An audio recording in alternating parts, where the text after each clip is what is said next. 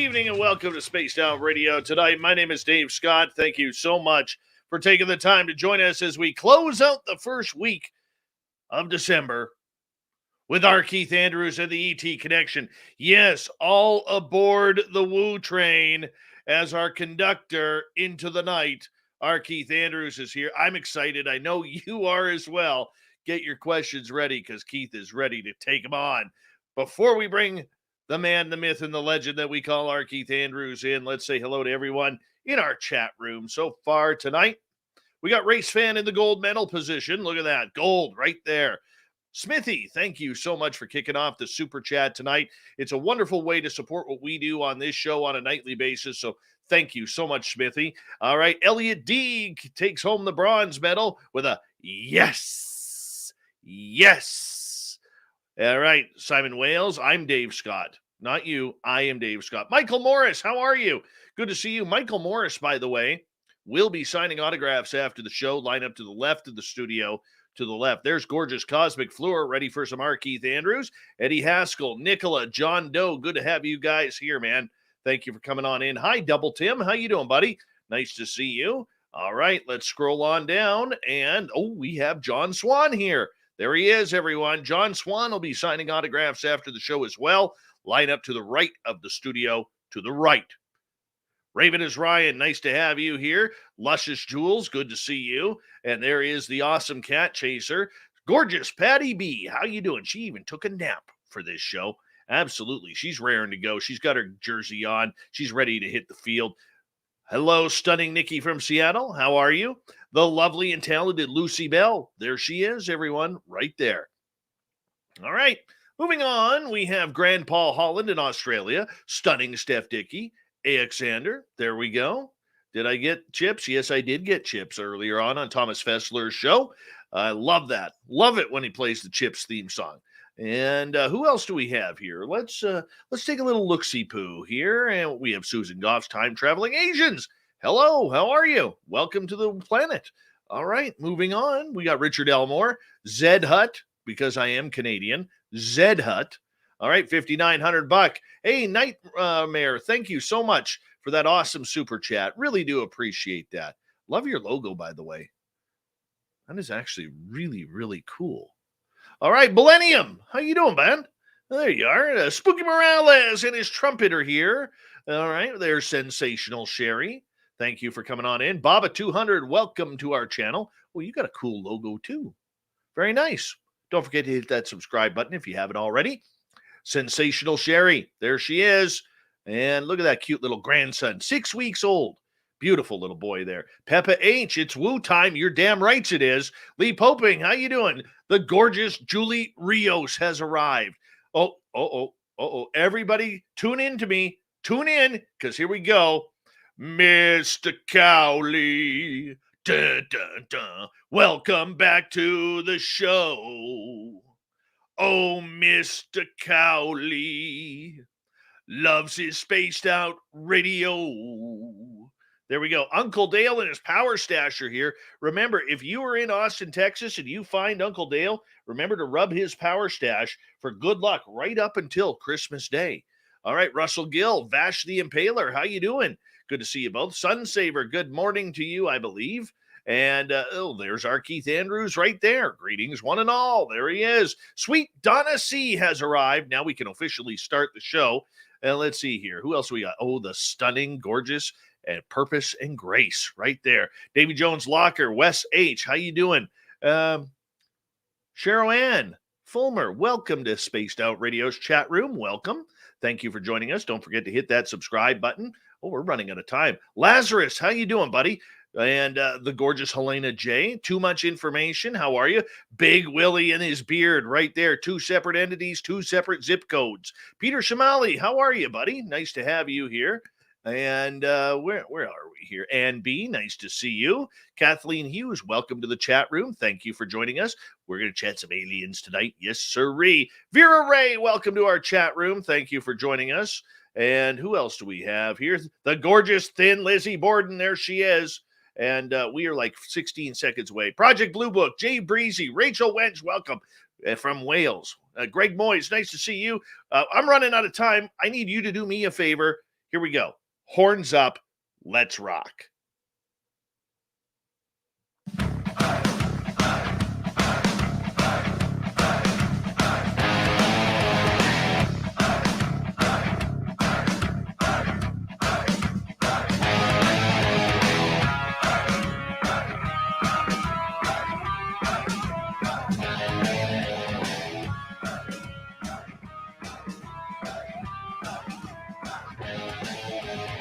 From the mountains of central British Columbia to you listening around the world, this, my friends, is Spaced Out Radio. I am your host, Dave Scott, sitting in the captain's chair of SOR headquarters.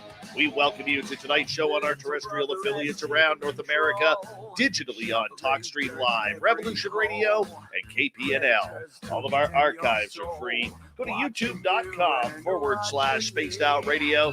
Do old Davey the favor, hit that subscribe button. You can follow us on Twitter at Spaced Out Radio, Instagram at Spaced Out Radio Show, and now on TikTok at Spaced Out Radio.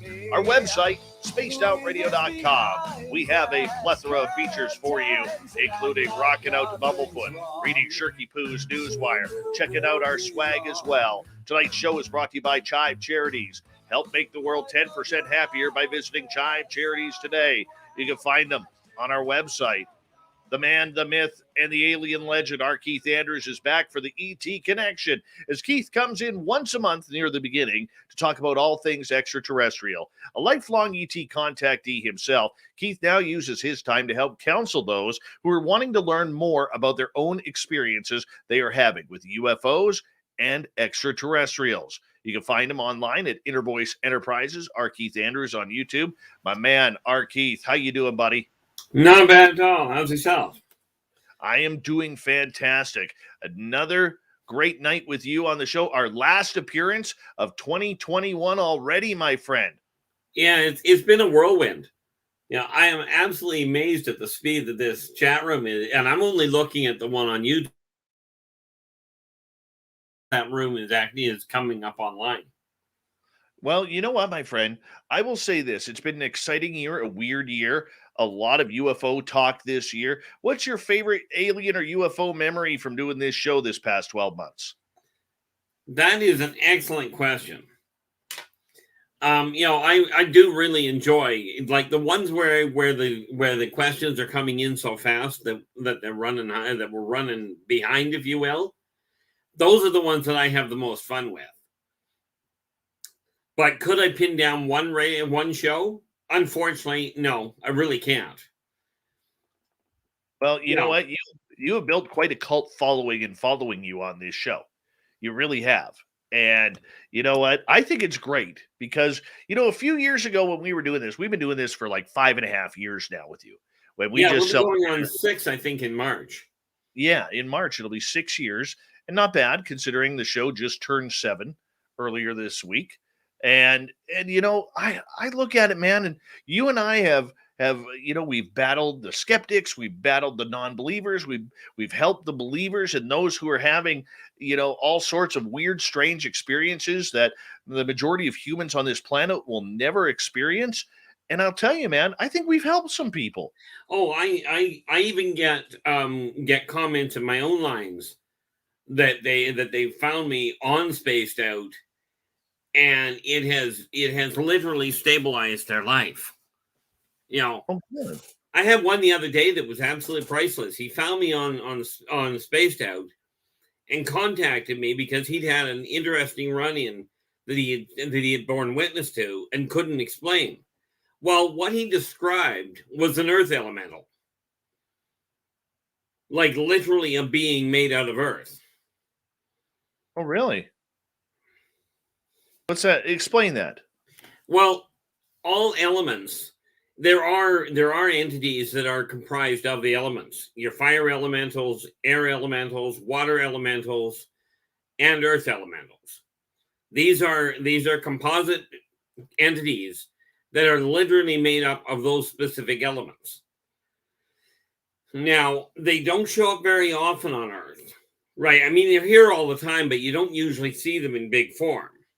But this one was standing right there. The way he described how it came out of the earth and just all of a sudden formed, it was like yeah, there's only one thing that does that.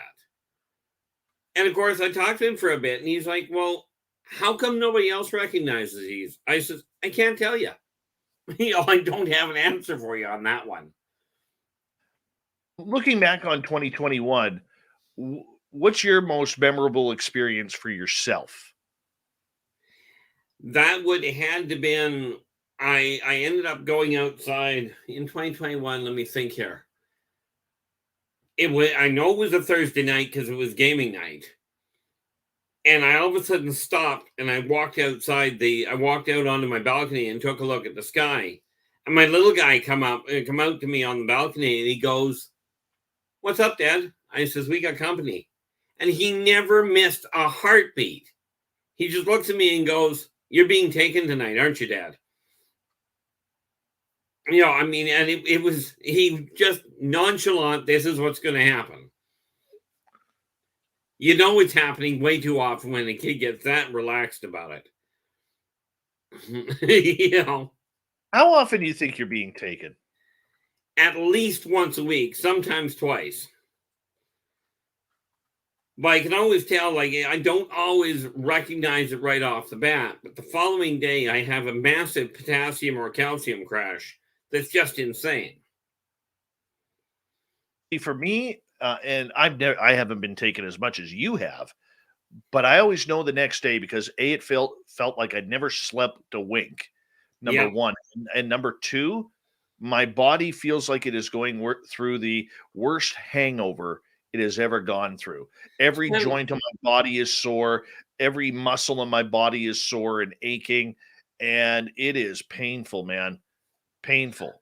Oh, it is. Like, I wake up some days and I kid you not, my arms, it's like I just don't want to move. But you have to, you're in serious trouble. But I can always usually tell that there's going to be something, but it's the next morning I run into the fun, trying to piece together, because I don't necessarily remember it all at the same time, because it's an overload on your senses.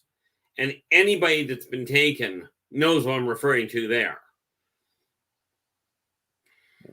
Well, you know what? Is the hangover normal? And what causes that hangover? In English, it would be because you're all of a sudden you're all of a sudden in a different magnetic field. And it's kind of like going through a massive exercise routine, because you get bombarded with different wavelengths of photonic, gravitonic, and the electromagnetic fields. They penetrate all the way through the body. Okay. Like, so have you ever tried? Let me ask you this. Does that happen when they take you or when they're bringing you back? Actually, both. Because they've got to in order for the body, in most cases, to handle it, they've got to modify the vibratory rate so that your system doesn't completely shut down. And then they've got to reset it to recalibrate with here. Because bear in mind, and astronauts go through this whenever they leave Earth. Right. Most people are seem to be under the misconception that when you're taken, you're still staying in the atmosphere, and most of the time you're not. Most of the time they collect you up, take you up to a bigger ship, and deal with you up there, then put you back. But it can get really chaotic, especially if you get up there and you find out there's a whole pile of people you're seeing. And it's like, okay, well, this many people, it's a lot of work. Because you got to remember, these guys travel around the world they're going around the world faster than mankind can make it. So, of course, you're picking up people in India, you're picking up people in the States, in Canada, and they're all ending up in the same ship. Which is why periodically you end up with people with mixed up clothing. It's like, well, we got to have him dressed. Well, who's this belong to? I don't know. Yeah. So you end up with, mixed up clothing. Sometimes you end up coming in backwards. The one that annoyed me the most was the day they missed my bed altogether when they dropped me off. I will never forget the time, dude, when and I remember I called you right after the next day after it happened, when I was taken a couple of years ago, and I was begging them. I said, I don't want to go today. I don't want to go today. As I'm literally, it felt like I was walking up these air steps to the craft. Right. And then they immediately, next thing I know, I wake up and I'm about 3 feet above my bed and I flop back into my bed, man. And Yeah. I remember thinking to myself, I cannot believe that just happened. Cannot believe that just happened. I mean, it's wacky, man. Have you ever came home with somebody else's clothes on? Negative. No, they managed to. They've always put my clothes back on. But I have come back very disoriented, especially when I was younger. Now, I can't honestly say I haven't come back with other people's clothes on when I was a little kid, because I just don't recall. Right. But in the last 20 years, no, not ever. All right. Let's fire up the questions. Uncle Dale and his power stash are asking the first question tonight. Did you ever end up with the wrong pants or with the wrong wallet? No. Did you ever bring home anything that wasn't yours? Maybe your clothing was the same, but did you ever wake up with like 2 different socks on or 2 different shoes? No, but I did end up with stuff, and I didn't think to keep it. But I've ended up with things in my pocket. I'm going like, where the heck did this come from? I've ended up getting stuff. And of course, the really bizarre thing is I'll find stuff in my house that I don't know how I got there. I always chalked it up when I was growing up to just a lack of memory on my part. But I'd lay odds it was a whole lot more complicated. All right, let's move on to the next question here as we continue on with R Keith Andrews of the ET Connection. This one comes from Greco. Opa to you, Greco. Has anybody ever returned missing limbs or organs? Missing, not that I've heard of. Reorganized, absolutely. I myself, when I was growing up until 6 years ago, I had never been able to touch my shoulder, just like this, just touching my right shoulder. I had never been able to do it with my right hand. Right. And I remember this one day I woke up and I literally told my other half at the time, I says, it feels like somebody amputated my arm and then reattached it. Right. It happened 2 days in a row. And the second day, my other half at the time looks at me and she goes, well, I had an argument with your friends the other day and told me if they're going to keep taking you, at the least they can do is repair your arm. Right. I'm like, really? And I got itchy and just naturally reached for my shoulder and I stopped. I had my hand on my shoulder and I stopped and looked over and it's like, what the heck? Because I had never, here I am, I'm 58, so I'd have been 52-ish. I'd never felt my right shoulder with my right arm, with my right hand. Because it used to be, I'd go to reach my shoulder and my hand would be over here. Because the elbow just wouldn't reach there. All right. Well, let's go to Idaho here. This is a comment, but I'm going to form it in a question here. Idaho Potato says, I think I saw a time stop after a possible abduction and only sound was a loud machine in the background. Have you ever had or heard of anything like that, Keith? Yeah, it's called temporal displacement. Actually, it's auditory temporal displacement. What they do is they put because of the tools they use, your auditory sounds come to an absolute halt. And of course, people rely on auditory. And most of the time, you get your eyes blocked out anyway because of sensory overload. So what will happen, it's not so much they stop time as they stop your ability to recognize it. Now, the only reason I don't suffer from that is because I don't have an ability to recognize time to start with. But yeah, what they're doing is they're putting you through a temporal field. But it doesn't say, they do not send you back in time and they do not send you forward. They just take you out of sequence. What do you mean out of sequence? Time is a static path. Now, there's a lot of argument on that, and that's okay. When you get pulled out of sequence, time itself continues to move forward. You're just half out of sync, so you're not seen, and you can't see what's going on. And when they're done dealing with you, they slip you back in. As I said, they recalibrate you and get you back phased into the same sequence. So for you, it probably looks like time all of a sudden ceases. They did it to me once where both me and myself and the witness I was with, saw the clock change. They put us back and we watched the clock on the car shift by a good 20 minutes.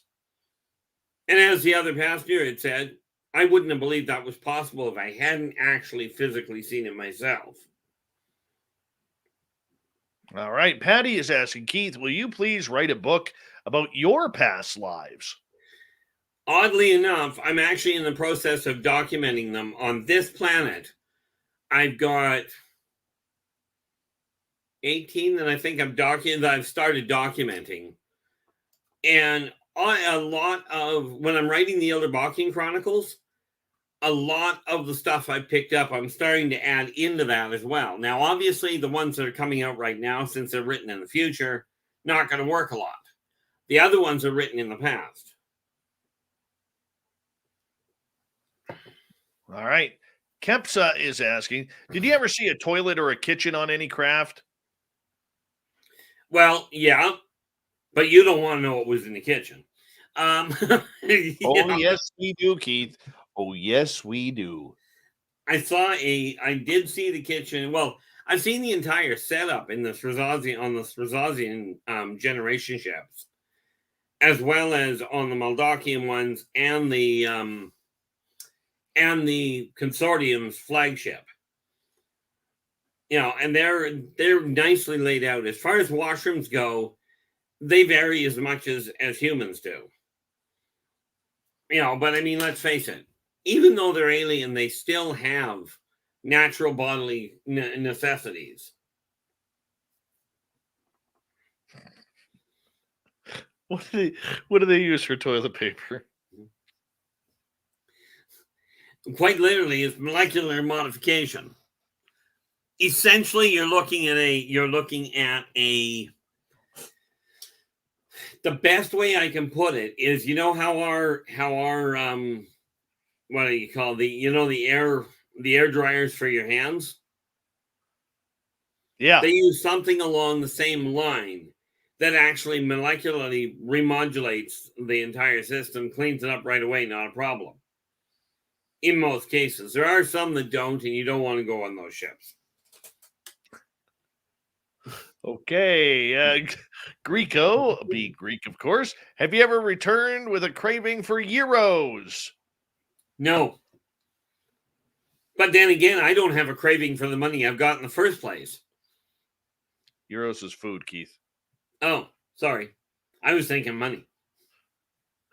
Lipblade Lou is asking, ever wake up next to your bed with one sock on and naked next to your bed on the floor? I have. No, but I woke up on the floor after missing the bed. That was how I woke up. Was they literally dropped me and I hit the floor and the table at the same time. Not a fun way to hit the floor. Mm-hmm. Idaho calls that the alien abduction walk of shame. That is for sure. Donna is asking, Keith, what, if any, experiences have you had with cyborg bipeds or cybernetic type beings? Actually, a reasonable amount. Funny thing is, they keep the ones like there's a lot of the advanced races that will use cybernetic enhancement. Okay, but they even the off-worlders are leery about any true AI, because a true AI for corporeal forms is a really bad idea. Even they found this is one of the reasons why many of the races are gearing up for a conflict with the mechlanoids. Mechlanoids are literally, now you've seen what the heck was it called? The show Transformers and the show Batteries Not Included. Sure. Okay. Picture those with an absolutely focused effort on eliminating corporeal life. Okay, they're not fun people to deal with. Mind you, if you know how to disrupt the electrical field on them, they become completely harmless. Which is an interesting factor when you think that humans actually have the capacity to do that. Just most of you don't know how. Well, how do we? Well, literally, it's psychometabolic modification. And that really helped, didn't it? Basically, it's a question of focusing on the wavelength of the electrical connection and causing an interrupted cross current. All right, let's go to Michael here. And Michael's asking, after a crazy dream that might be an experience, if you look out the window, will you see a ship? Only if you know where you're looking. What you're more likely to see if you wake up fast enough is you'll see stars disappearing in sequence. Because ships, much as they're there, quite often will block the view. And it's what you don't see that tells you where they are more often than not.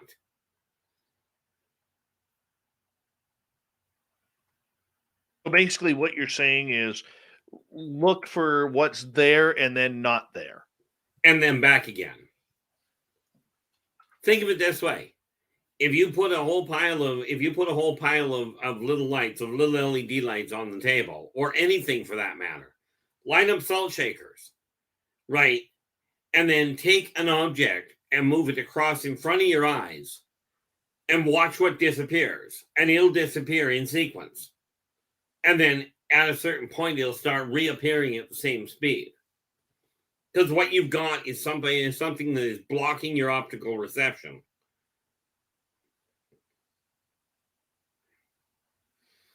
Interesting. This is why it's not always what you see. It's more often than not what you don't see. Very true. Now, we only got about 30 seconds here before we have to go to break. So I don't think I'm going to ask another question. I know the questions are piling up, and we will start with Phil in the chat room. And if you are wanting to listen on in, you got to be in our chat room, either on YouTube, Twitch, LGAB Revolution Radio, Facebook, or on Twitter at hashtag Spaced Out Radio to ask Keith any questions, because we don't do the phone call thing around here. Not a fan of it. No, not really. But then again, I'm not a fan because I don't have a producer.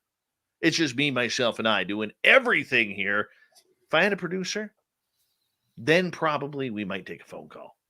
Or two. Maximum two. R Keith Andrews and the ET Connection continues on Spaced Out Radio with your questions. Yep. ET Contact, UFOs, aliens, alien abduction, hybridism, everything in the ET sun we are tackling tonight on the ET Connection on Spaced Out Radio.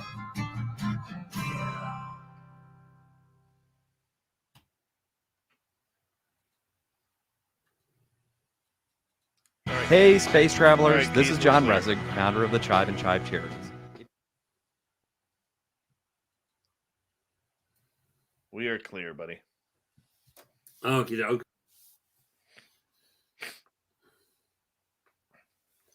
Yeah, questions are just sailing in. Oh, God. Jeremy Jones can't get off the pooping questions now. Oh, God. That's hilarious. Of all the things to get hooked up on. Yeah. Yep, that is true. That is true. Oh, man. Don't answer anything in the chat room because, I save those. I'm just going to quickly run to the bathroom, buddy. Yeah, absolutely. And no, not to worry there.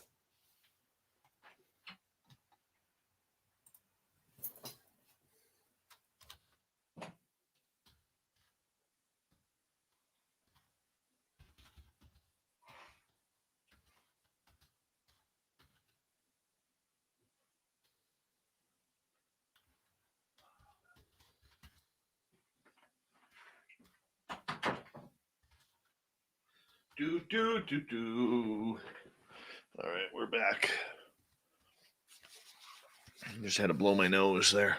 Yeah, not a problem. Hi, Super Duke. Papa T. Boom to you, Bama. Oob to Joe's Bane. You've got aliens. Virgil, how you doing, buddy? Well, let's see who else is here that I've missed so far. Data Derivations, how are you, buddy? The gorgeous D. Swagger, nice to see you.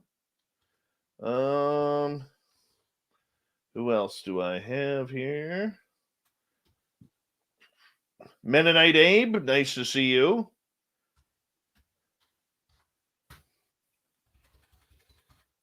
Square Hammer, are you on the square? Are you on the level? Are you ready to stand right here, right now, before your Devo? That you're on your square, that you're on the level, that you're ready to stand right here, right now. Right here, right now. Love that song. Hey, Sure. Zeus Garcia, how are you, buddy? Nice to have you back. Thank you for coming on in. All right, there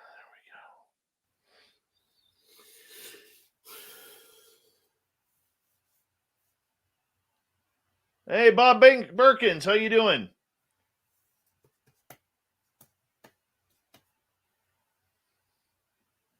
What else do we got here?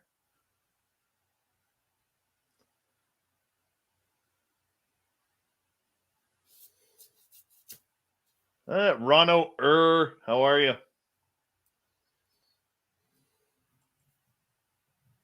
Oh, them dots are going to get you. Oh, Michael Gutierrez, thank you so much for that awesome super chat, man. Really appreciate that, Michael.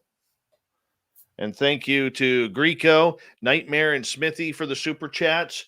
Really helps support what we do on a nightly basis here. So it is so much appreciated. Thank you for the love, guys. Really do appreciate it.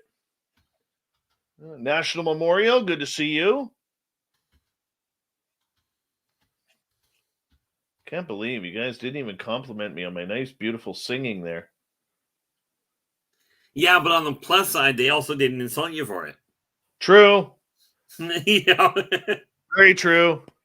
I remember telling somebody I was at a singing audition with a girlfriend of mine one day, and this other woman come in. She's beaking off all the way down the hall. I don't know why I have to go through an audition. I've been singing in front of people for years. I've had people in tears when I've been on stage. And she's coming through making an absolute annoyance to her boyfriend. I just looked at her and I says, yeah, I've had that effect on people too. Yeah. Hey, Scary Gary, Shroominati, how you doing? We got about 1 minute here, guys. James Smith, nice to see you, bud. I'm having to look up here for my schedule because I have everything kind of locked in on the questions here. All right, let's see here. All right, we got about 30 seconds. Thank you to everybody who's donated the super chat so far. We really do appreciate it. Thank you to all our new subscribers. Saw a bunch of new faces in here a little bit earlier. We really do appreciate it. Don't forget to give us a thumbs up, thumbs down, thumbs sideways after the show. Leave a comment down below. We really appreciate it. And don't forget to check us out on TikTok if you haven't. We're just starting that up. We'd appreciate your love and support, and follow on there as well, and all our social media platforms.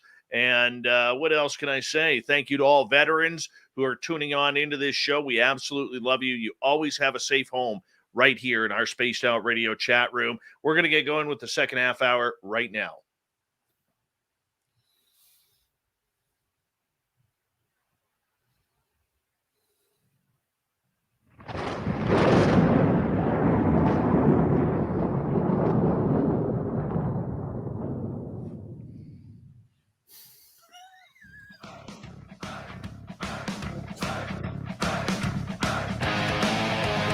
Second half hour of Spaced Out Radio is now underway. My name is Dave Scott. Thank you so much for taking the time to join us. We really do appreciate it. Want to remind you that if you missed portions of this show or others, check out our free archives by going to youtube.com/Spaced Out Radio. Do old Davey the favor, hit that subscribe button. Our website is spacedoutradio.com. We have a plethora of features for you rock out to Bumblefoot, read up on Shirky Poo's Newswire, check out our swag as well. Follow us on Twitter at Spaced Out Radio, Instagram at Spaced Out Radio Show, and now on TikTok at Spaced Out Radio. We continue on tonight with R Keith Andrews and the ET Connection as Keith comes in near the beginning of each month to talk about everything extraterrestrial. We got audience questions going all night long. Keith, we're going to start off with Phil as he's boarding the Woo train here. He is asking, have you ever had any jewelry taken off before sending you back? I have no doubt they've taken some off, but I've come back with all the jewelry that I wear. I've never lost anything. All right, let's go over to our chat room on Spreaker where Jeff is asking, have you ever woke up on your bed but completely flipped around with your head at the foot of your bed and on the top of the bed sheets? Oh, yeah. That's happened more often than I care to count. They usually actually hit the bed. It's only been the once they missed it. But yeah, I've ended up waking up at the wrong end of the bed. Heck, I ended up waking up on the bed broadside at the foot of the bed one day. Silly question here. This one's from me. How come, and I've noticed this when I've been taken, and I don't care. People may laugh. I don't really care. Okay. How come, and maybe it's not just me, maybe it's other people as well, that the minute you get back, that they drop you off, you have the sensation that you have to go to the bathroom and relieve yourself. That's because of the temperature change and the atmospheric change when they take you. You got to remember, they're firing through an awful lot of biomagnetic through your body while they're doing the scanning and what have you. And it's it sounds a lot of the time like running water is a good way to put it. And if you ever notice, if you ever like get up first thing in the morning and you go and run water for a moment, all of a sudden you can be fine. You can be sitting down, no problem, laying down, no problem. But the moment you get up and move, it's like you get this automatic, I gotta go. But it seems to be a metabolic response, and I'm pretty certain that most people go through it. All right. My problem is I try and walk when I get home. If I try and walk too fast, I'll fall down because I can't get my balance. All right, let's go over to Nicole. Good Canadian girl, Nicole there. She's asking, have the aliens, ever told you anything that we shouldn't know? That says that we should know. Oh, that we should know. I apologize. I read that wrong. They told us a lot of things we shouldn't know, but at least not according to the governments.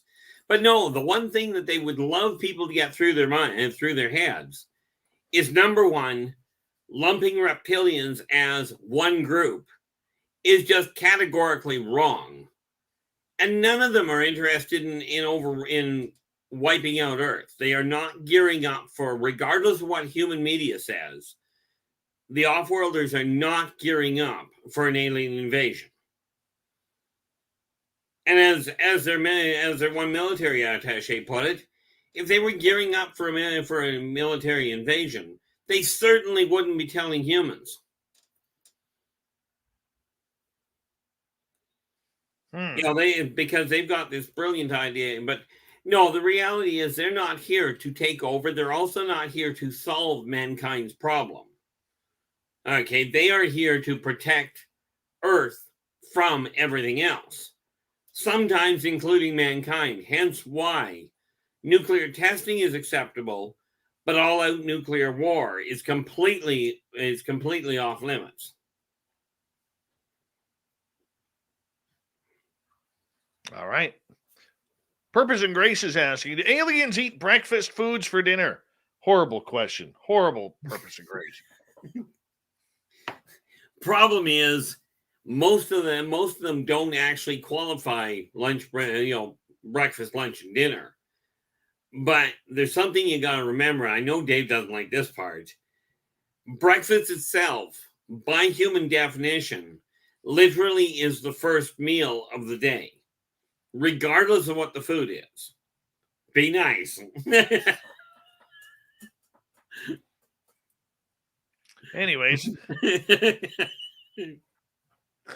Oh, it's always fun when you're here. R Keith Andrews is our guest tonight on Spaced Out Radio. I love this next question from Thin Lizzy here, who is asking, do aliens see in color? Some see in colors, some see in subatomic or subquantum subquantum optical display. I mean, you want to see a weird set of eyes, you should take a look at the way that the which ones are they now? I keep calling them the amoebics because that's what they look like, but they don't see in standard view. Okay, and the Zerzics definitely don't. Zerzics see in a crossfield, but some see in color, but maybe not the same color that humans see in. What colors do they see? Well, that becomes a little hard to explain. I have trouble explaining human colors, but they see in the subquantum fields. In many of them see in triphasic, meaning if you're looking at green, for instance, they will see yellow, blue, and white all at the same time, and then they patch it together.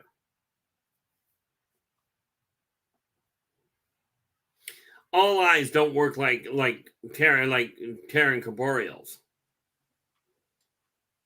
All right. Ian is asking, are there any new colors that you've been introduced to?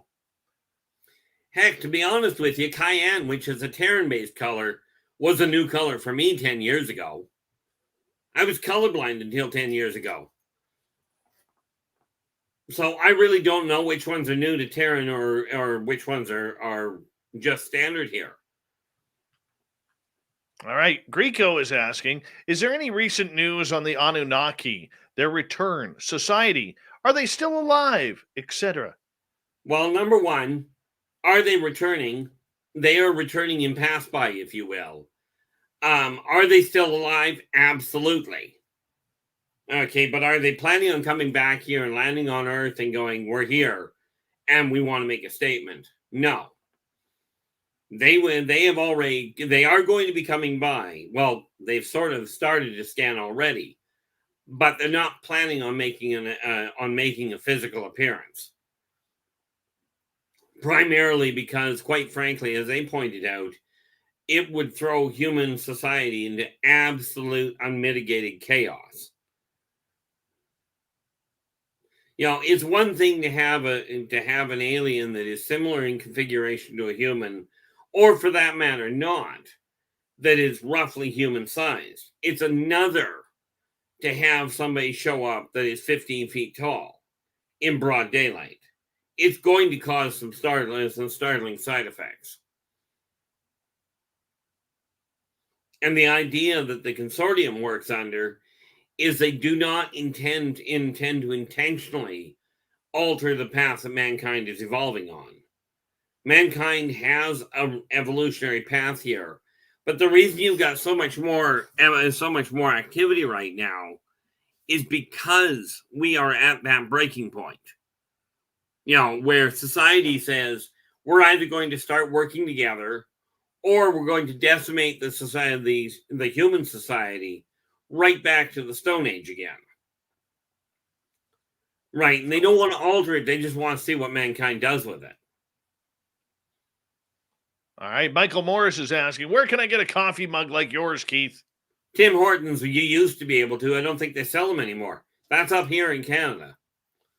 There's some in the U.S. too on the East Coast. Oh, are there? Yes. Okay. All right, Russell Gill wants to know, Keith, can you tell us if there really are Germans on Mars? Best I can tell you is there are some humans there. Whether they're German, Russian, I suspect combination. Okay, I don't have a definitive, if you will, what's the word I'm looking for? Manifest as to who all is over there. But I do know that there are some humans that have been over there for years. When's the last time you went to Mars? 2 weeks ago. What was there? Whole lot if you go underground. You know? Any good bars and nightclubs? Well, any bar is a good bar for the most part. And as for the rest of it, quite frankly, they've got some interesting drinks there. Basically it boils down to the same thing we got here. They're just made differently. Primarily because they got different ingredients. That would do it. All right, let's move on here. Greco wants to know, what is the purpose of the mystery rockets that have been seen for over 70 years? I'm not sure which ones you're referring to, but I do know this has been going on for over that long. Most of it is likely, because like I said, I don't have a whole lot of information for you on that. I suspect you're probably looking at remote high-speed scanners. If they're airborne, what you're looking at is a ship up there will set up a probe and fire it with full receptors on through a particular part of the atmosphere, picking up all the information they want. Kind of along the same idea as a heat-seeking rocket. But they are not designed for war. This much is obvious because the human society is still evolving. At least I'd like to think so. I question that on occasion, but... Makes sense. All right, let's continue on with R Keith Andrews of the ET Connection. Kepsa is asking, Chris Bledsoe has seen future events as apocalyptic wild stuff. Have you had any of that? And can you share it? Because Chris Bledsoe only shared it with his secret keepers, NASA, AKA, etc. Well, I get a kick out of it because the future isn't written, which means we don't actually have to witness the end of civilization if humans can get their act together. Okay, have I been shown a lot of possible outcomes? Absolutely. World War III itself, by the way, which is what everybody keeps worrying about, has already started. But it's not guns. It's not mankind shooting at each other. Okay, World War III is Mother Nature kicking back and saying, I've had enough. And you'll notice she's not checking to see people's bank accounts before she decides to wipe out their home. True. Very true. All right, let's continue on here with Susan's question. How many alien cohorts abduct in the same methods? Well, if I go with the idea of the rough guesstimation of 2,500 member races, you'd be looking at about 2,500 different methods.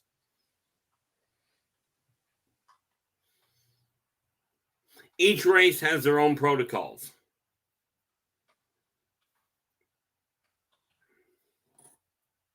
Okay. So some will physically take you. Some will dissolve you and re-put you back together like puzzle pieces. Essentially, yes. Some will only take your soul. Some will take other parts. Some are there for breeding. Some are there to be bred upon. Some are there because they're, it's snack time, and well, you're the unlucky one. Yeah, true. True. Not me yet. Although I could use a little around here and here. But Idaho, the potato, wants to know, why do the extraterrestrials target certain people to abduct and even observe? That's the easy part. But the qualifications for that, or the selection process for that, is absolutely mind-boggling, because what they're dealing with is the triphasic subquantum markers. Depending on what the individual race is looking for, or what the particular project is they're working on, will determine what people they're going after. Blood type is only one of the potential markers. Some of them will literally go, oh, there's somebody that's blonde. We'll grab blonde people from this area and take a look at them. Because their selection process is so much more intense and so much more all-inclusive, if you will, than what humans use. Humans, if they're trying to tag fish, they pick one species of fish, and then they'll go with that. Some of these races, what they'll do is they'll pick a race of humans, and they'll go, we only want, yes, we want the Caucasian ones, but we only want the Caucasian ones from the Lower Main area. And we only want the ones that have blue eyes. Because they're testing for whatever.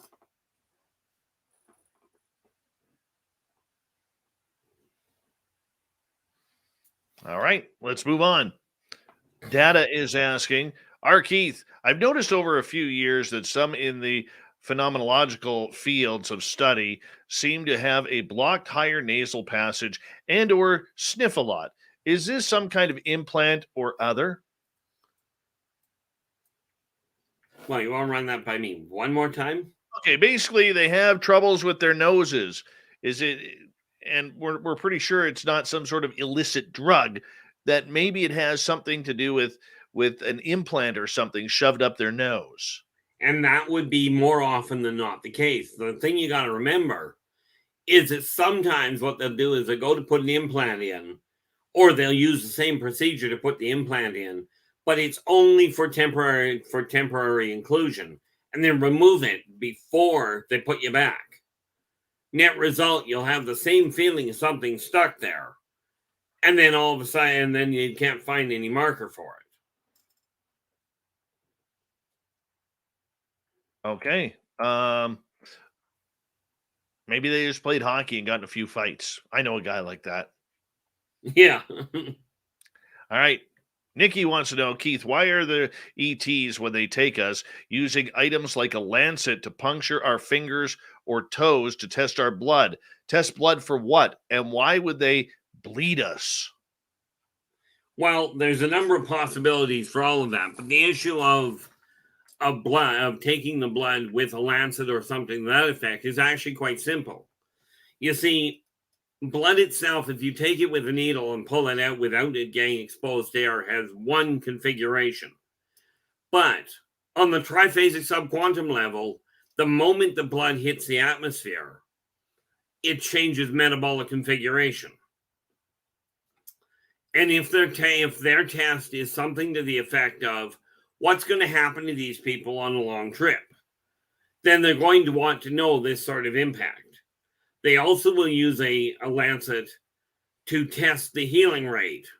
And I don't mean cut your arm off and let it go. But because of the detail they work with, they can measure a human's healing rate by the speed the hole from the lancet heals. Now, as far as what they use it for, it depends on who we're talking about. Again, blood, because it contains so much information, is great all the way around. But politely put, some of them actually take the blood because, well, frankly, it tastes good. Your shadow walkers like it. True. All right. From their standpoint, you ferment blood a little bit, and they're really happy.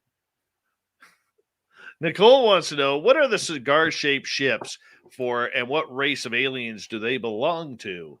You got three of them that I can think of. The cigar-shaped ones that don't have windows are Pleiadian. The ones that have only two banks of windows are Swazian, which are your 7.5 to 8.5 foot reptilians. Okay, and I know there's a third type that's only got one bank, and I can't remember which race it is that actually rides them, flies them. I've actually got it written down in my notes. But this is one of the reasons why I write the stuff down, is because I don't recall it all off the top of my head necessarily. But the Pleiadians, you'll never see a pure blood Pleiadian on Earth. At least not a live one. Because the atmosphere will kill them. And the Swazians, well, frankly, they just don't walk around in broad daylight for obvious reasons. Yeah, I mean, people get edgy around humans that are 7 feet tall. Picture adding an extra foot to that and throwing on scales and weapons. All right, Joe is asking, since Dave always says I have aliens, Joe wants to know, do the aliens like his hair?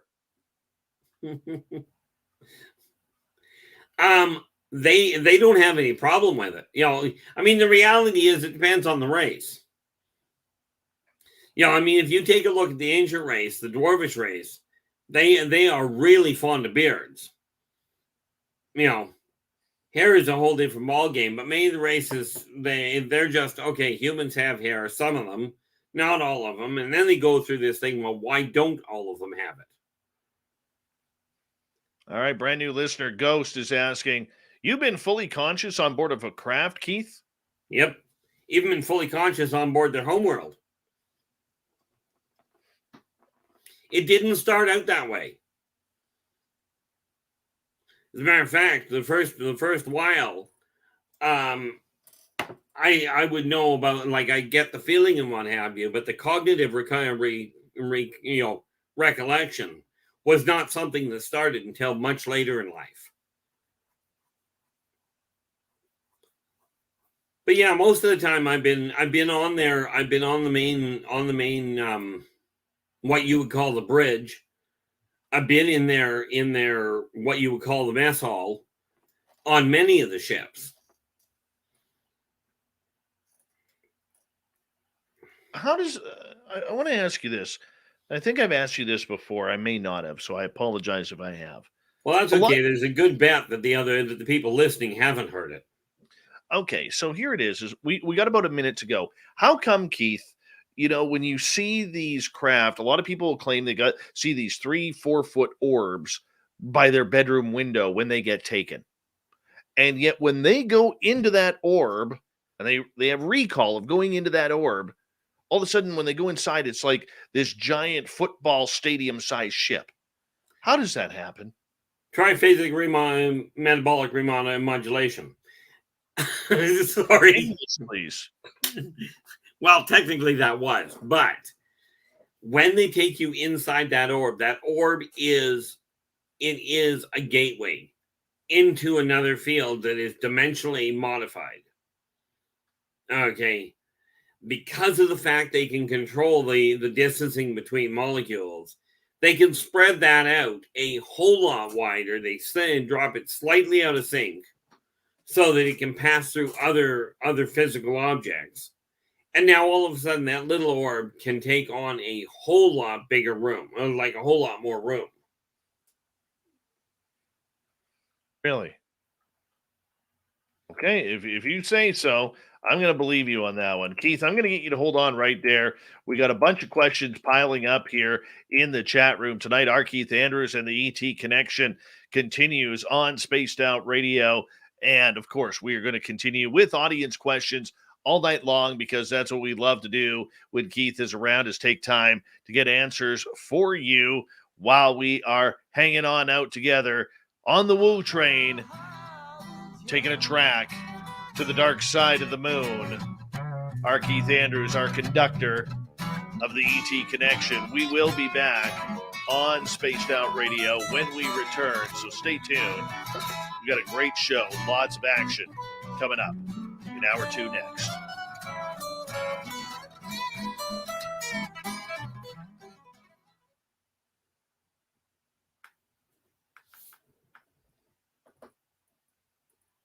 All right, Keith, we're clear.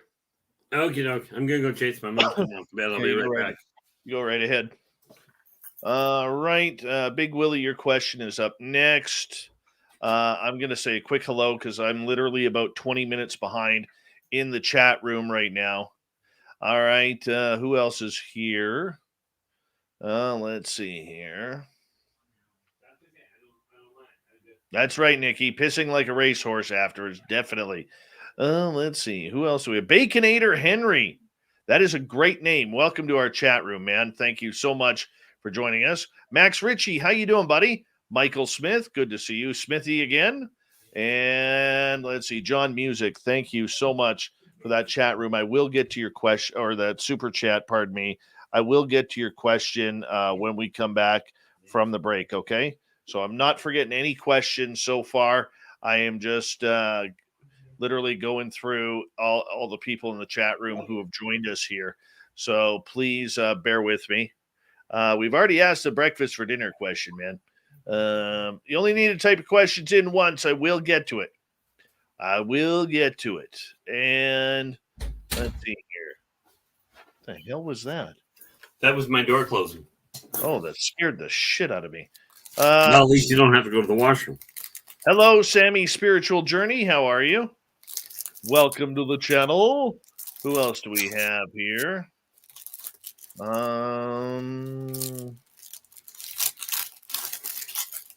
are you eating? The all Canadian Twinkie. Oh, you got a Twinkie. Oh, God. I got 2 of them. Oh, there's Eric with a K. Welcome back to your third favorite show. We're number 3 in Eric's world. We're number 3. We used to be number 4. At one point, we were number 2. Oh, there's the gorgeous Tiffany. She's arrived.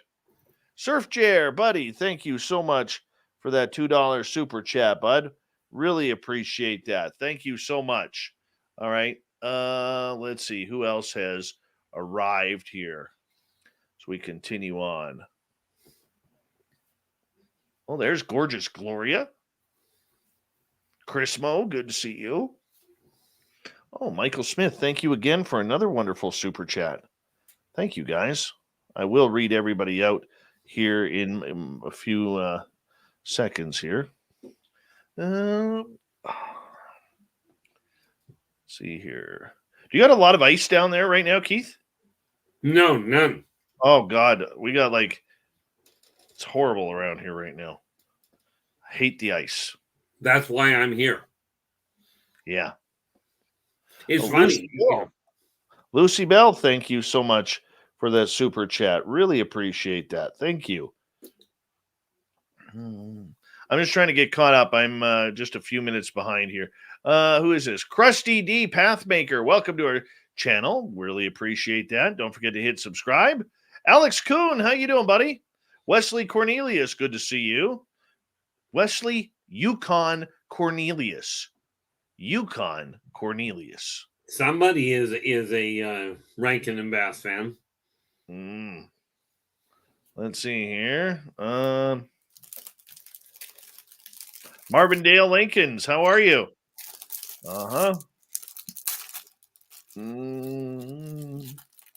Dr. Zed Smith.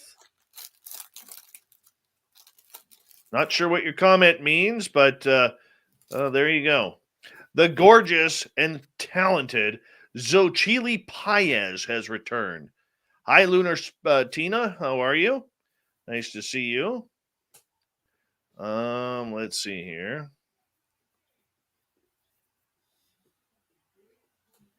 Hardcore Copper. Nice to have you here. Dr. Zed Smith, we don't need any cheap shots in the room. Okay. We don't do that here. Just because you don't want to believe does not mean that Keith is pulling your leg or his. He's going by what he has experienced. You can choose whether or not you want to believe it or not, but we don't need to cheap shot and call fakeness. This isn't the other room that you attend. So that's that. Enjoy, sit back, enjoy the woo.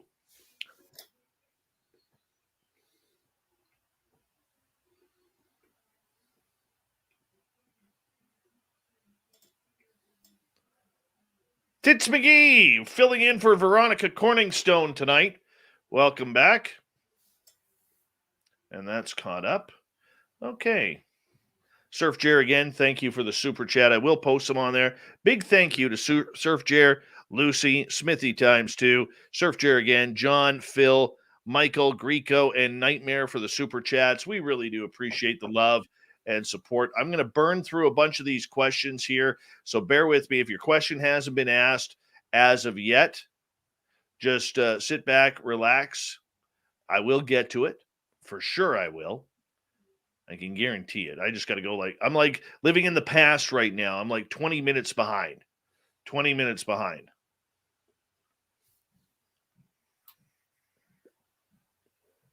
There we go. We got about 35 seconds. 35 seconds. Big thank you to all the veterans who are checking us out here tonight and hanging on out. Veterans, you always have a safe home here on Spaced Out Radio. So thank you very much for everything that you've done and deserve in the future. And thank you to everybody who is hopping along, hitting that subscribe button, and chasing us down on social media. We really do appreciate it. And here we go, everyone. Hour 2, horns up.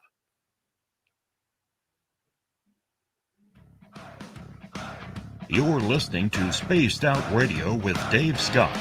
Follow Dave on Twitter at Spaced Out Radio and on Facebook, Spaced Out Radio Show. Hour number 2 of Spaced Out Radio is underway tonight. My name is Dave Scott. Thank you so much for taking the time to join us. We really do appreciate earning your listening ears wherever you are on this beautiful planet we call Earth. Hello to everyone listening in on our terrestrial affiliates around North America, digitally on TalkStream Live, Revolution Radio, and KPNL. All of our archives are free. Go to youtube.com/Spaced Out Radio. Do old Davey the favor, hit that subscribe button. The Desert Clam has set the password for tonight in the SOR Space Travelers Club. What do you got for us tonight, Clam? Ubiquarian.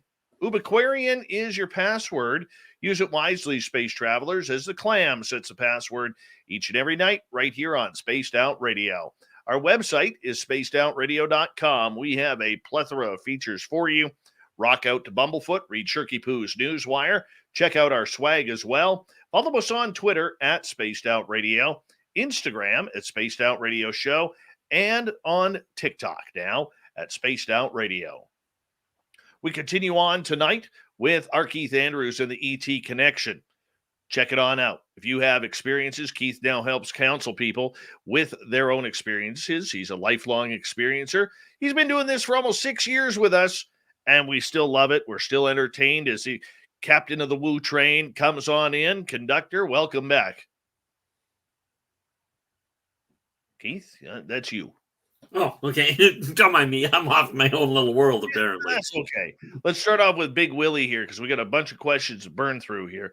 Do you believe you have space children out there? Well, it's technically possible, but it is unlikely in my eyes. Unless it happened starting if they took the genetics when I was tiny. It's possible, but I don't believe so. All right, 5,900 Buck is asking, which aliens are the funny ones with a sense of humor? Well, not being a big proponent of humor, I'm thinking, but when you take a look at the Udaki, they're funnier than heck, but they're not actually an off-worlder. They're an ancient race. But the Spare Knocked In, they are comical as all get out. They're only 3 inches tall, but they've got a sense of humor that is just absolutely hilarious. But I think one of the ones that's got one of the funniest laughs would have to be the Drakes. And it's comical with them. Drakes basically are reptilian, but they're close to 15 feet tall. And when you can actually get them to laugh, they have a laugh that is absolutely contagious. Of course, they've got a growl that'll scare your hair straight, but, All right, Max is asking, are there pure-blooded aliens and muggle-bloods like us? The answer would be yes. If you're dealing with any species, there are none that have only one. Now, they will have one species of blood, but they do not isolate it into one clan, if you will. Not that I'm aware of. I'm sure that it's possible, but on the whole, you're dealing with muggle blood. All right, John is asking, how many out of the many millions of mysteriously missing people per year globally do you think are taken by non-humans? Global panic if they found out. Agree? Oh, if standard humans really found out how many off-worlders, how many ancient races, how many non-human sentient races existed and were actually on this planet, they would go into absolute bedlam. Society as we know it would collapse, quite frankly. Now, as far as the question of how many of them, There is no way I can even fathom a guess. Because let us not forget that that the off-worlders and the ancient races are not the only ones taking people and making them go missing. All right, Nicole is asking, why is Earth so important to them? Because of the triphasic subquantum database built into the DNA of everything in existence on the planet. This is a phenomenal resource repository, information repository. All right, Baconator Henry is wondering, do they eat dinner for breakfast? Well, there you go. Now we've got a different... Exactly. And, the reality there is that whole concept of dinner and breakfast is one that, on the whole, they go, we're eating because we're hungry. Or we're eating because you're being punished. Which gives you an idea of what the punishment is like. Mennonite Abe is asking, what do aliens strive to achieve? What are their goals? Those are as varied as human. The majority of them, the majority of the ones that interact on Earth, are here for research or for learning purposes. Some come here to relax, to basically hang around in a more primitive environment instead of having all the technological advantages that they have where they're from. Some are here because they're frankly trapped here. And then, of course, you got the ones that are here waiting for humans to leave again. And yes, I did say again. Why, okay. All right. There you go. All right. Let's go to Greco. Do aliens like bacon on their abductees? That depends on which the alien is. Well, bacon goes with everything, man. So it doesn't surprise me. You know, I certainly will not necessarily agree with that. I knew one person that said ketchup went with everything. Take my word for it. Ketchup does not go with ice cream. No. Doesn't go with cereal either. No, it really doesn't. Joe wants to take your word for that one. Joe wants to know, Keith, do you know anything about copper-colored 6-foot discs that are really fast? Are they alien? Depends on if we're talking. You see, there are two that I know of. One is terrestrial. The other one, if you're looking at one that is only roughly speaking 6 inches from top to bottom, 6 inches to a foot from top to bottom, they're Corlock scanners. Corlocks are the amoebics. Right, and they use them for high-speed scanning if they don't want to run into troubles. But there are ones that are that color that are human-built. Greco wants to know, do aliens got aliens too? Absolutely. You got to remember, anything that shows up on the planet that did not originate there is alien.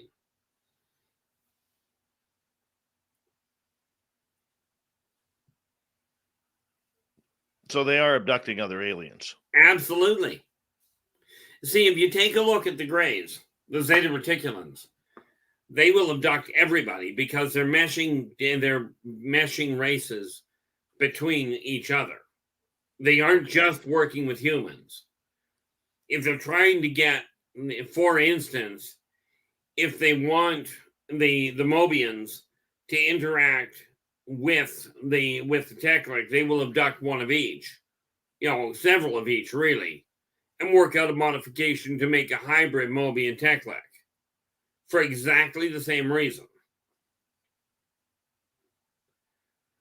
The whole reason that humans are used as baseline is because humans are far more adaptable, and they tend to hold their mental cohesion after an abduction better than other races do in a lot of cases. All right, let's move on here, Keith. We've got a lot of questions here. Let's see here. Fapster wants to know, do aliens hate soccer? Let's hope they do. Yeah, let's just hope. Let's just say they do, Keith. Let's not upset anybody out there. It's not a question of hating. It's a question of most of the aliens look at many of the games that humans play, and especially when you look at the military-based races, they feel that the games that humans play are way too passive. So, in other words, they're not faking injury, rolling around like they're half dead on the ground. No, not at all. They actually kill each other. Well, hey, collateral damage in sport, man. Basically, yes. I saw one game where they actually went through the grandstands. That was a bloodbath. That works for me. All right, Baconator wants to know, are aliens good at drawing? And also, do aliens think us humans are aliens? The answer to that to both questions is some. Okay, some aliens are very good at drawing. Okay, you take a look at the Venusians and the Orions, they're fantastic at it. As far as do aliens think humans are aliens? In a lot of ways, yes, but not when they're on Earth. When they're on Earth, they are just simply not of their nature, but they're not considered aliens. When you go to a home world, those home worlds are natives.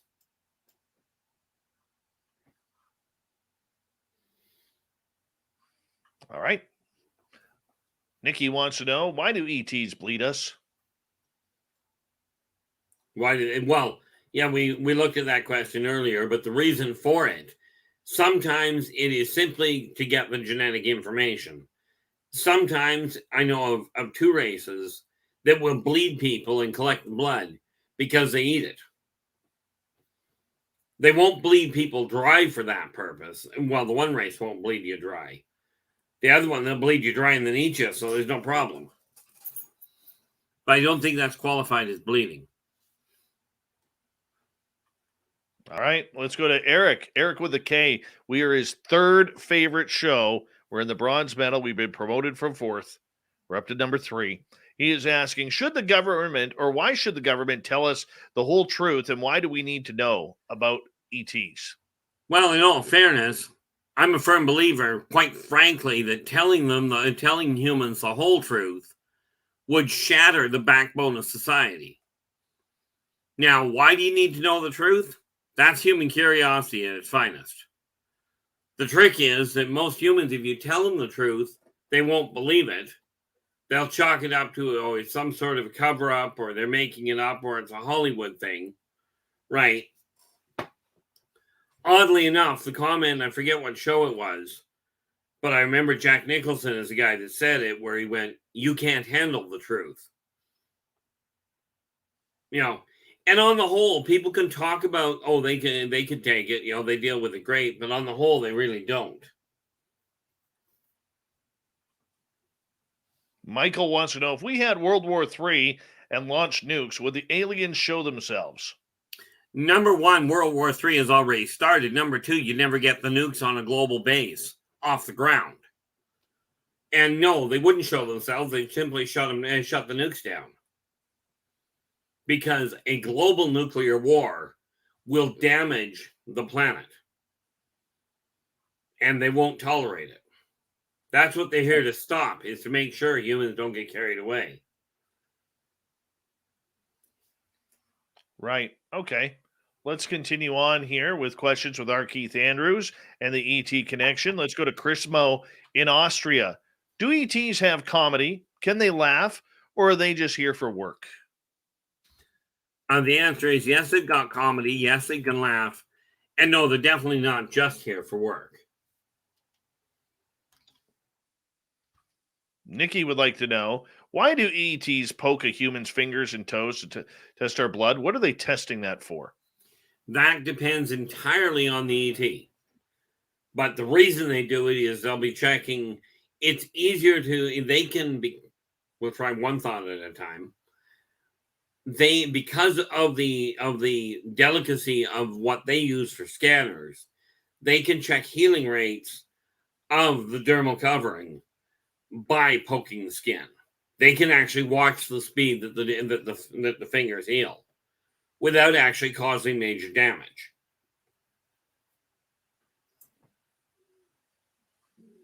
Let's move on. Michael wants to know, what kind of alien has just one eye like a cyclops? Well, that'd be the Cyclops. Funny part is they're not exactly alien. He's referring to Polyphemus. Not exactly alien. He still lives here, or that race does. Is more to the point. Eric with a K wants to know, have you ever heard of the small whites or the Cractillians? Small whites I've heard of. I haven't done any real functional research. And the Cractillians, I don't know the name, but I may know a different race by the same. I may know if that individual, Eric, if you want to send the information on what it is, I may actually have reference to it under a different name. Joe would like to know, do the aliens use facial recognition? And if so, are the masks messing them up? The masks have no bearing on their facial recognition because they look at skeletal configuration and extrapolation. So they'll go right through the mask, right through the clothing, and they'll see what the actual body looks like. Nikki is asking, Keith, why would any ET race want a human as an ambassador of humans with them when they deal with other races of ETs? Because they're still trying to figure out humans. And you really do want somebody that actually understands the human condition to explain what you're looking at. Off-worlders do not understand human thinking. They're still trying to figure it out. And you're not going to get that by putting a specialist that has never been human. Even hybrids don't understand it entirely. Okay, that'd be the big issue there. Makes sense. Makes sense. All right, let's go to Nicola. Which race do you believe is the most advanced of them all, and why? Well, it depends on your definition of advanced. But the Zerziks is one of the oldest races. They came from before this universe. Okay, they actually crossed through the realm into this universe when this universe first flipped open. So, as far as age goes, they're one of the eldest. As far as the why, as far as the technological side goes, I really don't know which one ranks top. Krusty D would like to know, were people like Rod Serling of Twilight Zone contactees and given ideas for their writing scripts? With Rod Serling himself, I'm not entirely certain, but I do know there are some directors that have been getting their information from ETs or from their interaction with them. Like, we're not talking about the ETs writing the scripts. Okay. So much as giving information on what the ETs look like or potentially behaved like. Baconator would like to ask, do aliens think us humans are aliens, or do the aliens think we are prey? That depends on the alien. I mean, a lot of the Techlex, a lot of the Maldocs look at humans as prey. Okay, or commodities, one of the two. All right, Wesley would like to know, do aliens pay attention to human entertainment like movies or sports? Some of the time. Okay, and the reason for that, again, that's from an educational standpoint. Especially when you look at the Martokians. Okay, they send their kids here to watch what's going on. They do tap into satellite broadcast and watch what human sports look like. And yes, they do get some ideas from them. Kind of like humans watching primitive tribes playing a game of hoops, right? Where you're rolling, where there's an old tribe that used to take a disc, kind of like a hula hoop, and you'd roll it across the path, and the people would take a spear and try and put it through the hoop and stop the hoop. And that's one of their games. Of course, now that's a Terran game. Now, the off-worlders, many times it's like, okay, why are you not throwing that at the people? I hear you. All right, let's continue on here. So we got about 3.5 minutes till we got to go to break in the bottom of the hour. Idaho Potato, what about us ones who are not Rh negative blood type, but still get targeted by aliens? Can having psychic abilities make one a target? Two factors. One, the Rh negative blood type to them is just a blood type. And it depends entirely on what they're looking at, whether they're going after Rh negative, after O positive, whatever. It depends entirely on what they're looking at. And can having psychic abilities make one a target? It can, just as much as not having them can make one a target. The thing people have to remember is just because you're psychic does not mean you're a prime candidate, nor does it mean you're immune. Very understandable. Very understandable with that. I mean, but what about for abductions, though? Does having an intuitive ability enhance the chance of abduction? No. Follow-up question from Potato. No, it just enhances the ability of the abductee to spot it coming. All right. Idaho again wants to know, are red orbs bad? On the whole, no. Some certainly, but the color is not indicative of good or bad. The red orb, depending on the race we're talking about, is indicative of, if you will, photonic fingerprint. Kind of like pigmentation. Makes sense. Okay, let's continue on here as we burn through some questions here. Game Vet, welcome to the show tonight. What does Keith know about Mini Moon Starship? A Mini Moon Starship. Basically, he's talking about generation ships. Many people refer to them as mini moons because they're smaller than our moon, right? But they are generation ships. They're meant for long range trips, long range experimentation, sometimes colonization. And no, nobody is trying to set up a colony on Earth. If they were, mankind would already know. Susan wants to know, I have woken up with my rings on the wrong fingers. Could this be because of an abduction? We got 45 seconds. Absolutely possible. The reality is they'll try and keep memory of it, but some of these guys don't have 5 fingers. So it's like, well, what do you do with that? But at least you're getting all your rings back. And how gorgeous is this, man? Brazelhoff saying, Dave, you got me while I'm in the shower. He's listening to us while he's, using his little face scrub to make sure that his pores are clean. Hopefully using a nice, shampoo and conditioner combination. Don't forget to scrub under the armpits and behind the ears. That's always one place people forget is behind the ears. R Keith Andrews and the ET Connection continue on Spaced Out Radio.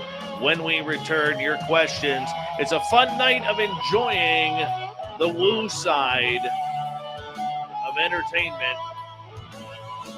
Yes, we love R Keith around here. A genuine soul indeed.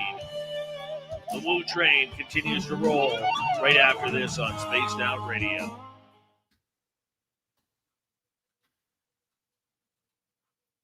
Hello, this is your guitar man, Ron. All right, there we go. I'm just going to burn through a few of these. Let's see here. Hi, Northern Illinois. Guys, right now I am about 27 minutes behind in the chat room. All right. Northern Illinois Sasquatch, how you doing? Let's see. I've asked the alien prey question. Let's go. Mr. Lurks a lot. Your question's up next. Let's see here. Who else has arrived here? Lester, nice to see you. Commonwealth Andrew, nice to see you.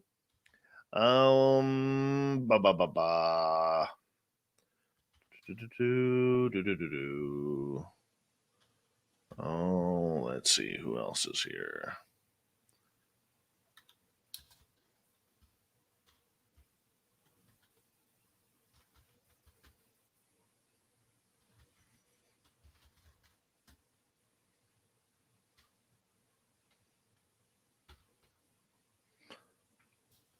Ross Smith, good to see you.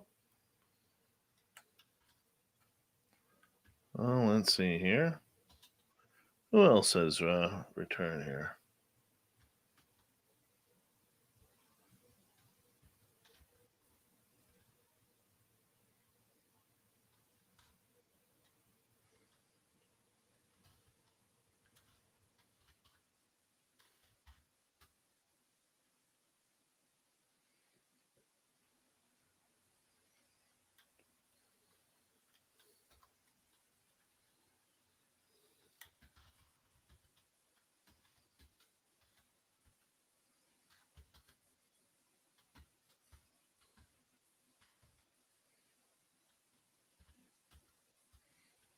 Bigfoot Michigan Rob, how you doing, buddy? TMI, thank you so much for the super chat. Really do appreciate that. Thank you, buddy. I'll get that up here in a little bit with your question.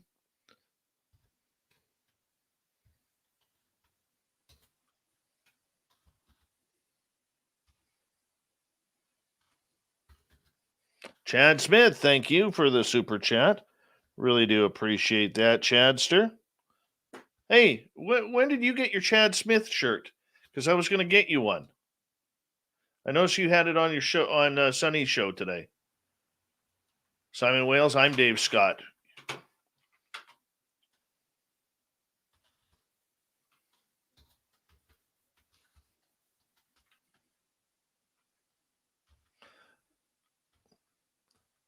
Oh, nice comment, Dr. Zed Smith.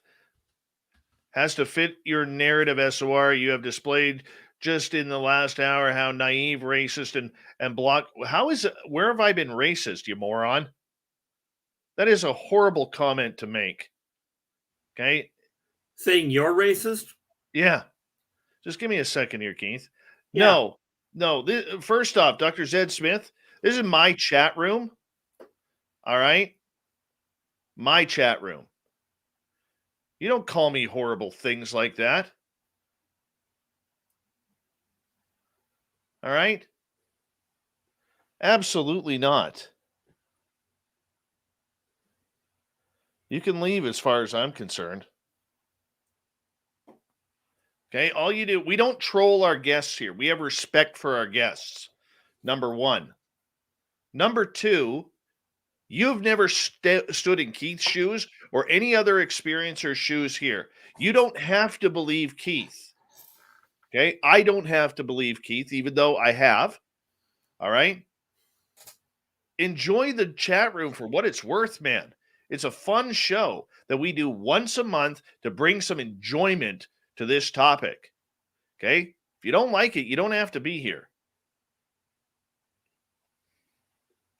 But if you ever call me that again, you'll get banned. Absolutely banned. I don't put up with that bullshit. Never made any racist comment whatsoever. Fuck's sakes, that pisses me off. I don't argue with you there at all. I mean, from my standpoint, I've heard you called a lot of things. It's okay. That's ridiculous. It's been hanging around in the other chat room too much where they put up with crap like that.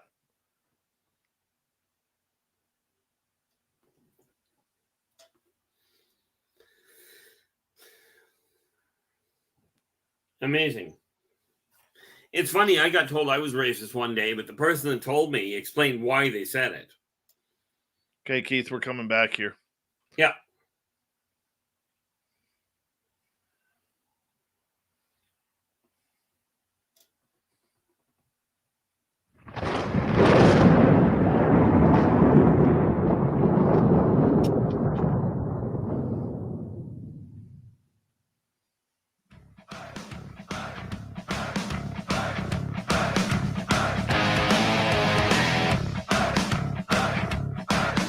We pass the halfway point of Spaced Out Radio tonight. My name is Dave Scott. Thank you so much for taking the time to join us. We really do appreciate earning your listening ears. Want to say hello and remind everybody that you can check out our archives for free by going to youtube.com Spaced Out Radio. And do me the favor, hit that subscribe button. And our website is spacedoutradio.com, where we have a plethora of features for you. Rock out to Bumblefoot, read up on Shirky Poo's Newswire, check out our swag as well. Follow us on Twitter at Spaced Out Radio, Instagram at Spaced Out Radio Show, and now on TikTok at Spaced Out Radio. We continue on tonight with R Keith Andrews and the ET Connection as we are going to take audience questions here. Keith, we're going to start off with Mr. Lurks-A-Lot. Do you know if the ETs do anything at Wright-Patterson Air Force Base in their underground facility? Well, here's where I'm going to give you a real sideways answer.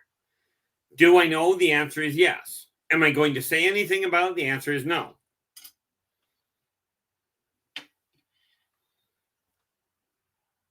As I've mentioned on many shows, specific locations, am I going to give out specific locations where things are happening? Not a snowball's prayer. Too many complications can come.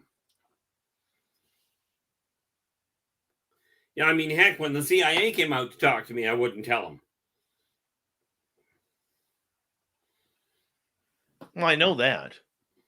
I know that. All right, let's continue on here. And where am I here? I've scrolled right by where I needed to go. Way to My go. goodness. I usually do that when I'm driving. My goodness, did I ever go way far? Way far. All right. Let me find out where we are here.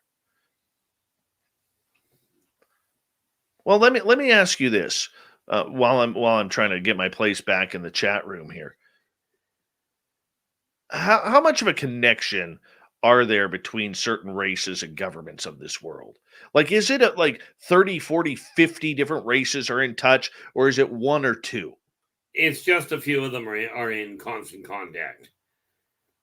And none of them are giving military weaponry. You know, there's no weapons like alien weaponry being turned over and go, here's how it works. This will give you a better hand up on the other human factions. But there are only a handful, right? Some of them are connected. I gotta look that one up. I've got it written down somewhere. Some of them are connected with more than one government. You know, they're more geological in configuration, or geographical rather. All right. Andrew in the United Kingdom is asking, who is flying the Tic Tac? I have to go into my notes because I keep looking that up and I keep promptly forgetting it. That's why I've got the books I'm writing, so I can identify them, keep it all in order. Because that is a royal pain for me on occasion, trying to piece it all and trying to keep it all in order. I'm just looking through my notes while I'm talking to you here to pull it together and see where I actually lost it.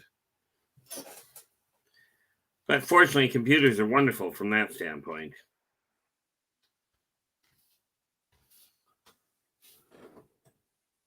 It's not in book 1. I didn't think so. So it's got to be in book 2, in the second volume. Where is that? Volume 2. It's got to be in there because I know I've got it in my notes somewhere, and I think I've already transferred it in. But I am trying to give an answer to that. But that being said, well, while you're looking it up, let's ask this question. Absolutely. Have your experiences affected you spiritually? Or pardon me, how have they affected you? It's helped me be a whole lot more neutral in my outlook on things. Like I didn't have a whatchamacallit in the first place. I didn't see a difference between humans. And this has helped me understand that there's no difference between humans, plants, animals, off-worlders, ancient races. They're all the same thing. You know, they've all got their strengths and weaknesses. Max is asking, what is the predominant species in the Milky Way? That is a fantastic question. I'd likely be inclined to say, gee, that is a really good question, because I've never done a head count. I don't think anybody has. Let us just, because I'm pretty dang certain, but oh, sheep. I am pulling a real blank here. They're a parasitic size is what the problem is. And, like I said, it boils down to an issue of, there are so many in the Milky Way. This idea that many humans have, that humans are the only intelligently evolved civilization is absolutely off kilter.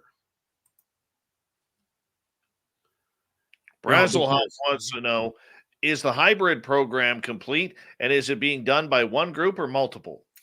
Multiple are working on it. Is it complete? No, it is constantly evolving.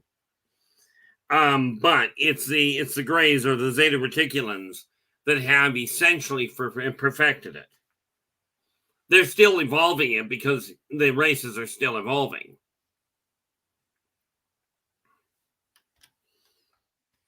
All right. TMI wants to know, what was your experience with aliens like?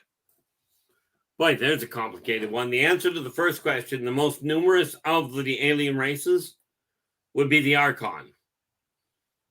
They start off the size of a parasite and grow to be larger than planets. Now, that said, I didn't find the information I was looking for as far as the other one goes, but from my standpoint, it started off with abductions where I was literally hurt to find out. My arm was actually snapped by the Talons just because they wanted to find out what kind of tension a human body could take. They were looking for weak points. It went from there to your normal abductions that were nothing but a horror run. Okay, much like, unfortunately, my experience at the hands of the MyLab. But then it became more of a interactive communication line, and eventually I got into the issue of actually consulting with them. Many of my friends, when I talk about having friends in high places, I mean they're off-worlders. One of my best friends is Razazin, the guy who pushes 8 feet tall. Right. So, I mean, I've gone the whole gamut.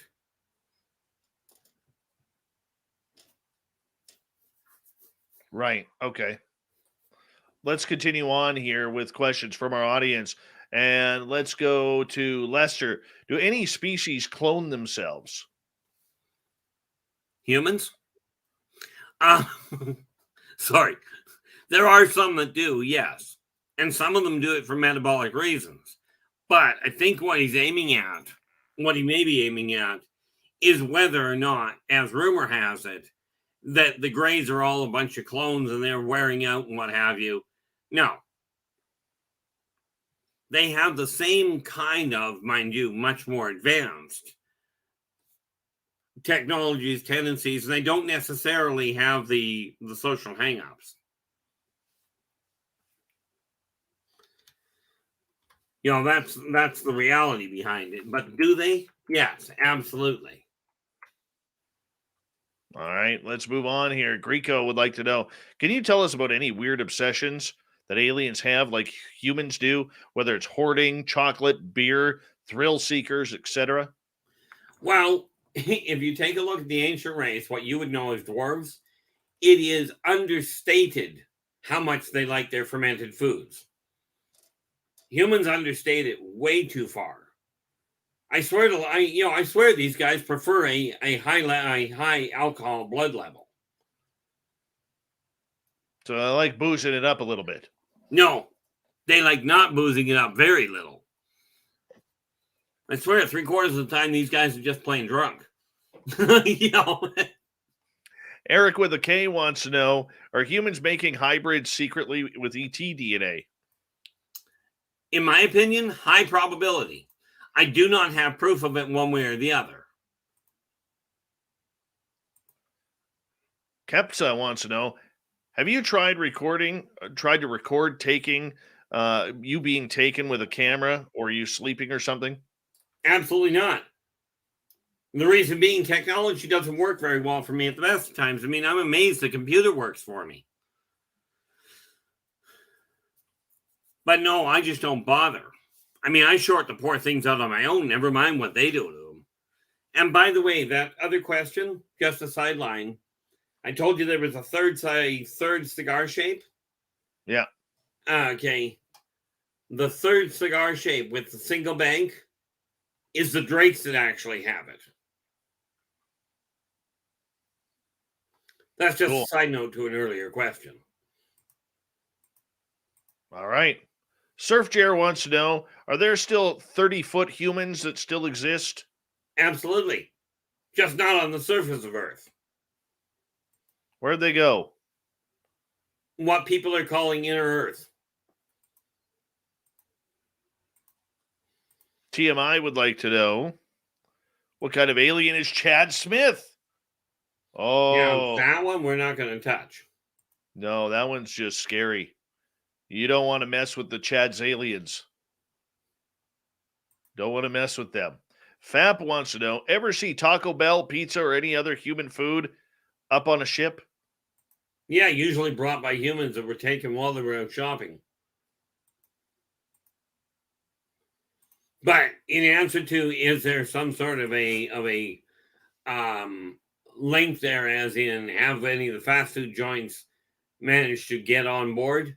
Not as far as I'm aware.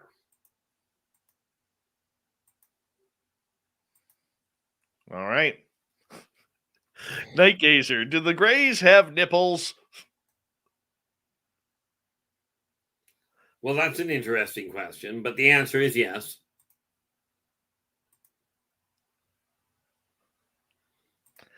I'm not even having a follow-up question for that one. Okay. Not even close. Ian wants to know, on the whole, do aliens prefer Preparation H? For what, a snack?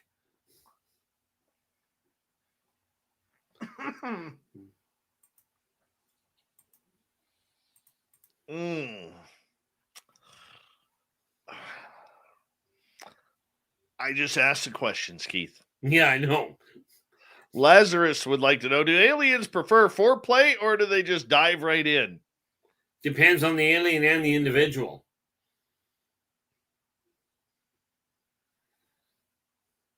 There are some races, in answer to the question he's likely to come up with next, there are some that it would be really a bad idea to try and play with them.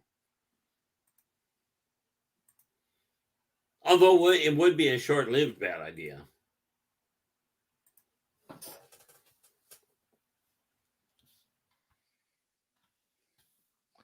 All right, let's continue on here as we are with R Keith Andrews and the ET Connection. Thin Lizzy wants to know, do aliens mix races? I miss what you mean by do they mix races?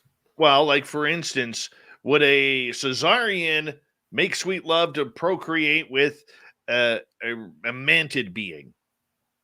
That much of a deviation, highly improbable. They're built wrong. However, one reptilian race to another would not be unheard of. Same as some of the feline to the other.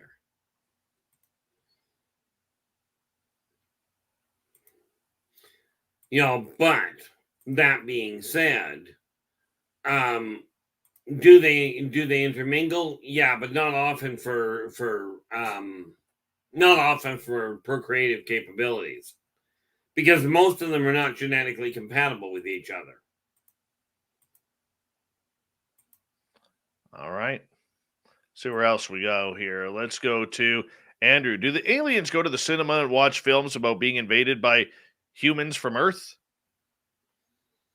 It's funny that he should ask. They've actually got live plays that they've done that. Mind you, it usually ends up really bad depending on which race is putting the artistic display on. Purpose and Grace, what do ETs make of ghosts here? Same thing they make of them on their own planets. They're disembodied figures that no longer have a body. Although you do have some aliens will believe in ghosts, but they won't believe in, they will believe in aliens, they won't believe in ghosts. There's some that believe in ghosts and won't believe in aliens. It's kind of funny to watch.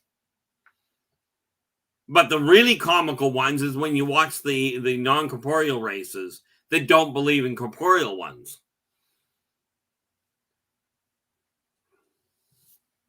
They just don't understand. Some of these people just don't understand how somebody can be stopped by a molecularly slower maneuver or slower item.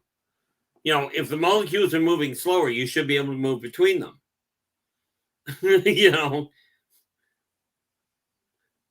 But yeah, they look at ghosts the same way that humans do in a lot of cases.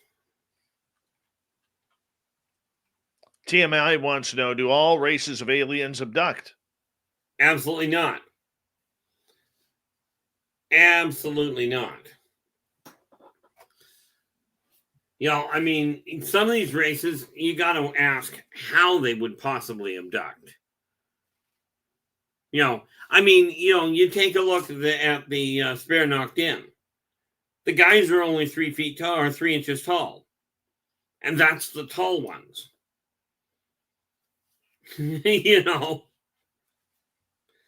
So people like that, they just, and of course the Corlock won't abduct because if they try and take humans on board a ship, the humans will die.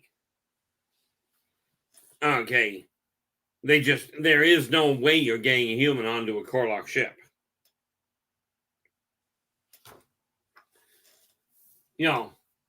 If you look at the Kinlar, they won't abduct, they'll just eat you. But, So,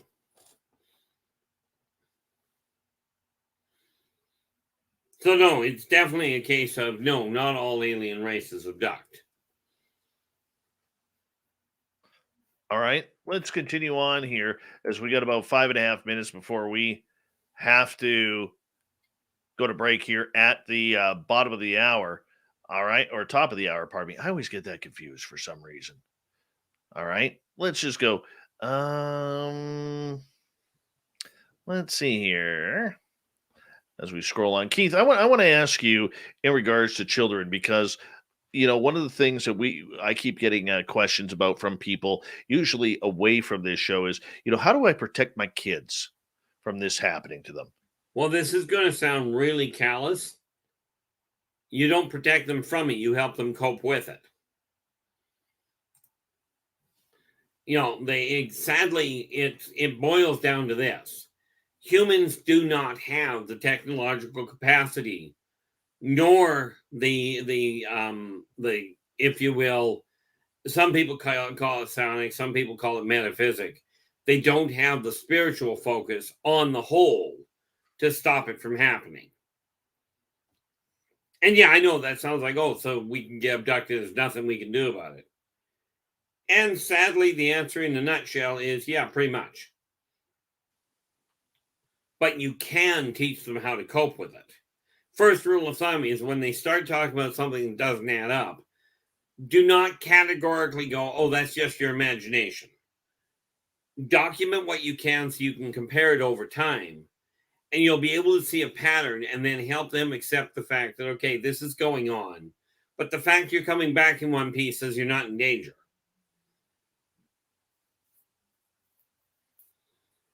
Well, that's a good sign.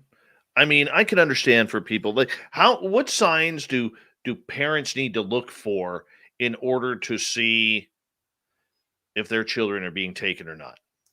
The first thing you look at is watch for a sudden metabolic modification. If all of a sudden, and I don't mean all of a sudden they develop a dislike for one type of food. I'm talking about either an inability to process it, or let's say that they have an ability, their body is processing everything. A healing rate on either side can be very indicative The other thing is you watch where they're looking. If they all of a sudden stop and people say, well, autistic kids, they stare off into space all the time. And some do. This is why it's not just categorical. Everybody that stares off into space or at one spot is seeing something. Some people just do that. But when they start talking about things they're seeing, get them to open up, like ask questions to elaborate on it. You know, can you explain that a little better, what you're seeing? What does this person actually look like? Right. But the trick to it is really helping the child understand that what he's going through is not a death sentence. Because the fact that you're talking to him says he hasn't been killed yet. Or at least not left dead. All right. Hardcore Copper wants to know, do aliens have religion? Absolutely. Although that almost comes across like a disease, but that's another issue. Absolutely, they do have their own beliefs in a higher power. Some of them are the same belief that humans have. Some of them have, some of them call it a different thing. Okay, but ultimately it boils down to the same thing. You know, religion is almost a universal belief. All right. Surf Jerry wants to know, the Space Force, will they open up with truth? Humans opening up with truth about the aliens. I wouldn't hold my breath if I were you.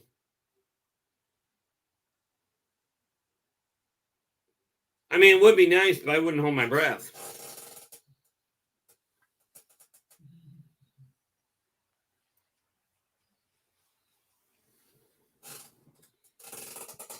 All right. Max Ritchie wants to know, how many other fledgling space travelers are there like Earthlings?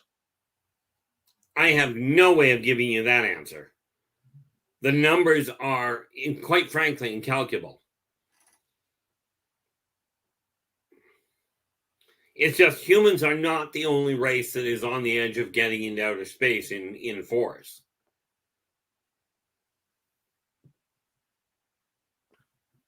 Are there other humanoid type beings like us on other planets that are far more advanced in space travel? Yeah, the Mobians. The Mobians actually originated on Earth, moved to Mobius, and carried on. Well, this puts them 40,000 years ahead of Earth.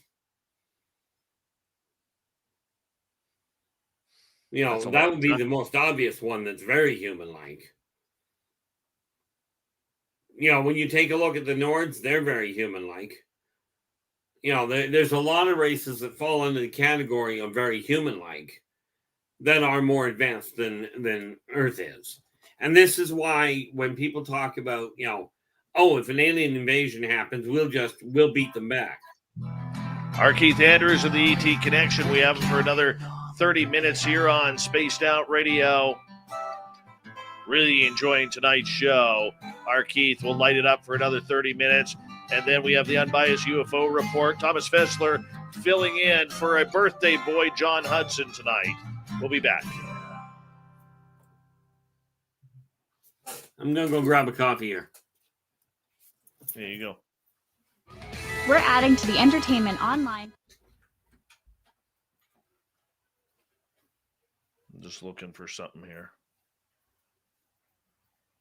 You do realize, I was just thinking your definition of an hour and mine is two very different things. Beyond that.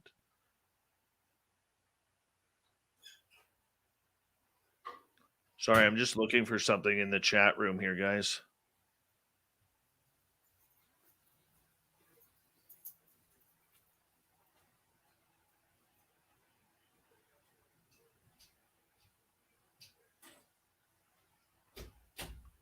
Oh, it's taken out. Okay.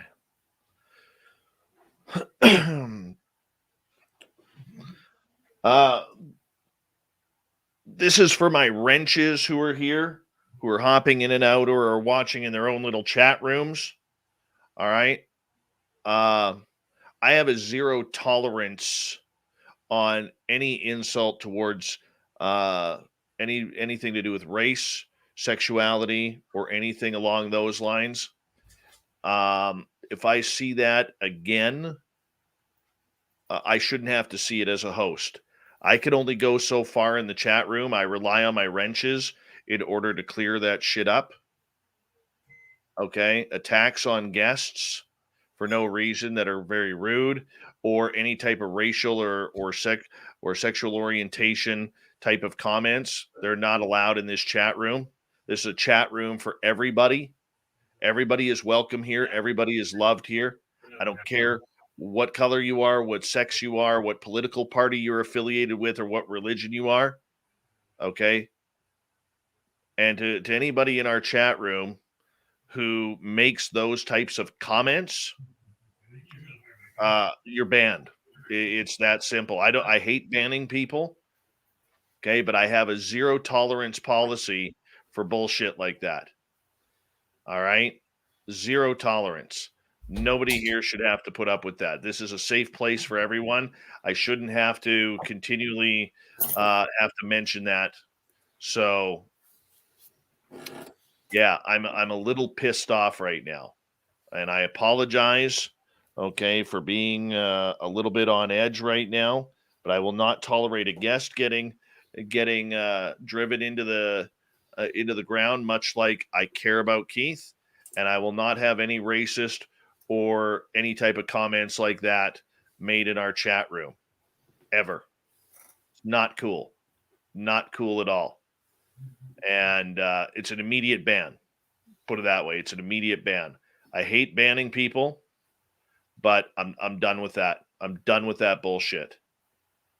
And you know exactly who I'm talking about here. All right? I don't care if it's a joke or not. Final warning to anybody.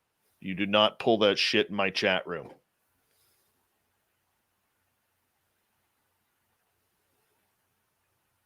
No, I won't calm down, Lazarus. I know you got me. I know it's not you. But unfortunately, there are a small few who are being idiots.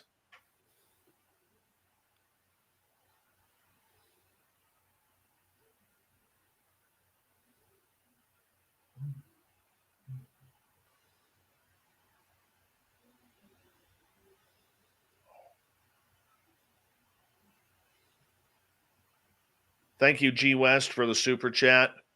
Appreciate that. Yeah, absolutely I did, Iscarel, because of your stupid joke. Not one to mess around right now.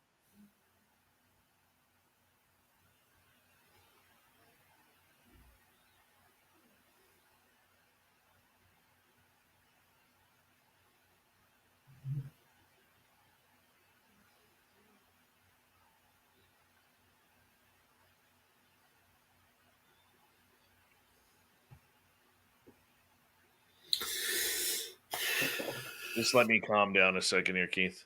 Oh, not a problem. You take your time with it. Hi, lovely Lauren. How are you?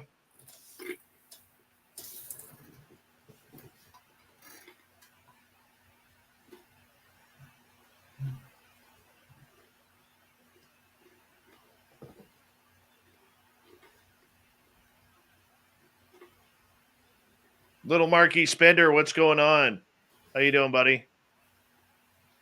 Super Ron, good to see you.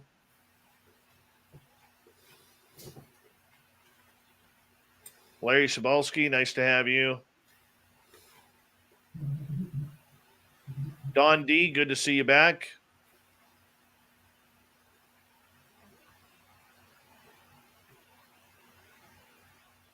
Start here. We got about 1 minute, Keith. Absolutely.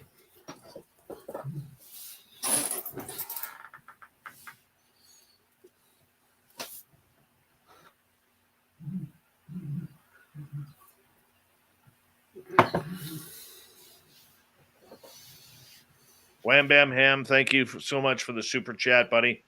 Appreciate that.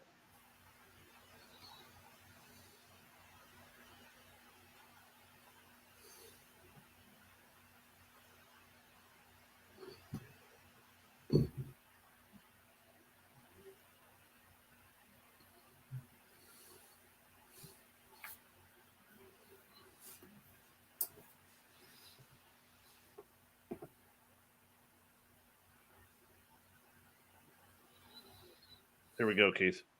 Okay, doke, I'm here.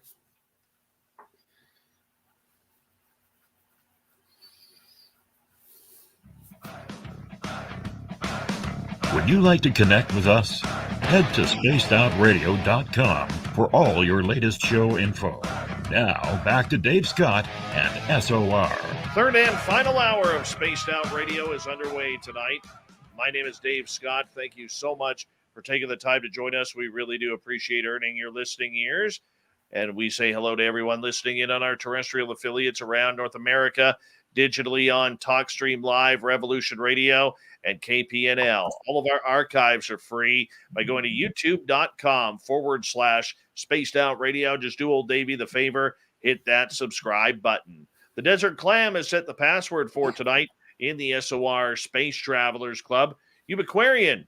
Ubiquarian is your password. Use it wisely, Space Travelers, as the Clam sets the password each and every night right here on Spaced Out Radio. Our website is spacedoutradio.com. We have a plethora of features for you, including rocking out to Bumblefoot, reading Shirky Poo's Newswire, checking out our swag as well. Follow us on Twitter at Spaced Out Radio, Instagram at Spaced Out Radio Show, and now on TikTok at Spaced Out Radio.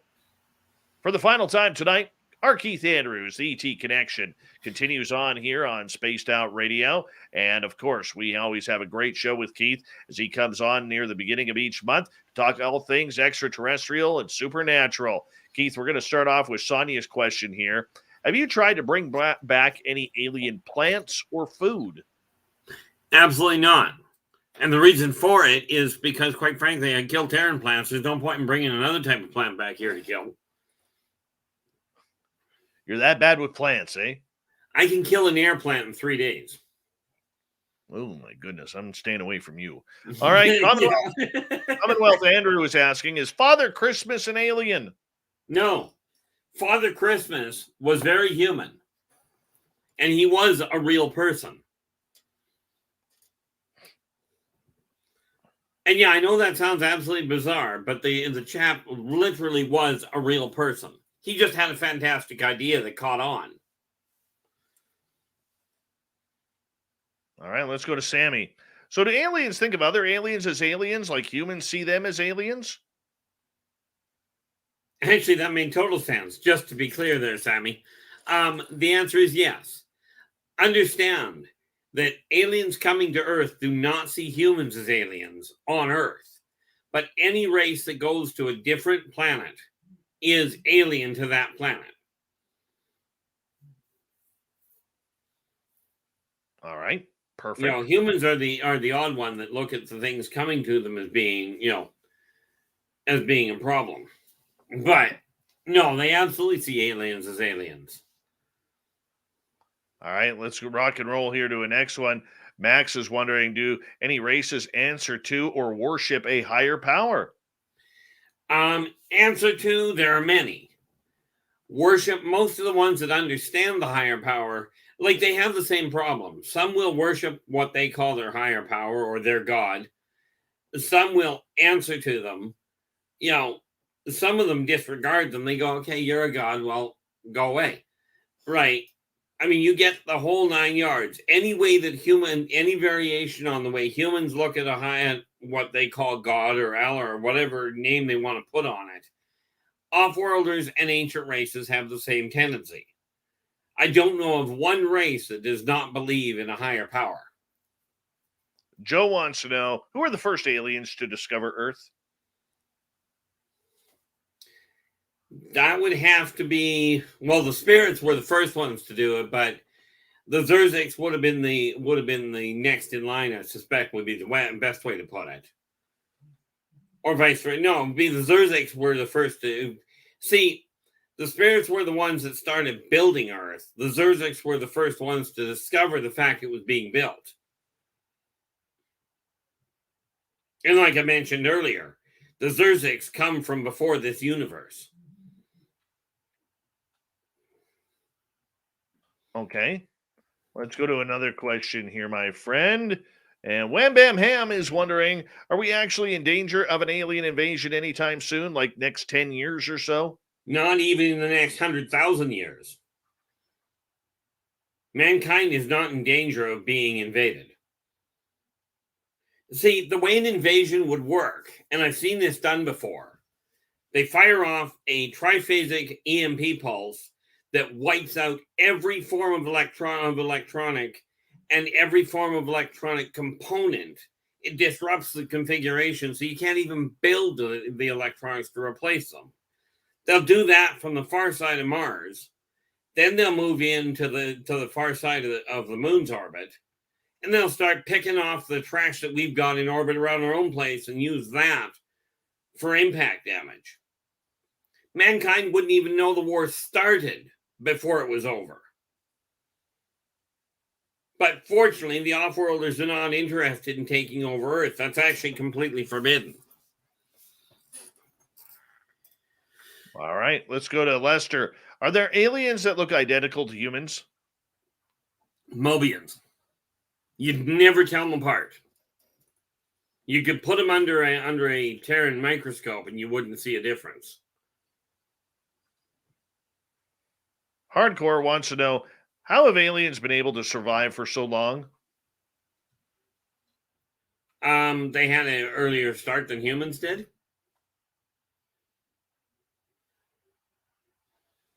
I mean, the reality is mankind is an extremely young race. Okay, I mean, you go out, you reproduce, you produce more and more of your species, and you carry on with the species.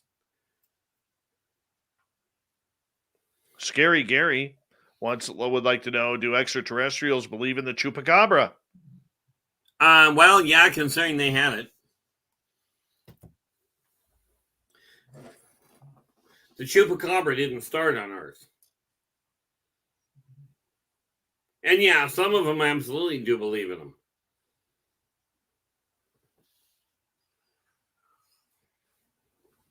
I still don't know.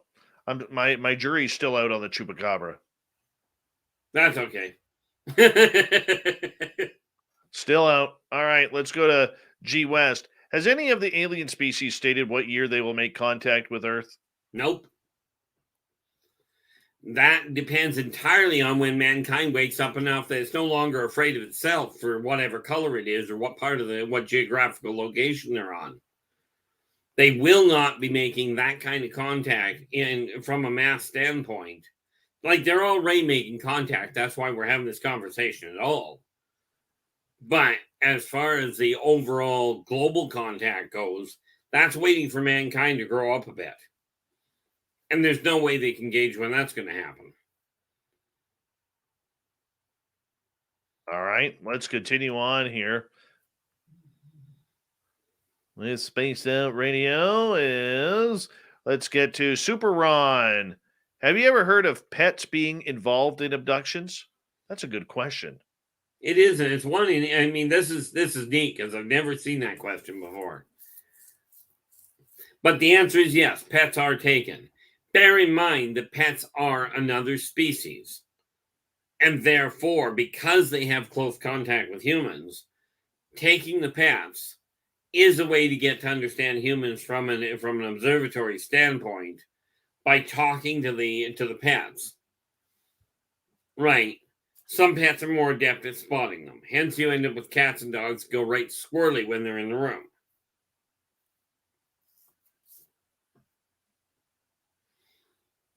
Okay, let's go on here. And Kepsa is asking, what do you think about the Galactic Federation, the Israeli security of their space program Haim Eshed was talking about? Is that the one that you sent me the link to? Long time ago, yes. Okay. Yeah, ultimately he's talking about the same thing that I was, which is literally the Galactic Consortium. Yeah, that was kind of an interesting read. And as Dave knows, I don't read a whole lot about the stuff. But no, ultimately what he was describing was literally the Galactic Consortium by another name. Do the aliens have illness or diseases? Absolutely. And yes, there are aliens that are dumber than fence posts.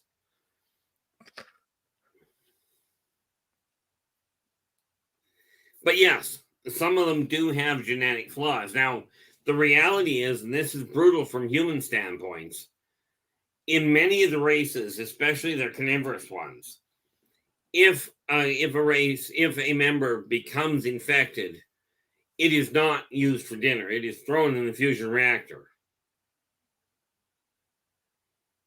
Max would like to know, are these Mobians our progenitors? Have they evolved into other dimensions? The second part is absolutely not. And in all fairness, they're not our progenitors either. They evolved on Earth on the same line that humans did, but because of a mistake they made, they bailed from Earth. And the ones that were left behind re-evolved to become what you call humans today. But the Mobians are not the ones that built humans.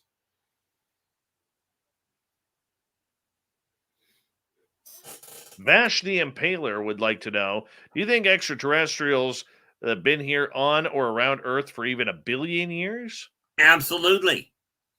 They've been here as long as the Earth has.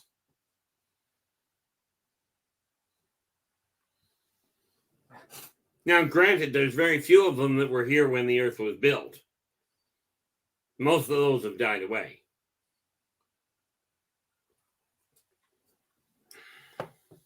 What's a lifespan for the average alien?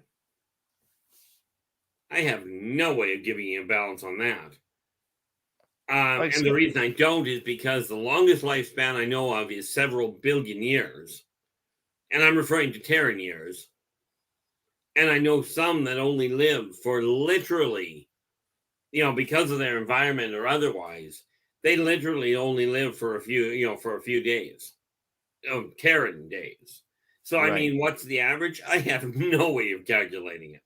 All right. Big J wants to know, which alien race would most likely try to take over the human race? Humans.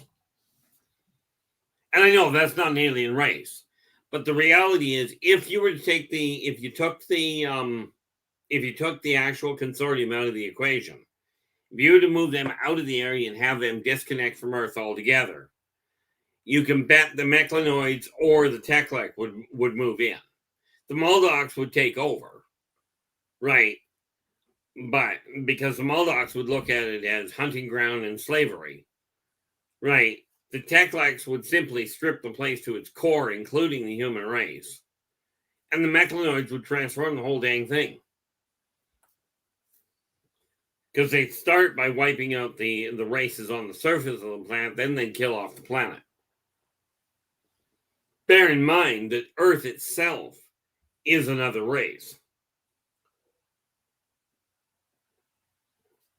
Trinitro wants to know, what kind of food do reptilians eat? Flies? That depends on the reptilian. There's one race that is very much into the fly side of it. There we are. The Zotar are the only reptilian that actually utilize flies as a main food source. Of course, understand the Zotar are only like 6 inches tall. But no, most of your reptilians, they're carnivores. And guess what they eat?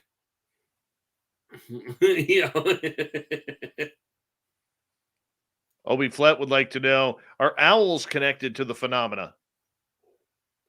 Well, there is a race called the Uka, which look extremely like owls.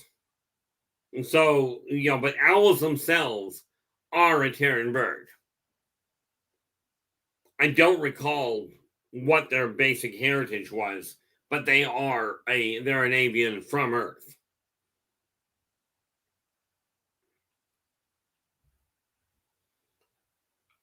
Looks good. All right. G West would like to know, are there any hot spots on Earth where we could find extraterrestrials? Well, you're going to love this answer. No, you're not. The answer is yes, and no, I'm not going to tell you. And of course, then you get the people in the audience that'll go, oh, he's not saying anything because he doesn't know. On the plus side, that's okay by me. But I made an agreement with them a long time ago. Would I reveal where they are? No. Just not going to happen that way.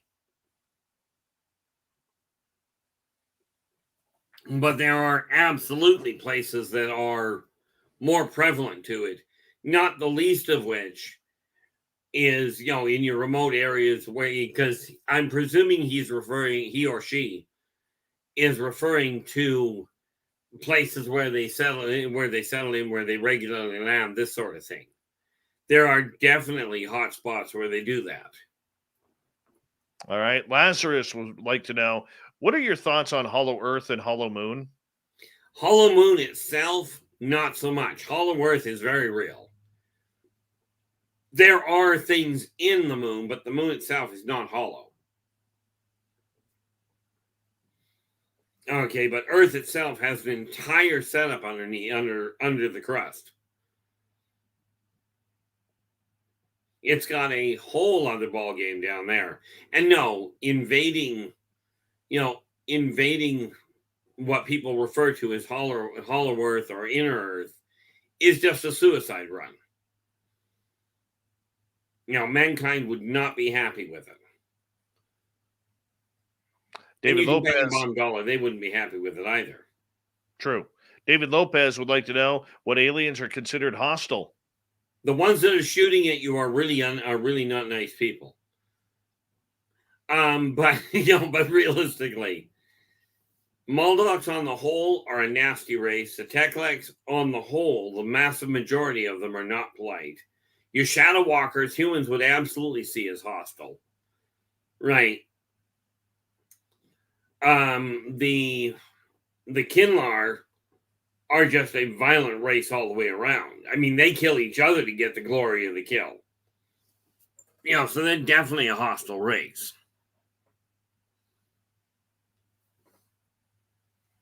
All right, let's continue on here. As Fapster would like to know, did aliens wipe out the dinosaurs, and were dinosaurs even real?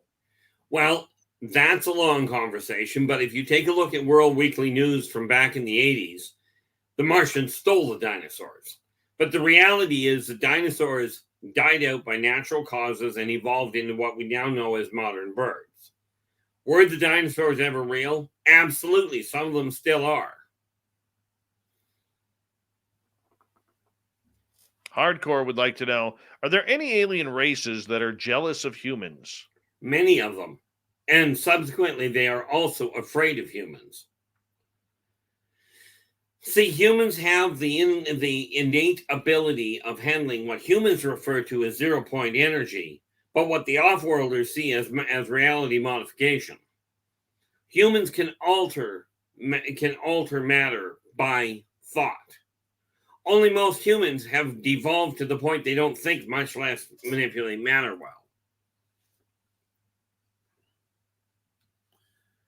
But yeah, there are many races that are jealous of the freedom, of the creative freedom that humans exude and their creative capacity, but they're afraid of their curiosity streak.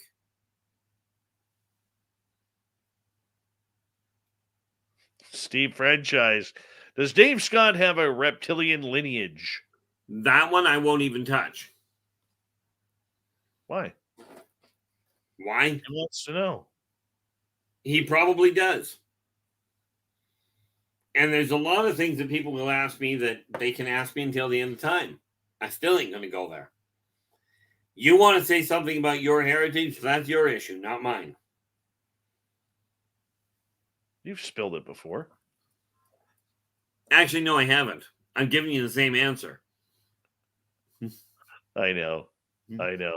All right. Scary Gary would like to know, what are your thoughts on UFO vortexes, like what's at the UFO Watchtower here in Colorado? Well, to be specific, the UFO Watchtower in Colorado, I don't know where it is. That being said, do the vortices exist? The answer is absolutely yes. And they're useful as all get out for transportation points. Okay. 5900 wants to know, which is more dangerous, nuclear power and energy or 0 point energy? Absolutely 0 point. Nuclear power will lay waste to a very specific area, usually about 2 or 3 miles, plus expanded radiation lake. 0 point can crack a planet. All right, Fab 22, the Chilbanton 2001 degree crop circle, an answer to Arecibo radio telescope message 1971. Your thoughts, Keith?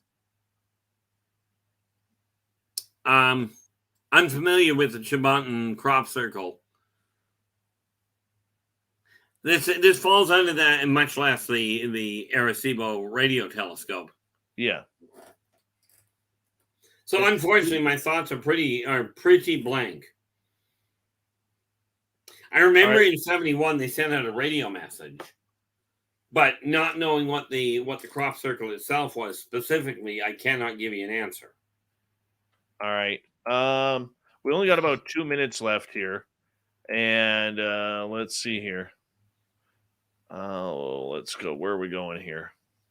G West is asking, besides Earth, are there any other planets or moons in the solar system that the alien civilizations are interested in or even fighting for? In this solar system, there's other ones that they're interested in. Of course, there's other ones in this solar system that are inhabited.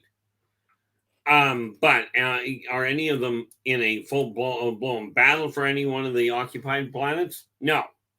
They're not. They are actually forbidden to fight for dominance over an occupied planet. And final question. We got about 90 seconds. Is there a planet of ape-like creatures, not human apes? Absolutely, the Wara. The Wara look very similar to humans. They look very similar to, in all fairness, they look closer to Sasquatch. But they come from their own planet. And they look like human apes, but they are not human apes. All right, Keith, we got 45 seconds with you tonight, buddy. And tell everybody where they can get a hold of you. Easiest way to find me is if you look up either Inner Voice Enterprises on YouTube or look for literally The Journey. You'll find me there. I'm also on Facebook as Inner Voice Enterprises or R Keith Andrews. Okay, and there's a whole pile of different ways you can get a hold of me. Of course, there's also the Elderbach and my Elderbach website, which handles all my books on Facebook. All right, buddy. We love you, man. Thank you so much for coming on in once again, R. Keith. You are the best, and Merry Christmas, Happy Holidays to you and your family. And we will talk to you at the beginning of January, my friend. Absolutely, and thank you so much again for having me. Thanks for the fantastic questions from the people today. All right, coming up next, Thomas Fessler is going to be here, filling in for a birthday boy, John Hudson, on the Unbiased UFO Report.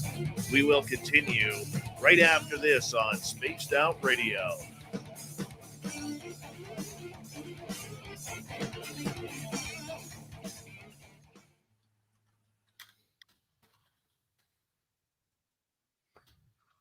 Good job tonight, Keith. Thank you so much.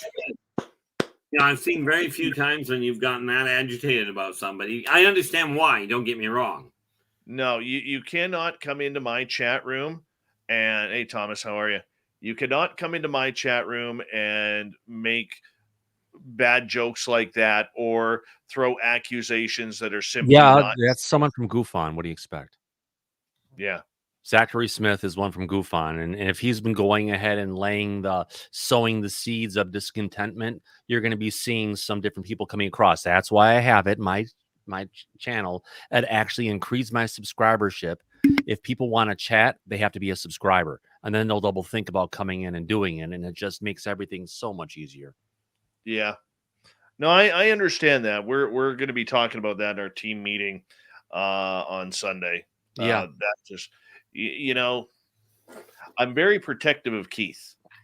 Very protective. And when you start calling names to Keith or any other guest on the show, like liar, storyteller, That's goof on it. That's goof on people. And that's where people need to be respectful to each other in the audience and respectful to the people who are on the show. And that's what it's about. It's funny though. He's never been like that before, ever when he's been in here. And tonight, all of a sudden, it switched. He's been in here a number of times. So something from Rich set him off. That's what I would peg it down to. And we could look at the people, but it's generally not the people. It's the people who are instigating them. Never know. Yeah. Well, no, I've seen him over there enough times. I mean, Smith used to come to my show a long time ago, but then when the whole thing when Rich started throwing the shade at me and stuff, and sometimes I'll see the show goes on to a certain point, and then I get a bunch of people who come into the chat, who come in watching the show. You get a bunch of different people who haven't been there in the chat before, and I can see them because all my regulars, they're all freaking mods. And we can see who are the people who aren't usually coming in, and you can spot the troll a mile away. Yeah. Well, you know what? The good part about it is our chat room, it doesn't happen that often. Oh, and you know what? We got 99.8% of our, even 99.9% of our chatters, and even the people listening. There's 160 people listening right now. Okay. They are incredible. They are absolutely incredible. And yeah. I always go. If any of you guys have been chatting out there tonight and you haven't subscribed, do yourself a favor. Go ahead and hit that subscribe button, because if it wasn't for Dave and this channel, you wouldn't have this great chat and this great interactive to be here. And it's honestly, chatting is a free benefit you get, but it's as easy as getting as a benefit of clicking that subscribe button and say, hey, this is a place that I like. It's a place I want to call home. Mm-hmm. It happens. Love the lint roller though. That was pretty cool. Yeah, well, when you've got an old dog who's 17, thank God she's sleeping right now. I turn the audio down because you've got a voice that somehow just will wake the dead. That's always entertaining if you're in a graveyard. Oh, you should see his puppy. She's 17 years old. She's so gorgeous. Yeah. What is she? Gary's actually the one who picked that one up, by the way. He's listening in the back right now. Say hi, Gary. Hi, Gary. Hi, Gary. How you doing? All right, R Keith. We're gonna say goodnight to you, buddy. Well, thank you so much. Have Love a you, good buddy. one. You take care. We'll talk soon. I'll call you before Christmas, bud. Absolutely, Dave. Take care. Merry Christmas to you. Keith. And to you as well there, Thomas. Yeah, have a great one. You too. I love R Keith. Oh, yeah. Literally one of the nicest people I've ever met in this field.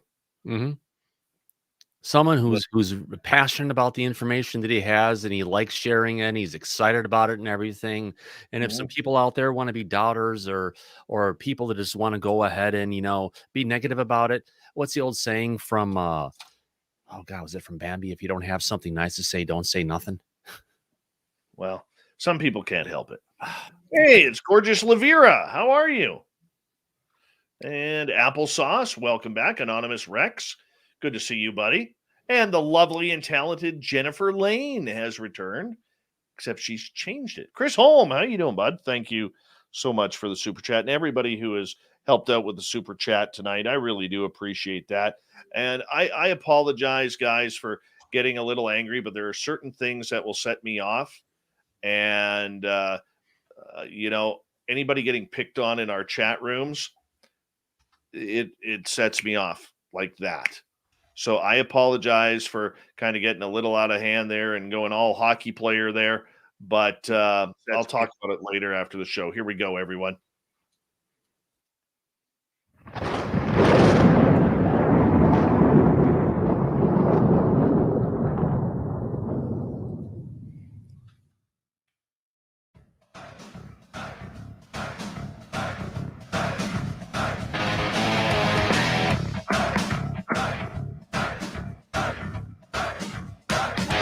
We're out at third. We're heading for home tonight on Spaced Out Radio. My name is Dave Scott. Thank you so much for taking the time to join us. We really do appreciate earning your listening ears wherever you are on this beautiful planet we call Earth. Hello to everyone listening in on our terrestrial affiliates across North America and digitally on TalkStream Live, Revolution Radio, and KPNL. Remember, all of our archives are free. Go to youtube.com/Spaced Out Radio. Just do old Davey the favor, hit that subscribe button. All right, let's find out what's happening in the world of, let's just see here. Where are we going to play this? Yep, there it is. The Unbiased UFO Report. Thomas Fessler filling in for a vacationing John Hudson, who decided that he would rather spend his birthday hanging out with his daughter and friends rather than talking UFOs with us. And we said, you know what? That's no problem whatsoever. Thomas Fessler, we bring you in. Thank you so much for joining us. How you doing, bud? Doing awesome, Dave. It's been a great week. Some days you have weeks at work when you feel like it's a week of Mondays, but at least my Monday only showed up on Monday and Friday, so it's not so bad. We all live to work. No, we don't live to work. We worked. We don't work to live. And when the day ends and you have an opportunity to talk about UFOs and do some research into it and see where it's going, that's what I live for. Now, in your YouTube channel, Disclosure Tonight with Thomas Fessler, and I highly ask all of our listeners to subscribe to your channel. You've been really taking on this whole military-industrial complex lately that we've been seeing in the news. Yeah.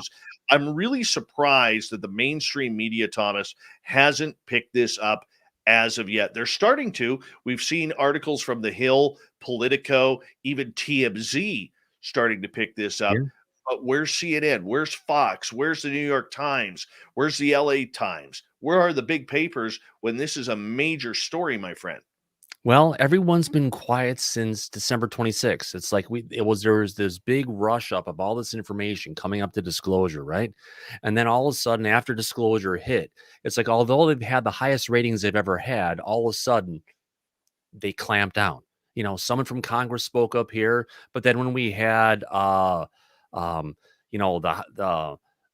Burchett from the House, and then we had Representative Gillibrand from the Senate, actually Senator Gillibrand, talk about this. There was nothing really that much on Tucker. There was nothing really on the major news. No one's covering the story, and as we're getting closer to the approval of the NDAA, the National Defense Authorization Act for fiscal year 2022, it's been silent. It's been quiet.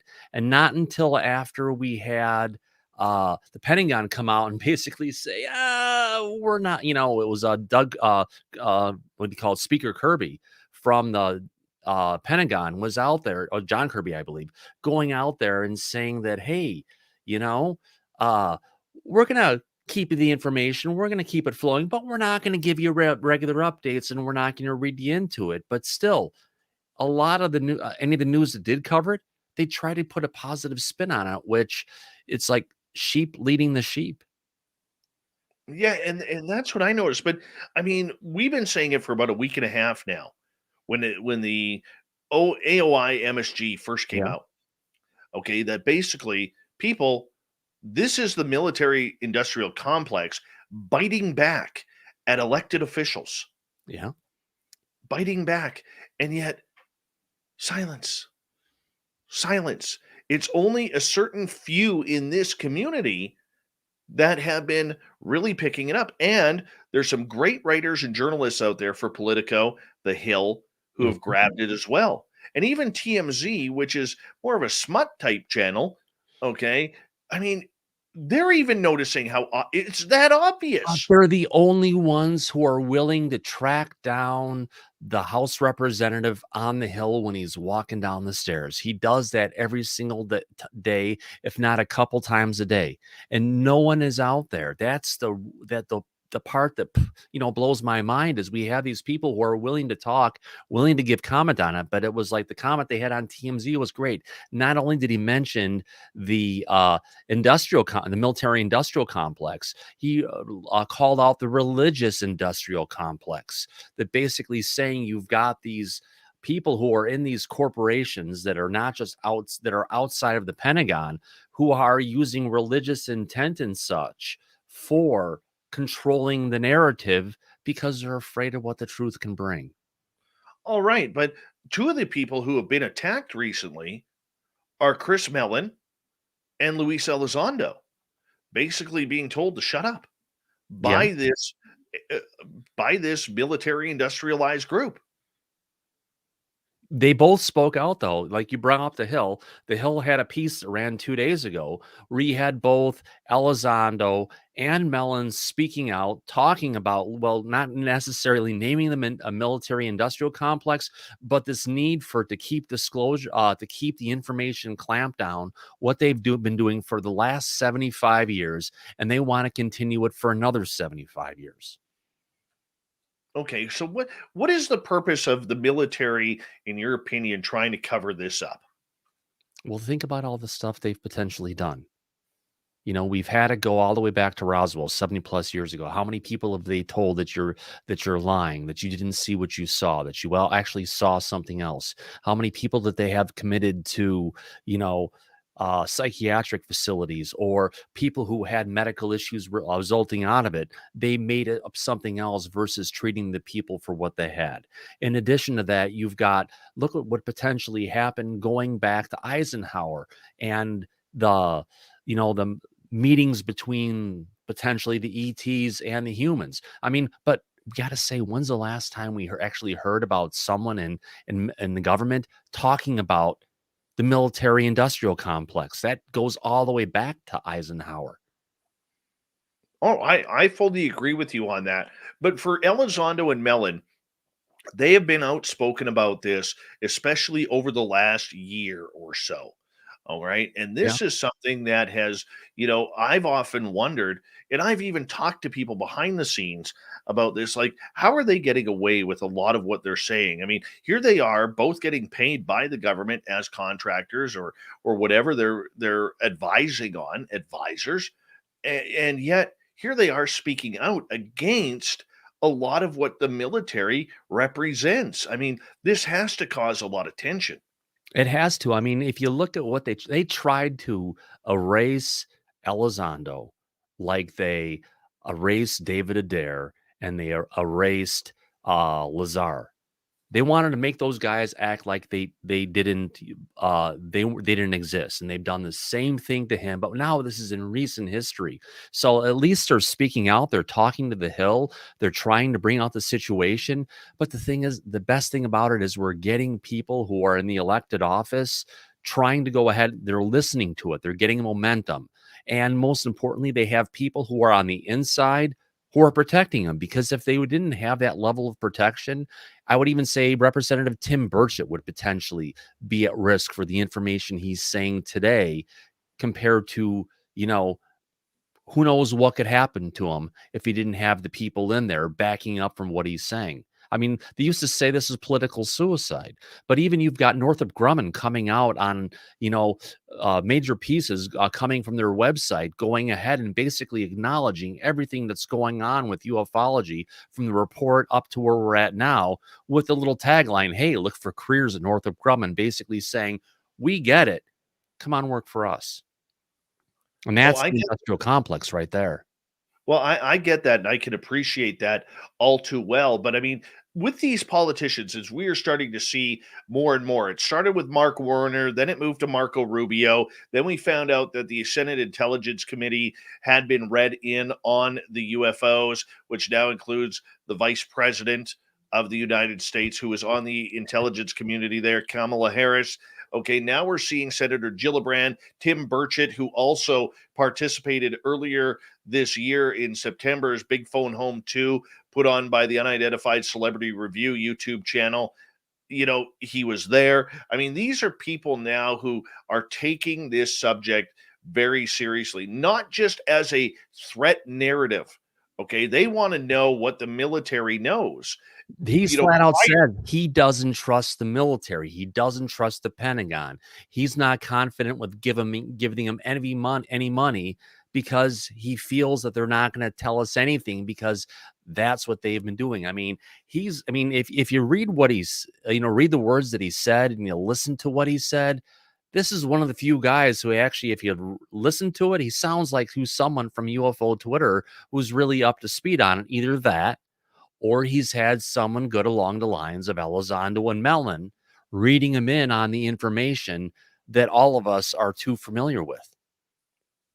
okay, are a lot of these politicians questioning whether or not they should be speaking out about this? Because look, the one thing the military industrial complex has done over the last number of decades is they've taken their pieces of their parts. They'll have bolts made in Michigan, they'll have tires made in California, they'll have, you know, landing gear made in Kentucky. They've spread out all of their manufacturing where it's almost in every state. A little the state gets a little bit, which Yeah. keeps people employed. That's what the military industrial complex does. And that way the military can now say, well, geez, or Northrop Grumman or Lockheed can say, well, remember when you were pushing that UFO button a little bit too hard? How would you like to lose 8,000 jobs in your state? Because we're going to move this elsewhere. Yeah, those 8,000 jobs could result in you not being elected. Mm-hmm. Yeah. It's Is there always a bribe or a threat game, I hate to say. It's something we look at. It's like right now, it's like one of the biggest donors that we have going to the House of Representatives are the lobbyists for the Nord Stream 2 pipeline from Russia. Gee, I wonder why. Maybe it's because they don't want us to go ahead and pass any penalties or tariffs against that. So it's that old payola game. And my dad used to say in his way was that they're all crooked politicians, that is, because if you go ahead and you offer someone to buy him a coffee, that's a bribe. And if you take all the payola that's going out and all the lobbying that's happening, it's hard to find people that you can actually trust and understand and think that they're representing the people who elected him to office and the people they're representing, or the money that's actually pouring into their back door. I get that. I mean, that has to be a factor for why a lot of more politicians are staying silent right now. We've had right after the initial disclosure happened, we had one representative from the House out of Indiana who spoke boldly, and he was the only one saying, yes, we should have congressional hearings on this. But you know how many additional people out there lined up and stood behind him and say, I'm behind this guy, I'm going to go with it? Absolutely no one. I mean, I swear it was crickets. So you have to wonder, are they getting pressure from different areas not to talk, or are they getting more of threats saying, if you go on this particular area, we're going to make it difficult for you? Like you were saying about the industrial complex. We only got a couple more minutes left with you on the Unbiased UFO Report. Thomas Fessler filling in for a vacationing John Hudson. And Thomas, Avi Loeb, the Harvard professor who's setting up the Galileo project, Yeah. he's now kind of jumped into the fray here because politically speaking, there's going to be a lot of politicians who want to talk to a scientist with his acumen. Yeah. Absolutely. I mean, I listened to his comments and everything today, and his big thought with regards to this is all of the information that's being gained, everything that we're learning, everything that we're going to, come together with needs to be open. It needs to be transparent. And it's something that we're not actually going to be getting from the government. And that's why he sees his movement of what he's trying to do is so important compared to what the government is trying to do and trying to lock everything up. Okay, so recently we've seen him team up with Elizondo, Mellon, and other political officials as the Galileo project and the team starts to grow with this. Yeah. How much pull does a guy like Avi Loeb have when it comes to this? He's been controversial to a degree. It was even pointed out on the website from Northrop Grumman. And I mean, he's made a lot of claims regarding things like Wama the probe saying, the rock, actually, we don't know what it was flying around the earth and saying it was a, potentially a spaceship. So he's made a lot of out there claims on stuff. So, it's on that front. To some people, they see he's someone who's jump the gun on a lot of stuff, but the biggest thing he's got out there is he's got a message. He's got a point that he's bringing across, and he's bringing about the message of open transparency, of sharing the information, of making this something that's a discovery for humanity. And I think the way he's saying it and coming across in his European accent, I think it's resonating with a lot of people, and everyone is hearing the government where they're taking the fifth, or we're not going to give you the information, versus someone who wants to be open and transparent and make this a learning event for everybody. All right, Thomas Fessler, thank you so much for filling in for John Hudson tonight. Absolutely. And just stick around in the green room. We will bring you on for the after show here. All right, let's get to Shirky Poo's news, everyone.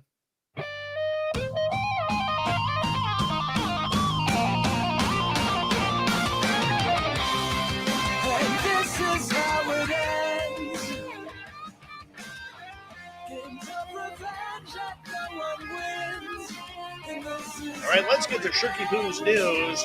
Envelopes full of cash and checks have been found behind a loose toilet by a plumber doing repairs at celebrity televangelist Joel Osteen's Lakewood Church in Texas. According to church officials, the plumber detailed the bizarre discovery made on November 10th at the Houston megachurch on the morning show of the 100.3 The Bull, a country music radio station in the city. There was a loose toilet in the wall, and we removed the tile, he said. We went to go remove the toilet, and I moved some insulation, and about 500 envelopes fell out of the wall. And I was like, oh, wow. The plumber then contacted the maintenance supervisor and turned the envelopes in. It's not clear how much money was in those envelopes. A representative from the church acknowledged the discovery. Recently, while repair work was being done at Lakewood Church, an undisclosed amount of cash and checks were found. Lakewood immediately notified the Houston Police Department and is assisting them with their investigation. The mystery money comes after $600,000 in checks and cash disappeared from the church's safe in 2014. No arrests were made in that case, and the Houston Police Department's investigation remains open. Moving on down here, a New Jersey family received a shock of a lifetime when a giant chunk of ice crashed through the roof of their home and ended up in their kitchen. Kim Paradise said she was giving baby a little bit of medicine because the toddler was not feeling very well at the family's Marlton home when she heard a loud noise coming from another room. Wow, that's close. She says, we heard something come through. It was like an explosion. The ice chunk crashed through the roof of the home and punched a hole in the kitchen ceiling. Paradise said smaller pieces of ice were found outside the home. There's ice outside on the grass. There's ice in our backyard, on our roof. Paradise said that it was not clear where the ice came from, but there had been planes flying overhead at the time of the incident. Now, no one was injured inside the home when this happened. A Wisconsin man received a similar surprise in May when a 12.6 pound of chunk of ice crashed through the roof of his family's house and into his bedroom. The origins of the ice chunk that crashed into Ken Millerman's Elk Mound home were unclear. The National Weather Service said storm clouds in that area were not strong enough to have created such a large piece. Alien ice, people. The black triangles flying on out, go on an angle to get some elevation, pulling back on the stick, as they say, and boom, ice flows right off. That's what I think. Staff and customers have taken shelter in a Danish branch of IKEA after dense snowstorms and drastic weather meant they were prevented from leaving. 6 customers and 24 employees became trapped in IKEA Aalborg, a branch in the north part of the country, on Wednesday after a snowstorm forced traffic to a standstill. This is certainly a new situation for us, said store manager Peter Elmos. It's certainly not how I thought my day would end up when I was driving to work in the morning. Staff and customers took shelter in the shop's cafeteria and watched a few soccer matches to boil their blood. Some even rolled around on the floor because they wanted to imitate their famous hooligans. Yeah, and then they slept in the living room section while the staff will be bedded up in other showrooms. Our kitchen staff have made sure there is a lot of hot chocolate, pastries, soft drinks, cooked coffee, and the odd beer for us in light of the occasion, so we'll be happy to keep warm, said Elmos. For us, the most important thing is that we have to take care of each other and that everyone can feel safe. I've been at IKEA for 16 years. I've never experienced anything like this. Good for IKEA. Imagine all the free Swedish meatballs. Those are so good.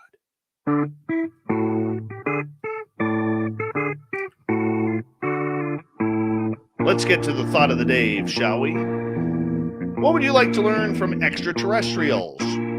David, what the possibilities are for the human future, for galactic civilization, and if it looks anything like Star Wars, Star Trek, Dune, Babylon 5. Jeannie, I want to learn about spirituality. Major Lee, are you abducting humans? If so, why? Let's go to Thin Lizzy. How they view colors. If they do, how so? Rick, I would like to know why people imagine that they exist when no one has ever gathered even a shred of evidence. I think you're wrong there, Rick. I really do. Barry, how they hide so well. Cheryl, how they manage to not destroy themselves. Bobby, I want the lotto numbers. Ted, I want space travel. David, will we need their help in order to survive the next 100 years? Uncle Dale, why don't they send a sheriff down here to keep the various races from kidnapping and torturing us? Also, how do we file a class action lawsuit against them for all the damage they've done? Kevin, the instructions for making the big gun. And that is your thought of the day. Thank you to everyone participating. Thank you to Shirky Poo for the news. And of course, R Keith Andrews of the ET Connection, Thomas Fessler filling in for John Hudson as well. We got Mr. Ron Bumblefoot Thal rocking in the background with Little Brother is watching. Bumblefoot is the official music of Spaced Out Radio, rocking us in and out of every single show.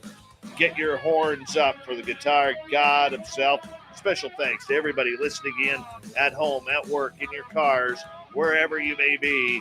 Thanks to everyone in our chat rooms tonight on YouTube, Twitch, LGAB, Revolution Radio, Spreaker, Facebook, the Space Travelers Club, and on Twitter at hashtag Spaced Out Radio. Remember, this show is copyright by Spaced Out Radio and SOR Media Ventures Limited. Thank you so much for choosing to share your evening with us, because together, my friends, say it with me, we own the night. Mr. Bumblefoot, we need a favor. We need you to take us home.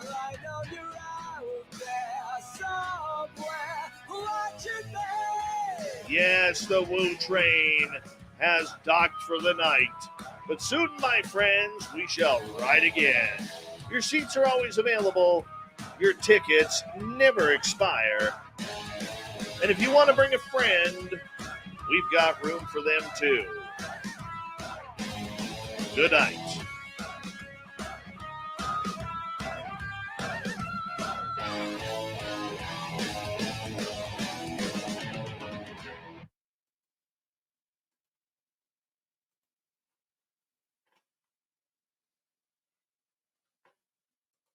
Come on.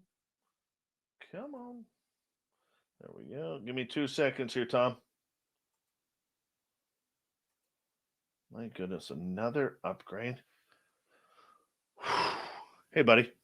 Hey. I had to do a Microsoft update on my computer. I'm on my third upgrade in like 36 hours on it. That's why he's Yeah, I know. I'm that guy. I'm still PC guy. Anyways, before I get too involved here, I want to just make an address, because Iskarol had asked a question about being censored in our chat room. I don't censor anybody, but I will not allow any type of racial or religious or political or sexual orientation comments. That's an immediate banishment from the chat room. And now that I'm calm, I'm going to just continue here for a second. All right. The other issue is, you don't have to believe our guest. That's not a problem. I have no problem. There are times we have guests on the show, I don't believe a word they're saying, because either A, my experiences are way different, or B, I don't believe their understanding, or whatever the case may be. That's okay. That's quite okay. But what we don't put up with here, you can sit there and say, hey, I don't believe this guy. I don't believe this guy whatsoever. That's okay. You're allowed. In our chat room, you're allowed. But when you start taking, and Iskerl didn't do that, but when you start taking pot shots at our guest who has made special time out of his day or her day or their day in order to spend with us, the only thing I ask for is a little bit of a modicum of understanding and whatever it may be. I don't want my chat room to be one of those rooms where, we call people liars and whatever. I don't want that. To me, that's amateur and it's Bush League. And look, we're all allowed to disagree. That's not a problem. Feel free to disagree all you want. You don't have to like it. You don't have to like the topic, the guest, what they're saying. But sometimes, man, the beautiful part about this room, even if you don't like it, just sit back and enjoy the woo. Yeah. The woo is fun. The woo is good. It's a Friday night, early Saturday morning, man. We've all worked hard all week. Why not, instead of you've chosen to spend time with what we're doing, why not just sit back and chill? And even if you don't believe a guy like R Keith or Samantha Mowat or myself or whatever, just sit back and just enjoy the night over a beer. Have a laugh. Don't care. Have a laugh. Just personal shots. Because here's the thing, and I'm going to end it on this. The most important thing somebody can give you is their time. And when we're asking any guest who comes in here to give us 2.5 hours, sometimes more, the only thing we can ask for in return is to at least give them the respect that even if you think they're full of bullshit, okay, give them the respect that at least they made time for all of us. And that's all I ask. So now that I'm calm, and the word is foyer, not foyer, dirty filth, okay, that's all I ask, peeps. I don't think that's much to ask for. I think it's pretty easy. And, you're allowed to have your say here. Like I said, there are certain topics I will not put up with. Anything racial, anything about someone's sexual orientation, anything about politics, COVID. All right. And, look, there, and, in the chat room, I know there was some talk about a conspiracy in there earlier on. I hate to do it. I agree. I love discussing the topic, but the way YouTube is flagging things right now, I can't have that in the chat room. I just can't. I mean, it's not fun. Trust me. I don't like doing that. Okay. I don't like it. But unfortunately, the way things are going right now, where the cancel culture that's going on, I can't take that chance because I need people. I need the YouTube channel. And if you knew how much I needed the YouTube channel, you would understand. And I'm going to leave it right there because otherwise I'm just going to start babbling. And yeah, that's okay. Cool. Hey, Thomas. Hold on. You're muted. You got to unmute your mic. It's on your side. Your microphone. Sorry about that. Yeah, it's sometimes you get into it and it's just it's not that much to ask sometimes for people who want to be a participate in it, just to maintain a certain level of decorum. You just maintain a certain level of what you have going on your channel, and it's important to you, and it's important to all the people who are in the chat and people who are even watching the chat. Absolutely. Absolutely. Look, like I said, I mean, like I'll give you a perfect example. The conversation that was happening in the chat room tonight, I would love to discuss that. Love to discuss that. It needs to be discussed. There's too many things that happen in New York or the Pentagon or even in Pennsylvania. Yeah. That there's a lot of questions that need to be asked. But right now, the way everything's getting flagged, we are unfortunately handcuffed by the powers that be. And by God, don't forget, they have taken down some UFO channels. Yeah, I'll tell you, there isn't a live stream that I do sometimes where you're getting hit with that limited monetization up front because something that someone may have said in the chat room or something that may have come out on the live stream. But they use speech recognition. They do everything. They have AI that's watching over anything. They don't tell you specifically what the AI is watching for. But if you cross any certain words or different things in a certain amount of time, it just Yeah. puts out flags that goes out to penalize the people who are trying to create content around this level. Absolutely. Absolutely. And for a lot of us, this is a way that we have the ability to fund our businesses or whatever. Look, YouTube is a monetized platform, and we're blessed enough to have enough listeners to be monetized. Oh, yeah. But there's a lot of rules that kind of go along with that. I don't agree with a lot of those rules, but unfortunately, if we want to play on this format, which is the biggest in the world, we do have to play by those rules. It's a low fence that you have to maintain that you can jump over. It's like that on any kind of content system you want to get into, but they do give you a lot for what you get into, and it's like you said, it's just the rules we all have to live by, and it's not just what we have to live by; it's also what our viewers have to live by. Yeah. So I apologize for shutting down the talk. I apologize for getting a little upset earlier. Hey, gorgeous Carol Burke, how you doing? Good to see you. I don't like it being that way, but unfortunately, sometimes I gotta take control as the boss. Oh yeah. You That's why you run the channel. 7 years now. How many shows has it been, Dave? Did you count how many it's been? I lost track at like 1,400. Wow. It's been a lot.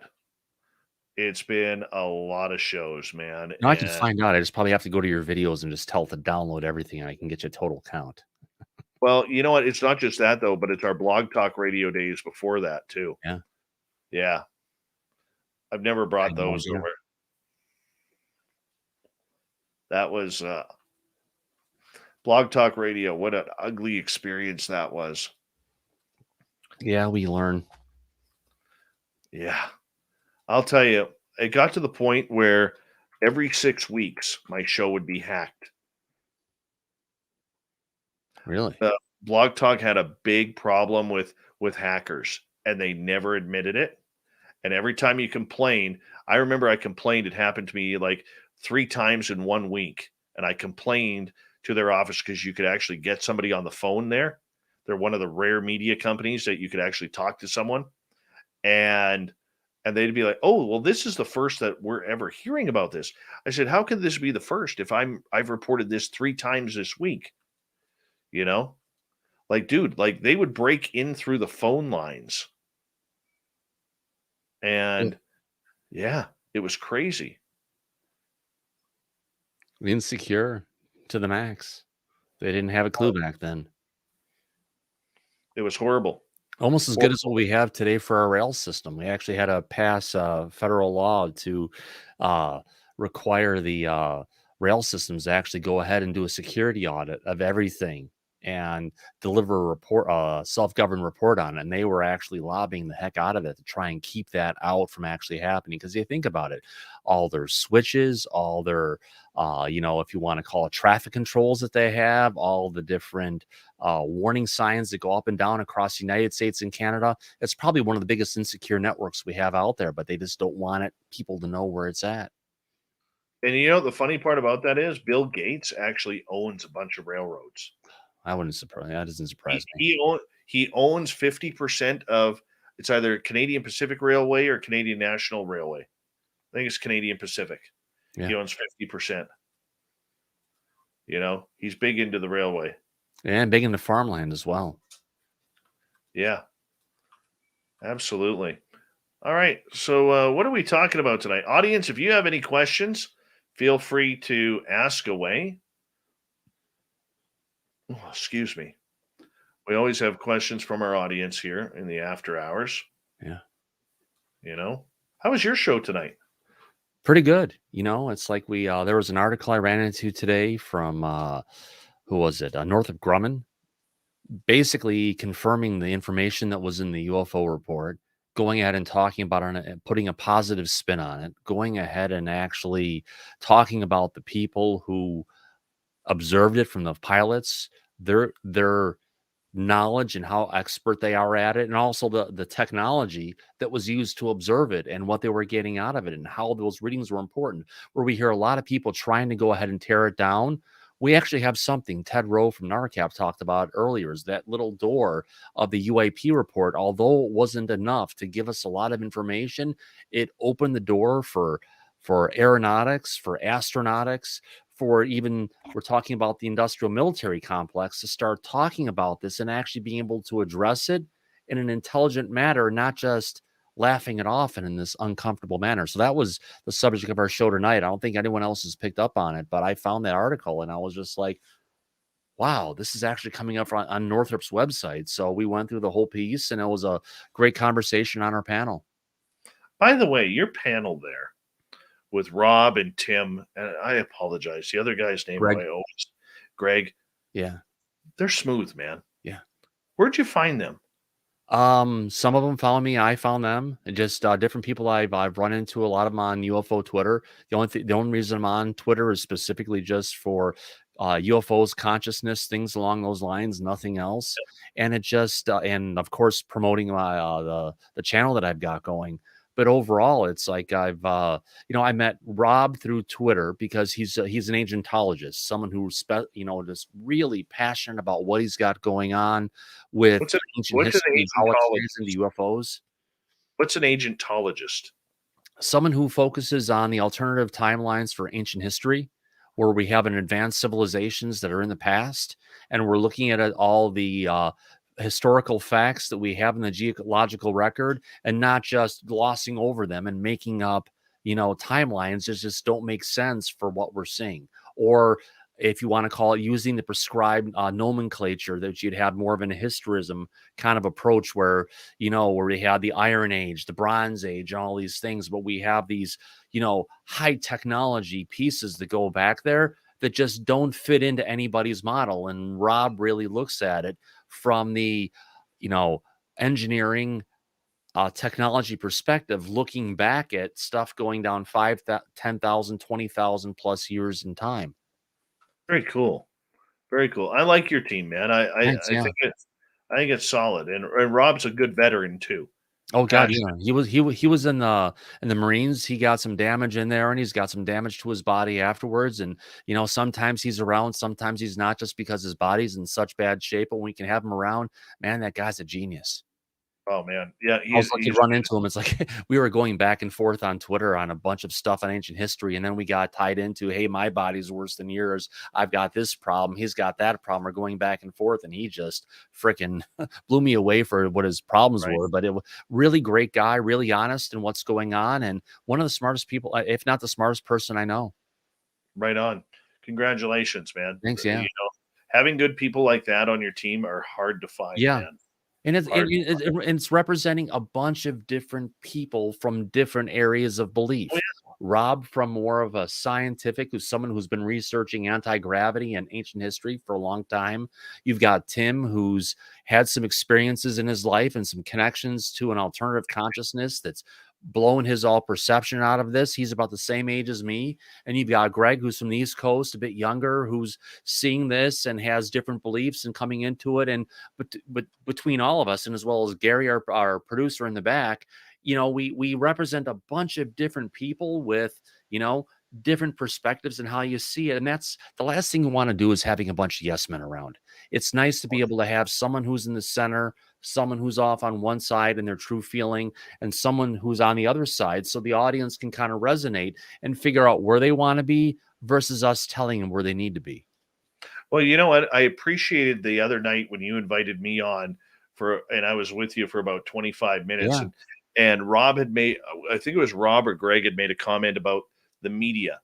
And I was able, and I was politely able to say to them, you know what, I hate to disagree with you, but you're wrong on how the media works, because I've worked in the newsrooms and everything. And, we had a good discussion about it. And there was questions that followed after that. And, it was good, heartfelt discussion that, I mean, I hope I taught them something, on how it works. And that's all we can do is it's discussion, discussion, discussion. That's Yeah. how we grow. All right. We got some questions here. And once again, if we could put up, I know there's a couple times Thomas's YouTube channel has been put up in our chat room. If we could get that done up there again, that would be wonderful. Angie has a question, or Nikki has a question here.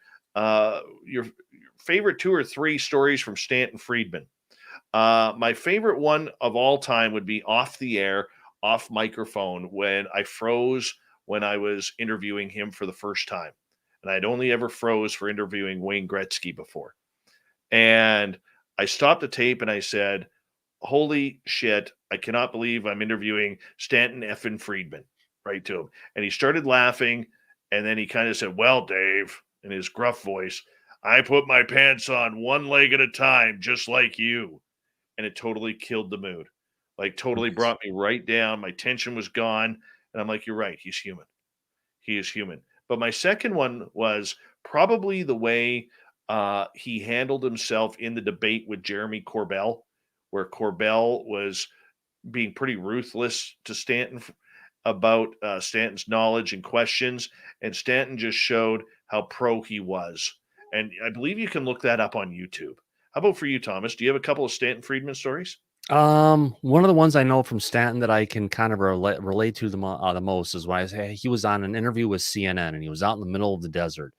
And I think it was with, I can't remember, the Wolf Blitzer maybe was out there. And they were sitting at a desk, and coming out through the desk, we had Stanton basically, along with Steven, who actually had hair at that point, basically going out and saying that, when it comes down to it, I don't want to hear speculation. I don't want to hear what you think about it. Just show me the facts. And that's the kind of thing that I hear from Stanton talking. And he's said a bunch of different things, but that really sums it up to it. He just wanted to see the facts. He just wanted to know what was going on, and he could make his decision and talk about it versus listening to what other people were trying to tell him. This is how the way that it is. Yeah. And you know what? He was also the kind of guy, too, where sure, he came out strong. He's known for being very against Bob Lazar and other people about their credentials.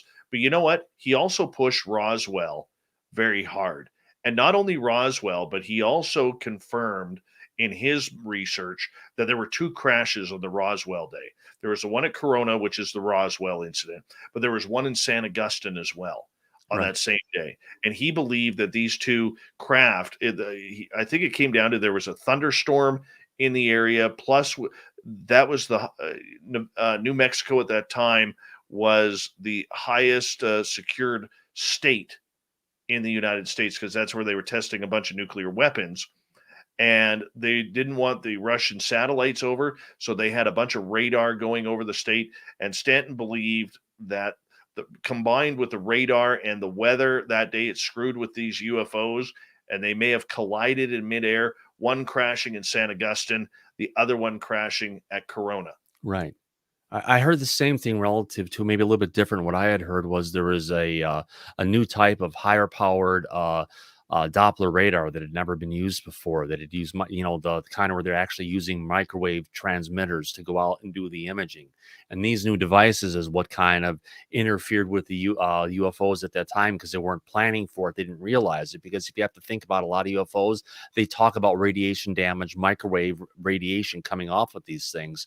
So maybe it could have been that, maybe in combination with the weather, where it just disrupted these craft. Imagine you've got something booking around it, 30, 40,000 miles an hour. All of a sudden it runs into something and it loses its bubble around it. It's just going to freaking all of a sudden get active by gravity and just go kablooey, because they're not designed to handle our atmosphere at the rate that if they lose the warp bubble, it's an amazing thing that happened. And that's one of the reasons why I think we've got the silence from the Air Force. There's too many things that they've covered up and things that they've swept under the rug, like with, what was it? Operation Blue Book, where they didn't, and they said this isn't worth investigating, but they weren't telling the truth. And we know that. Well, you know what? And that's why I've been telling our audience. I'm not sure if you've heard, Thomas, or I know you guys. You're one of these people who has these private listening parties where you and your group will listen to our show if it's a topic that pertains to to what you guys are covering. And this is why I've been saying recently over the last year there's this UFO Pandora's box there that the military doesn't want us to know about. And this is why I say, like, all the secrets are open now.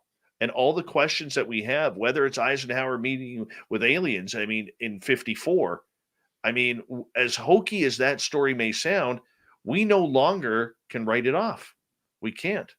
All right, let's get to Jonathan here. What comes after Astro when people learn the yearly reports will be as weak as the June report? Are they really going to be that weak? We don't know. I think we got the weakest report is what we got was the first one. And now you've got Congress who's actually getting wise to the practices of the Department of Defense. And if we can get these amendments passed in the NDAA, the National Defense Authorization Act of FY22, hopefully it can get through, because right now it looks like it's going to be stalled. It could be stalled for weeks, if not months ahead. So we're just going to have to be patient and know that eventually when it's going to get through, we're going to get the accountability that's going to be there. And out of that accountability is the need for public hearings and a regular amount of disclosure to the public on an ongoing basis. I will take this one step further. And by the way, Thomas, Jonathan Davies is someone you want to have on your show. Very connected. Very connected. And screenshotted his name, so. Yeah. And Jonathan is in the United Kingdom. He's in high-level talks with a lot of interesting people that you would recognize their names. And one of the big things with Jonathan is when he speaks like questions like this, I listen because it's very interesting what comes out. My opinion on it is this. It looks like that the report is going to be stalled, or the motion is going to be stalled here for a while. But here's my opinion. I think during that stalling, that those who are controlling the military industrial complex are going to be hitting up and lobbying the senators and the Congress people, and they are going to be very, very short and trite and saying, how many jobs do you want to lose? And I think that if the politicians do not keep their feet planted on the ground, then we're going to see the exact same weakness as we saw in the DNI report. And the problem is, going into this bill, there was momentum. There was big time momentum. And I think it's going for weakness. Well, there's two sides of the bills.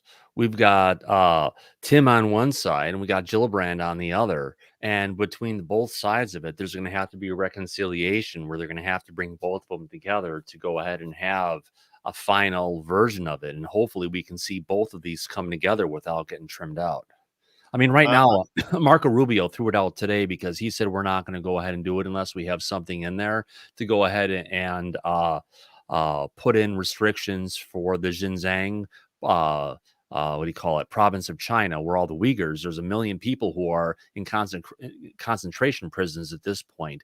And unless we have language in there that prohibits the purchasing of goods and the importing of goods from that region of China, the Republicans aren't going to sign off on it. Right. All right. Another question, and I'm going to let you answer this one from Filth. Okay, because I have to take a bathroom break. I got to pee bad. All right. Are there different alien races or factions in contact with certain governments? I'll let you take that for right now, and I'll be right back. Well, I look at it this way. We can go ahead and think that there can be multiple ones out there, and there might be, because life is diverse. We've got different types of craft that we're seeing on the East Coast of the United States and the Atlantic versus on the West Coast and the Pacific. So if you take it to that degree where you could potentially have different factions potentially living under the oceans on our planet, it makes sense. Now, are they different races? We can say there's at least one to be safe. Is there two? Maybe three? It's, until you only got the little picture right behind there on Dave's desk there. We don't know how many different ones are out there. Now, is there a good word that there's bodies frozen down in one of NASA's freezers 4 stories under the ground, and they've got multiple races down there? Yeah, I've heard there could be anywhere from 20 to 30, if not more, different races that we have direct evidence from that have crashed within the United States and around the world, that we have the remains of them. But it's all speculation until we can get actual fact. But are there things that are flying around in our sky? Are some of these actually are these some of the things we're seeing in the sky being piloted by non-human, if you want to call it non-human intelligence? I'll call them that versus ET, because they could be from here. Now, are some of those flying around and abducting humans?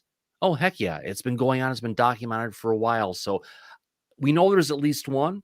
How many there are, put a big question mark on it. I'd rather leave it as a question mark rather than trying to say there's 5, there's 10, there's 30, there's 50. But at least we know there's something out there that's higher on the food chain, which makes me uncomfortable that Elizondo calls out. All right. Malou, we call him Skip to Malou around here. Could all pilots come together and do a separate report? I think in a proper world, we would love to see that, but there's a lot of money, a lot of jobs, and a lot of pensions that are on the way. And if you lose your job at one airline for opening your mouth, that doesn't mean that the next airline is going to pick you up. It's not like, working in finance or working in the car industry or working at a hospital or at a McDonald's, that you could just go to the next one and get a job.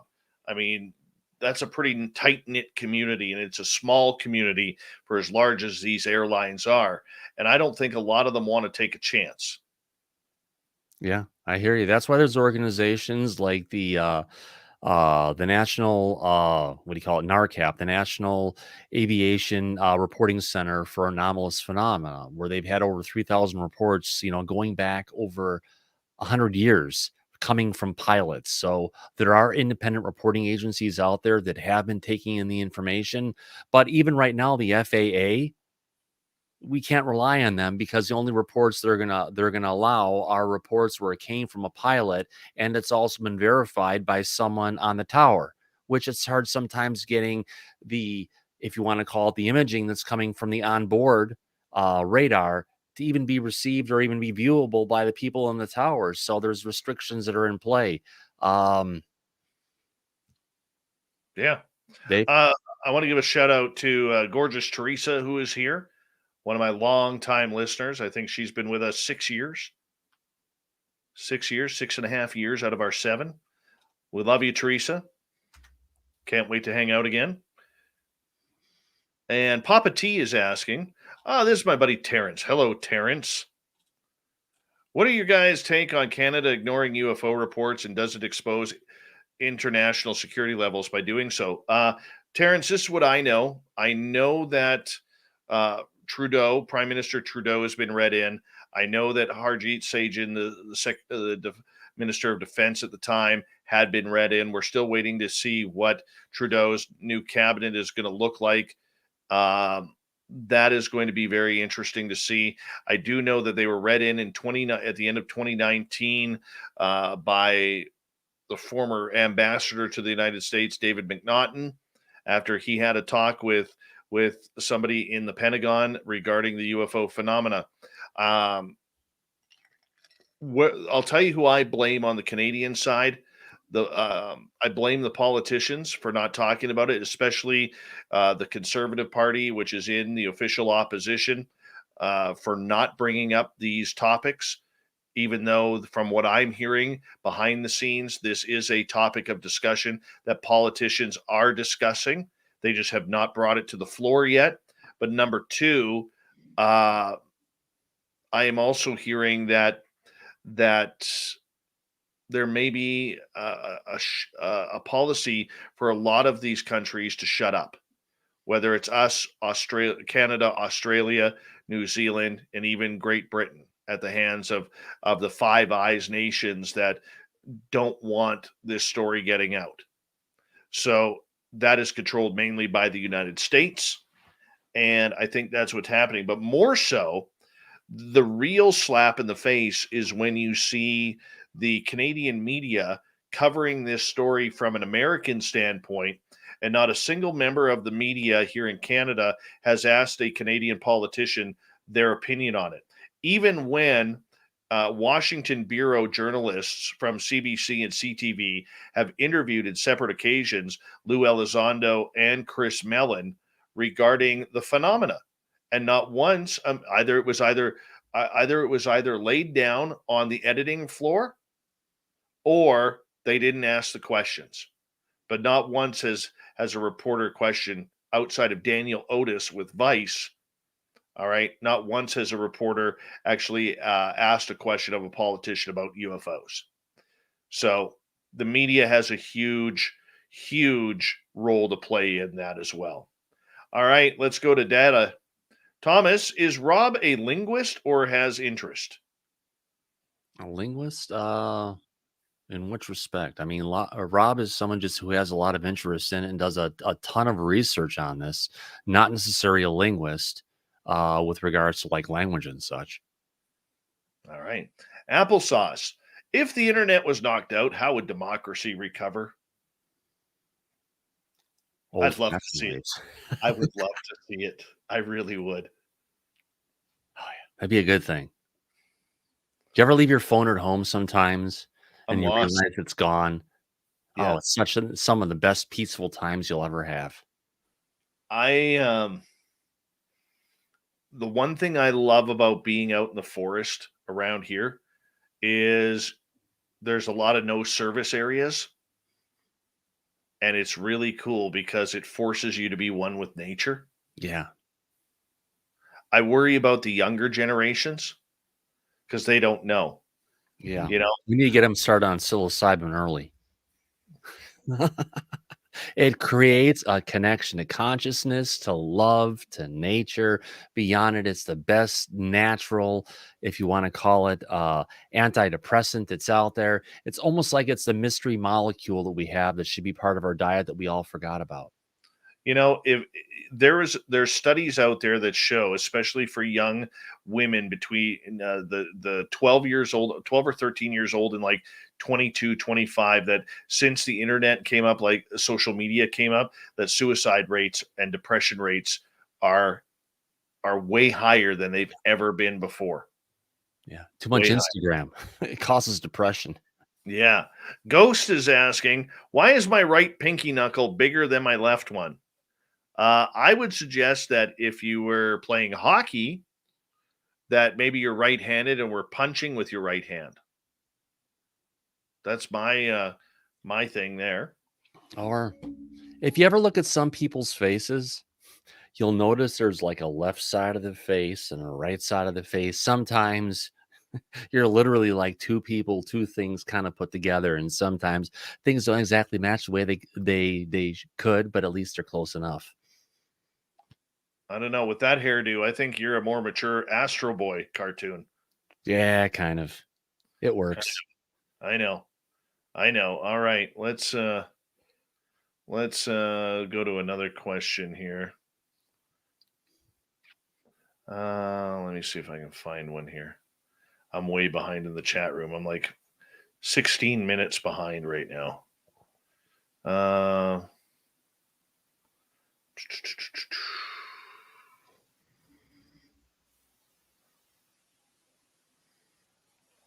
Let's see here.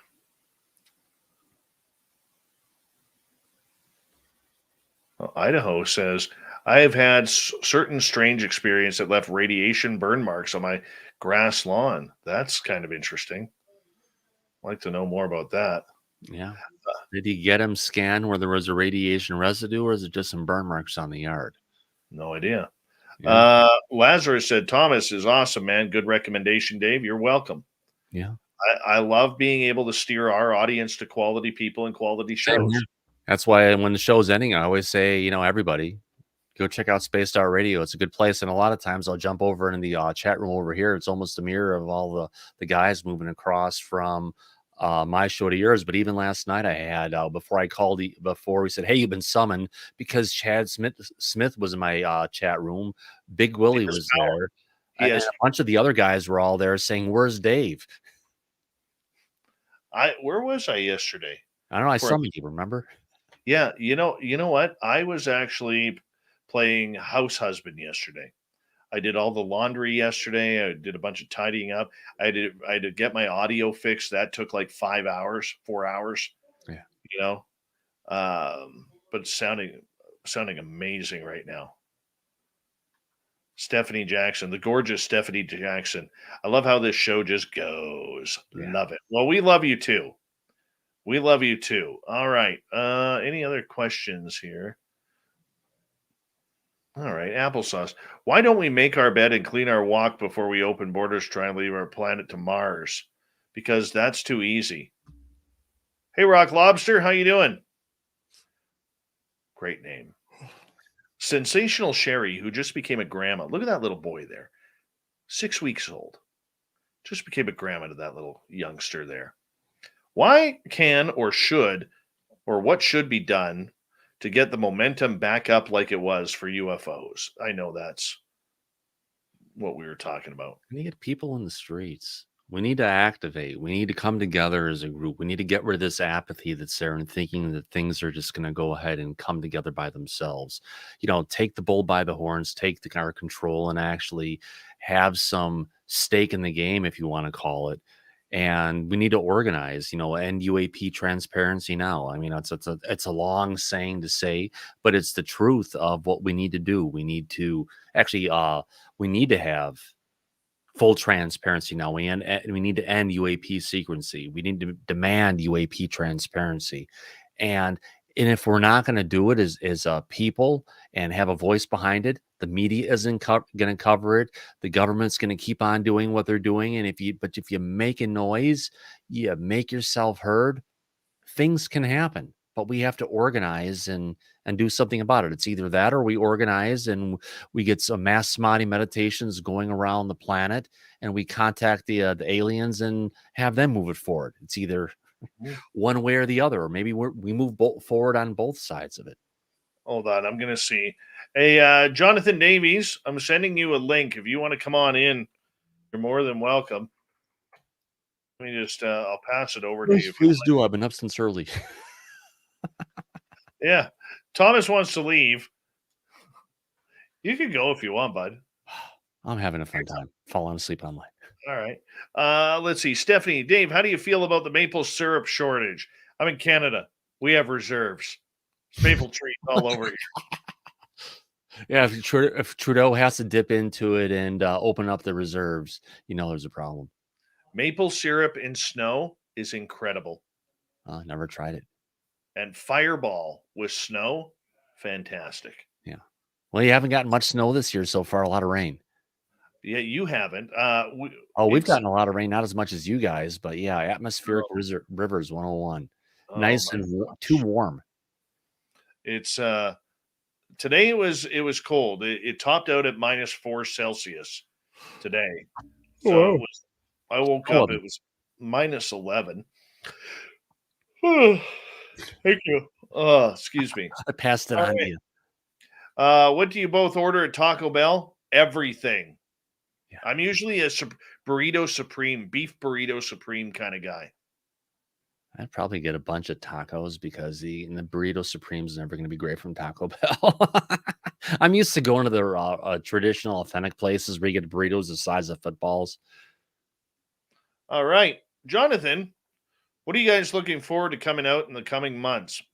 For him, it's Gary Nolan, Jacques Vallée, Material Paper, and Damien Knott's new movie, Haunted Skies, ties the sky stuff to the woo stuff. For me,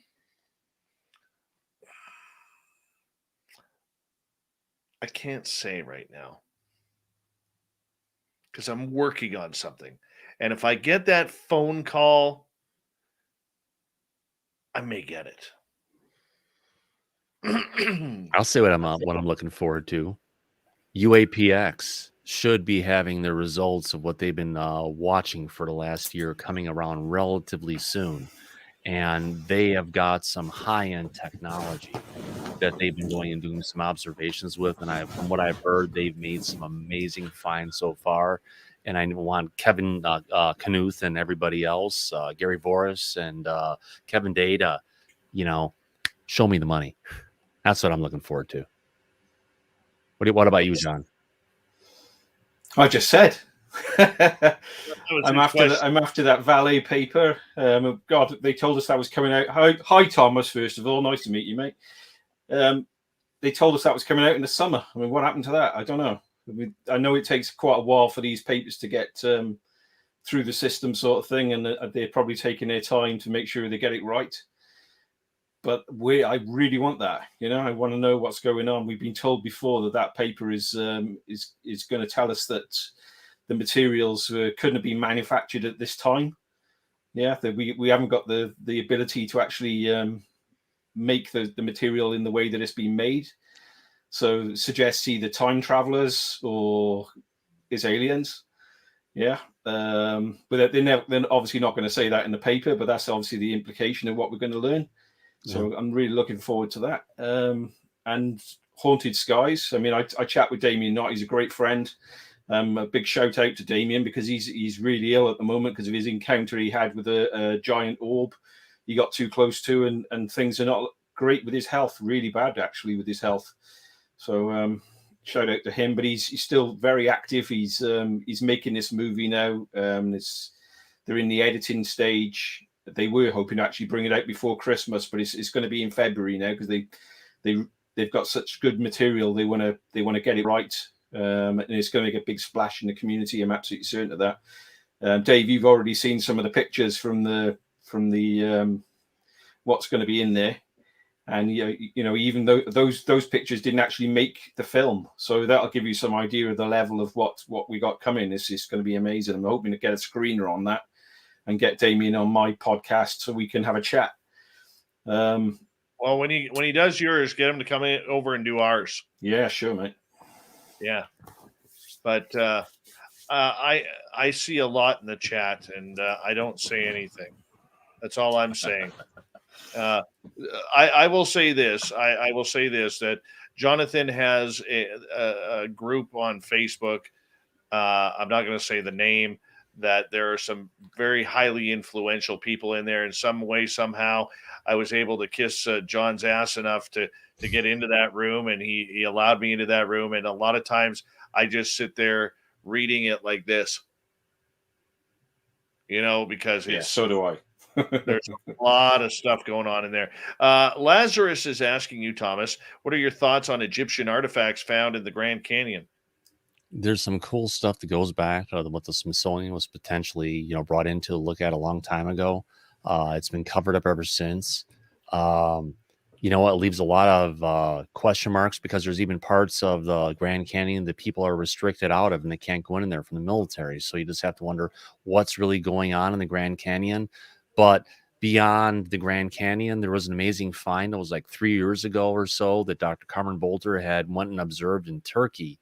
And it was pretty much a treasure cache that they believe from Nefertiti that was actually found in it was a 5 or 6 rooms that were carved into a side of a cliff that they dug into and found.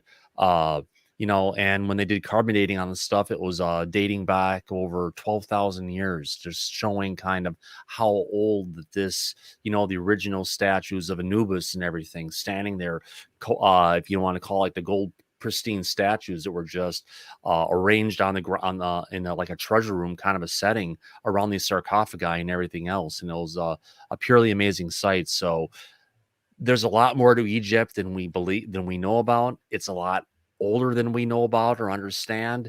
So anything about Egypt, including when they had the information from Corbell where they had the UFO, the pyramid shaped UFOs that were flying over the battle group in off of California, was like, woo, anything, bring it forward because there's so much there. And if they're coming back for what's going on, it just opens up such a world of possibilities, and there's so much history that's around us that ties it all together. All right, I love this question from Bim Jim. Young people who are new to ufology are making mistakes. What can we do? Teach them. The first recommendation I would say to any of them, stay off UFO Twitter, because it is a bunch of charlatans who are usually, not all of them, but many of them, who run around with clickbait type headlines and giving the "I'm offended" to everything. It's become very political when this is a bipartisan topic. It is become, I think, a lot of the young people, they're trying to latch on to these power groups that are out there, whether it's the Debrief, whether it's George Knapp, whether it's other groups out there. I think a lot of the young people out there, and Jonathan knows who I'm thinking of when I say this, that they will make up or expand on their own stories in order to add to their resume and credibility. Yeah, I think the old school way, like, and I'm not even that far into it, I'm only 7 years in. The old school way was just shut up and listen. And the younger part of ufology has to talk instead of listen. I think that's part of the big issue. I could be wrong. I may sound like a dinosaur when I'm saying that, but I'm not that far in either. And what I do, like even in Jonathan's private group, I don't talk much in there. I just watch and I listen, because it's so beyond my thinking that it hurts sometimes. It really does. John, what do you think?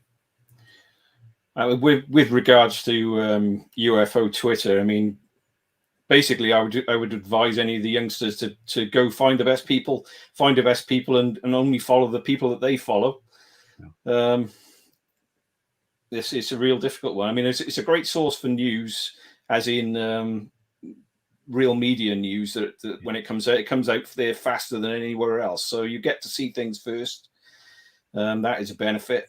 But like you said, I mean, there's a lot of people that have got huge egos on there, and they'll push their own thing, and they think they know what they're talking about, and half the time they haven't got a clue what they're talking about. You've got to use your gut feeling with these people. At the end of the day, if it doesn't feel right, it's not right. You know, I mean, use your gut. Block everyone that gives you abuse, because there's a lot of people that will give you abuse. Don't get into arguments. If it goes into an argument stage, get out the conversation, and maybe block or mute those people until you see that they're being rational again, because there's not many rational people on UFO Twitter from what I've seen. How about you, Thomas? Best thing I can do is stay in the center. Listen to the information that's out there, like what John was just saying, going ahead and listen, to some people you resonate with, but don't jump off too far to the left and too far to the right. And it's a learning experiment for any of us. Most importantly, it's about not being afraid to make mistakes, because if you're not going to make mistakes, you're not going to be able to learn. So just don't go in there trying to say and go down a particular path and saying this is exactly where it is. Leave a big question mark there, because it's a bit safer, and as time moves on, there'll be clarity that comes to all of this. So learn as much as you can. Nobody's got the answers. That's the first thing, and everyone should realize nobody's got the answers, and anyone that professes to have the answers is the person you need to avoid. That's the first lesson. If you find someone who gets all the answers, run away. You got it. Or has all the answers.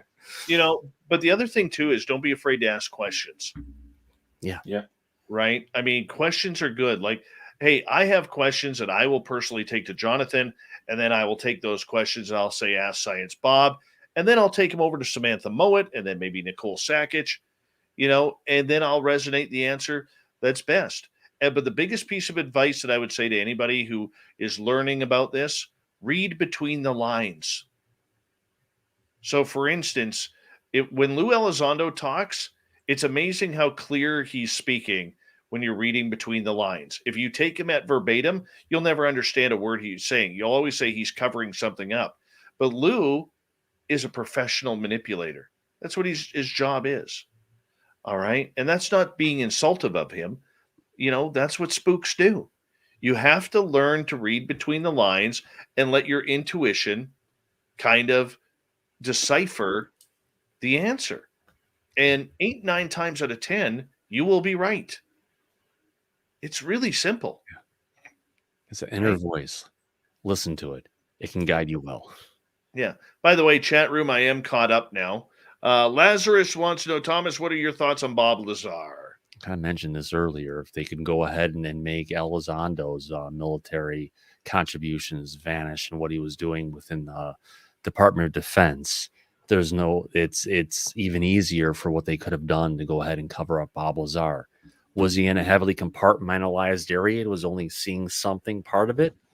Sure as heck sounds like it. Did he maybe see other things potentially that he wasn't quite there? Some of the stuff isn't fuzzy. Some of his stuff is pretty clear. Is he someone who was involved in something a lot bigger than he possibly understands? I think it kind of comes across, and the way the government tried to go ahead and erase who he was and what he did kind of speaks to those levels. Even when Corbell was going and filming his last movie about him, he got freaking raided by the feds after he was talking to Corbell about some of the stuff that was the element 152 or something that he had 114 or whatever it was that he was talking about. And after that conversation, they went out and they got raided. So it just kind of shows you that, yeah, they, even for who he is and how long he's been outside of it, they're still trying to keep their thumb on him. How about you, Dave? I look at the Bob Lazar story from a completely different angle. And that is that television station KLAS Channel 8 has never, ever retracted the story. Ever. Now, understanding how the media works, when you are getting involved with a governmental type story, what happens is your lawyers get involved on whether or not, or you should A, run it, or B, what you can and cannot say. I've seen it happen. And don't think for a second, people, that George Knapp just threw Bob Lazar on the air. It's not how it works. Yeah. They needed to make sure from other sources that he worked there before they brought him on. And Dave, why do you think Chris Mellon threw him under the bus by saying Bob was basically drinking at a pub down the road where all the guys from the base were, and that's where he learned everything, and that's what he had been told? Why do you think he did that? I mean, if Mellon is this guy that's all-knowing, as we've been told, a lot of people have been told, why would he put that out and push that narrative and downgrade Bob Lazar? I don't know. Yeah. Hey, Dave, I hate to do this. I'm fading out here. You go, bud. I know you're not feeling well. So, wow. Yeah, long day, get up early, work a full day. I swear I've sat at this chair in front of this camera since 8 o'clock this morning, which was... Well, hey, man, I appreciate you filling in for John on his birthday, buddy. Yeah. Really do appreciate that. Absolutely. Thanks for having me. I appreciate it. Merry Christmas, care. Thomas. Nice to meet you. Yeah, Merry Christmas as well. Hopefully I'll see you before then. Take care, my friend. Take care. See you later. Thomas Fessler, everybody. Oh, you wanted to say something? No, he left already. Yeah, so that's a good question. I know Elizondo and Mellon are not fans of Lazar's. I think it was overplayed. I think it was more, and I'm only assuming here, I think it was more, like shut the hell up kind of thing, John. Yeah, I'm not really sure myself. I mean, he was put on the spot when he was asked that question, obviously, and maybe it wasn't one of the ones that was on the list of questions to ask. And I will say this, both George Knapp and Jeremy Corbell, love him or hate him, that's anybody's opinion. Okay. The one thing that they have stated that is very true about this all is Lazar has never tried to capitalize off of this story. And it wasn't until Jeremy convinced him to do the documentary, love it or hate it, that he potentially made a little bit of money off of it. But I mean, this is a guy who could have had his story told in Hollywood. This is a guy who could have had his I mean, who knows how many Hollywood offers he may or may not have received. All right. What about a tell-all book that never came out? I mean, well, they did, didn't they? TTSA brought one out. I mean, they tried to cover that up. I mean, I was actually the person, believe it or not, who found out who owned the website that gave up the secret that it was Tom DeLonge that had published Bob's book. Yeah, they didn't want that known in TTSA, and that caused a lot of problems behind the scenes, from what I can gather. They didn't want to be involved with Bob Lazar, the rest of the team. So you've got to ask yourself again, why is that? If they're a disclosure movement, as they portrayed themselves at that time, why would they want to not be covering Bob Lazar if it's true? But here's the other part of that. Okay, if you look at the timeline, and let's just say for a second you buy the entire timeline, okay, and you take it verbatim.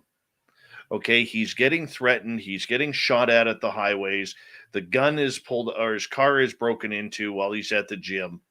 And then all of a sudden, out of the blue, Bob Bigelow comes into play, courtesy of George Knapp and Harry Reid, takes this guy. Thank you, Chad, for the super chat. Okay, really appreciate it. Have a good night, Chad. Thank you for a great week and all your help this week, man. Anyways, back to where I was. If you take the timeline, for instance, all of a sudden, right after all these so-called death threats were happening, Robert Bigelow gets involved, hires him to start a company looking to try and create Element 115. And whether or not they were successful, we don't know. But well, Bob has actually said they weren't successful, and not Bob. Bob Bigelow was saying they weren't successful, and that's why he basically shut that down, because I understand that Bob Lazar wasn't doing anything. He said he was literally not doing the work.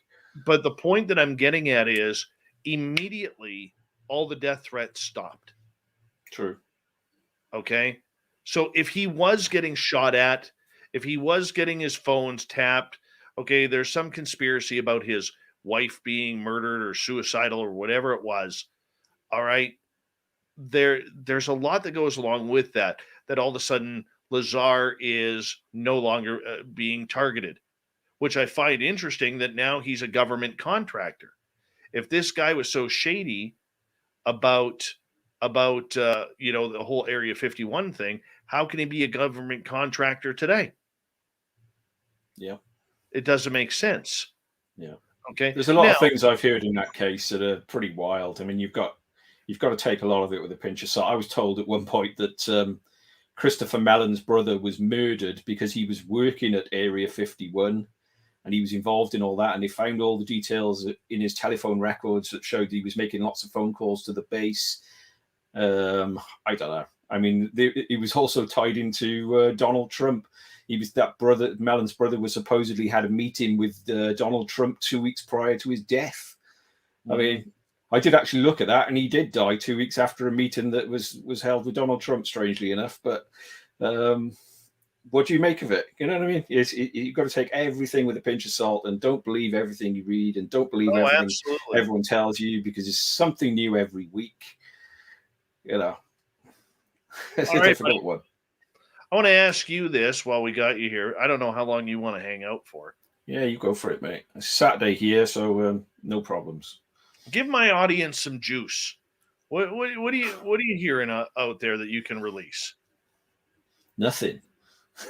You liar. Okay, if I release anything, people don't speak to me anymore. This is the problem. I wish I could just spout and start saying what everyone says, but that's the problem. You know, if you want to speak to the right people, they got to know that you can't say what they're telling you, and you just drop hints to the community, the directions they should be looking at. That's what I try and do, you know, and I'm discreet But I'm proactive in doing that as well. I mean, I really do try and push people down the right path. If you go on my Twitter feed, you know, people can see them. I sent people down the time travel route weeks before a lot of other people started talking about time travel. If you remember, Dave, we did it on your show. Mentioned it on this show. That's right. Watch for time travel. That's right. By the end of the year. I mean, even last night, I think it was Ryan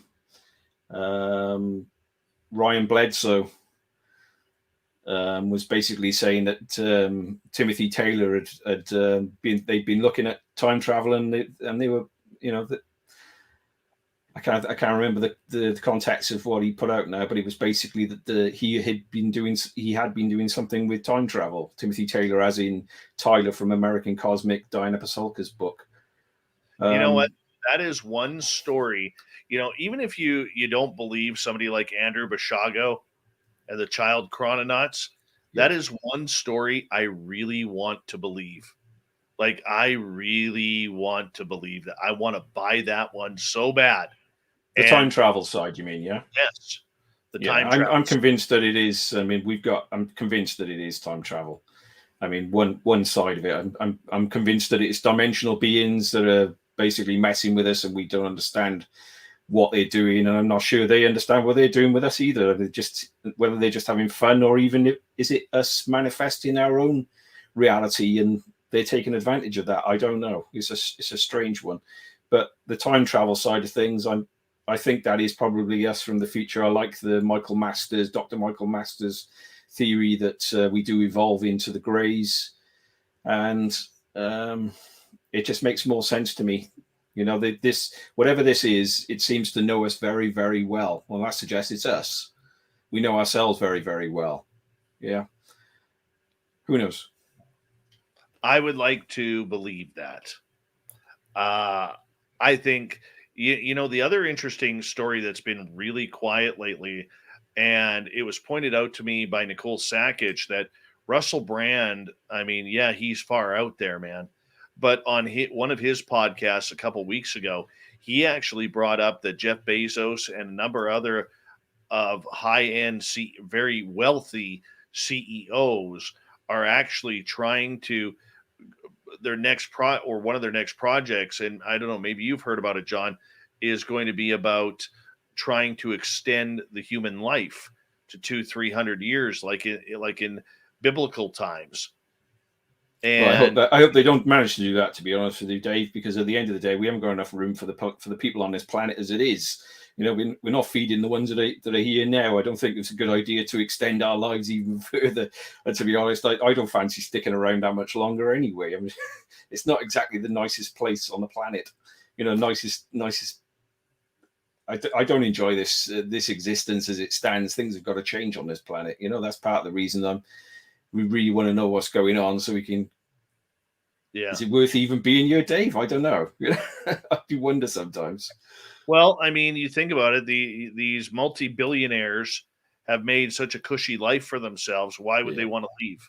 You know, because you know, you work your ass off for 30 years, and then usually you get divorced, so you could get some go finally play, so to speak. Yeah, I don't know. I've seen Jeff Bezos' latest girlfriend, and she's pretty. She's a 10 out of 10. I will say that. You know, Nikki wants to know, John, in your info, have you ever heard of warrior-style rifles or weapons with blue energy that once it's shot out of the device, it kills whatever it hits? I haven't heard of rifles or anything like that, but I've heard of obviously what happened in Brazil. With the energy weapons, when they were basically thinking they were being attacked, and it seems they were being attacked, and some people died. James Fox is actually over there now, or he has been over there looking into that. I did speak to Hal Putoff about whether or not that is our technology. You know, is it possible that we've got energy technology? He said it's far in advance of anything that we've got. So that suggests that it's either something again from the future, or I don't know. I mean, I was asking Hal basically, have we got black projects that have been down in South America testing out their weapons in a real life environment? And he said no. And then James Fox concurred with that. James Fox told me that there were entities seen as well, so that rules that side of it out. But then I have had... No, I won't go into that one. That's okay. I will say this quickly here. Good evening. Hello to both Guillermo and Mystics Walk. Good to have you guys here. Thank you so much. I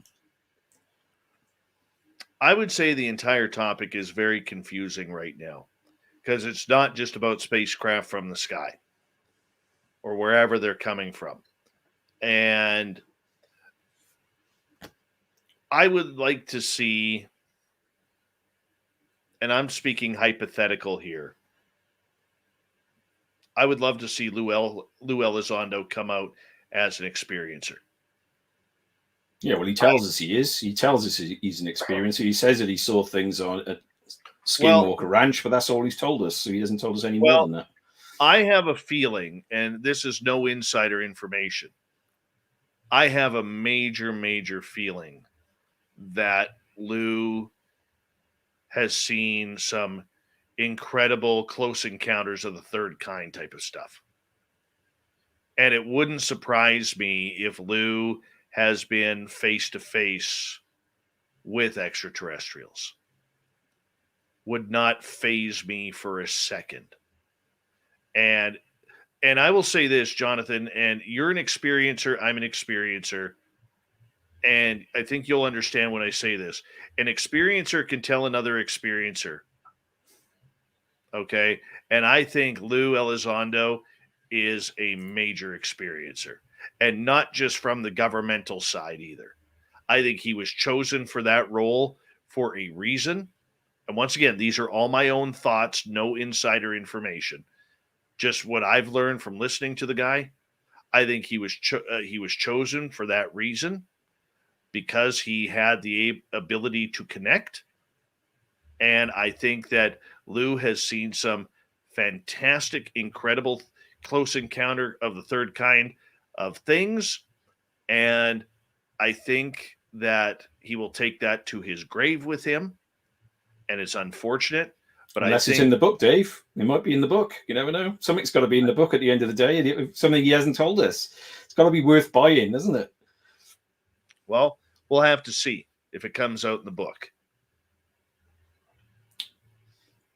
I haven't been told anything about the book. I'll be honest with you. I mean, I did get to hear somebody who was going to be helping him write it. I'm not going to use their name, give their name, but that shocked me at the time. I'll be honest with you. But I don't think that person is involved now. So I'm not sure who he's gone with for help with the book. Whether he needs help, I don't know. I mean, he's not an author, but he's obviously, he's a pretty intelligent guy. I'll throw a name out there. It would not surprise me at all if Leslie Kean's name is tied on the cover of that book. Well, that wasn't the name, but that one would make sense. Yeah, that's my opinion. She seems to have the insider tie to all of those, and that's what I will say. Once again, no insider information on that whatsoever. Right? It's just, to me, it's obvious. There are certain people that it's just obvious, and if it isn't George Knapp or Ralph Blumenthal, it's going to be Leslie Kean, and she's been quiet recently. Well, she's been doing some work with Bob Bigelow, and we know she's been involved with that the essay program. I mean, they're giving the awards out on that today, Dave. So you're aware they're giving out them. Jeffrey Mishlove will be getting his $500,000, and our good friend Nick Cook is over there. He's getting his $20,000. That was a fantastic essay. He sent me a copy of his essay, so I've had a good read of that. Nice. Hopefully, we'll get some of those people in our group. Nick said he's going to ask a few of them to join us, so we'll see. No, I think it's phenomenal. I really do, and it's scary. It's scary. And so Leslie Kean is basically doing other things as well with Bob Bigelow. We learned that in the group the other day. I don't know whether you saw that. I don't want to bring up what it was because it's not fair to the person who said it. But she's not just doing the essay side of things. That might be ongoing. They might be doing a part 2, but Bob's still looking at other things in the phenomena. That's become obvious from what we've learned in the last few days. So Bob Bigelow will be at this until the day he dies. He may stop for a while, catch his breath. Why doesn't he release what he's got, though, Dave? On the UFO side of things, why doesn't he just come out and say he can't have signed? I mean, if Lou Elizondo, who ran the program, can bring a book out, why can't Bob Bigelow? You know, he's eclectic. You know, he's eclectic. That's all. That's the only answer I have. Is he's eclectic. Fantastic mustache, but he's eclectic. And you know, it's the same thing with Skinwalker Ranch. What's the big secret there? Why hide it? I think it's because they did find skinwalkers walking amongst us, shapeshifters walking amongst us, and these people live amongst us in having normal lives. Apart from they have abilities that we don't, long lifers, immortals. Yeah. So you believe that there are immortals out there? If I believe the things that I get told, then it does make you think. These people believe it. And these people believe that shapeshifters are amongst us and werewolves are amongst us. You know, you've only got to hear George Knapp and Con Kelleher. Every time they have an interview, werewolves gets brought up. On the front cover of the book, they brought out, there's a wolf on the front cover of the book. I mean, I don't know how many more hints they want to drop. I'm dropping quite a few. Well, I will say this. I asked Brandon Fugel one day, I said, have you brought real experiencers out there to test?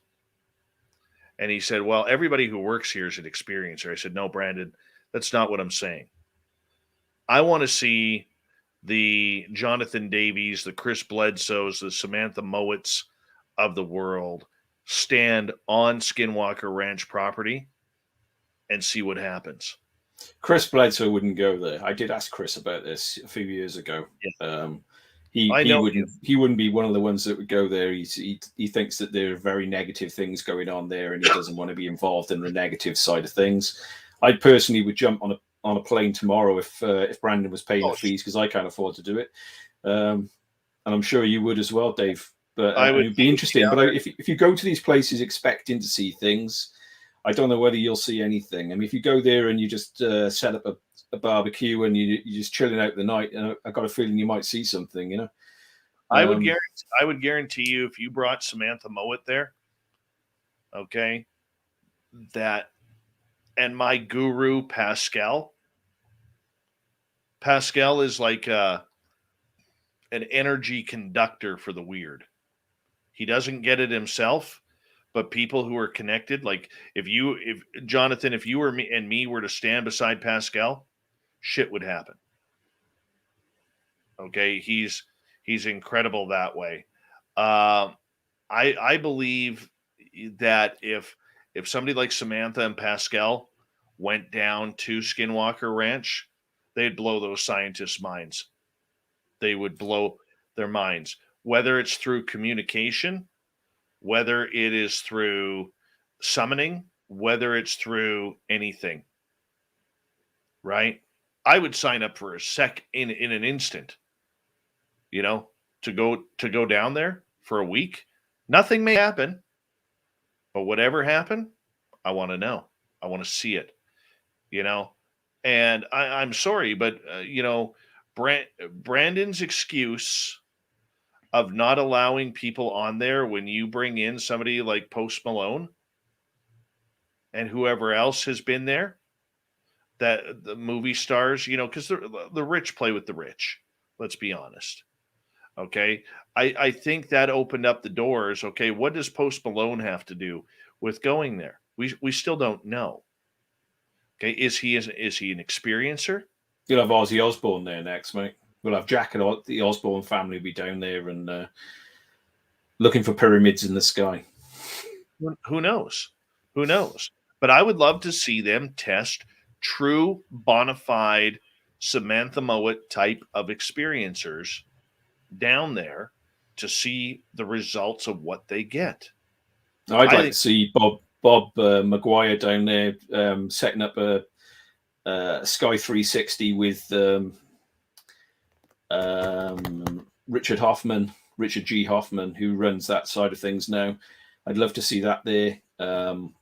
I'd love to see them send up fireworks there, but apparently Travis has told me that they can't send up fireworks, and they've tried to send up fireworks. They've tried to get permission to send up fireworks, and they cannot get approval. They've asked several times. I know that fireworks are explosions in the sky or explosions of light in the sky to bring these things in. I've seen that myself many times. And they know that. It's pretty obvious. That's why they're trying to get the license to be able to do that. But there's no reason why they couldn't set up, some device that sets off massive flashes of light, and some device that even if it's a sound of an explosion going off and not a real explosion, maybe that is a way around to try and get this to work. It's because they're in farming territory. I understand that's why they're not allowed to get that. Yeah. I would like to see them do it, though. I tell you, what somebody has to find is their own Skinwalker Ranch. They're all over the place. Yeah, we got one in Wales. I mean, we've got a place called Ripperstone Farm. In the 1970s, it was highly active. I'm going to be doing a podcast on that. Maybe I'll send you the details beforehand, Dave, and maybe you can look into it as well. It's an area in West Wales. They were getting constant in-house phenomena going on. They were getting 7-foot tall spacemen landing in the fields on the farm, and it was sticking around for 2 hours. It was an ongoing thing that was going on for years and years, and they had the news media there. They had people coming from all over the world to try and get a glimpse of what was going on. And I doubt if you've ever heard of it. Most people in the world have probably never heard of it. I never heard of it. Cases in Wales don't get heard of for some reason. I'm not sure why. We're terrible at publicizing what we've got here. Dude, my friend's former hobby farm of 10 acres, the shit that was going on there, it was incredible. Incredible what was going on there. From Bigfoot activity to ghostly activity to orbs to UFOs to aliens to fairies in the trees, shadow people all around. If I could have bought that property, I would have. I would have bought it in a heartbeat, because it was, dude, I would have my own mini Skinwalker Ranch right now. I mean, the shit that was going on in there and in the forests. I mean, I don't even know how to explain it. And it was nightly. Dude, we would be sitting, in the house having it's a 1-level house. And all of a sudden on the outside of the wall, you would hear boom, boom, like something big just took their fist and bang, bang on the log. It was a log home.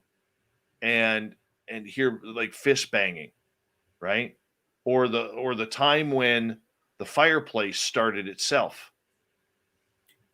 So you either get scared by these things, Dave, or you enjoy it. I mean, that's the thing that gets me. If you get scared by them, I think you manifest scary things.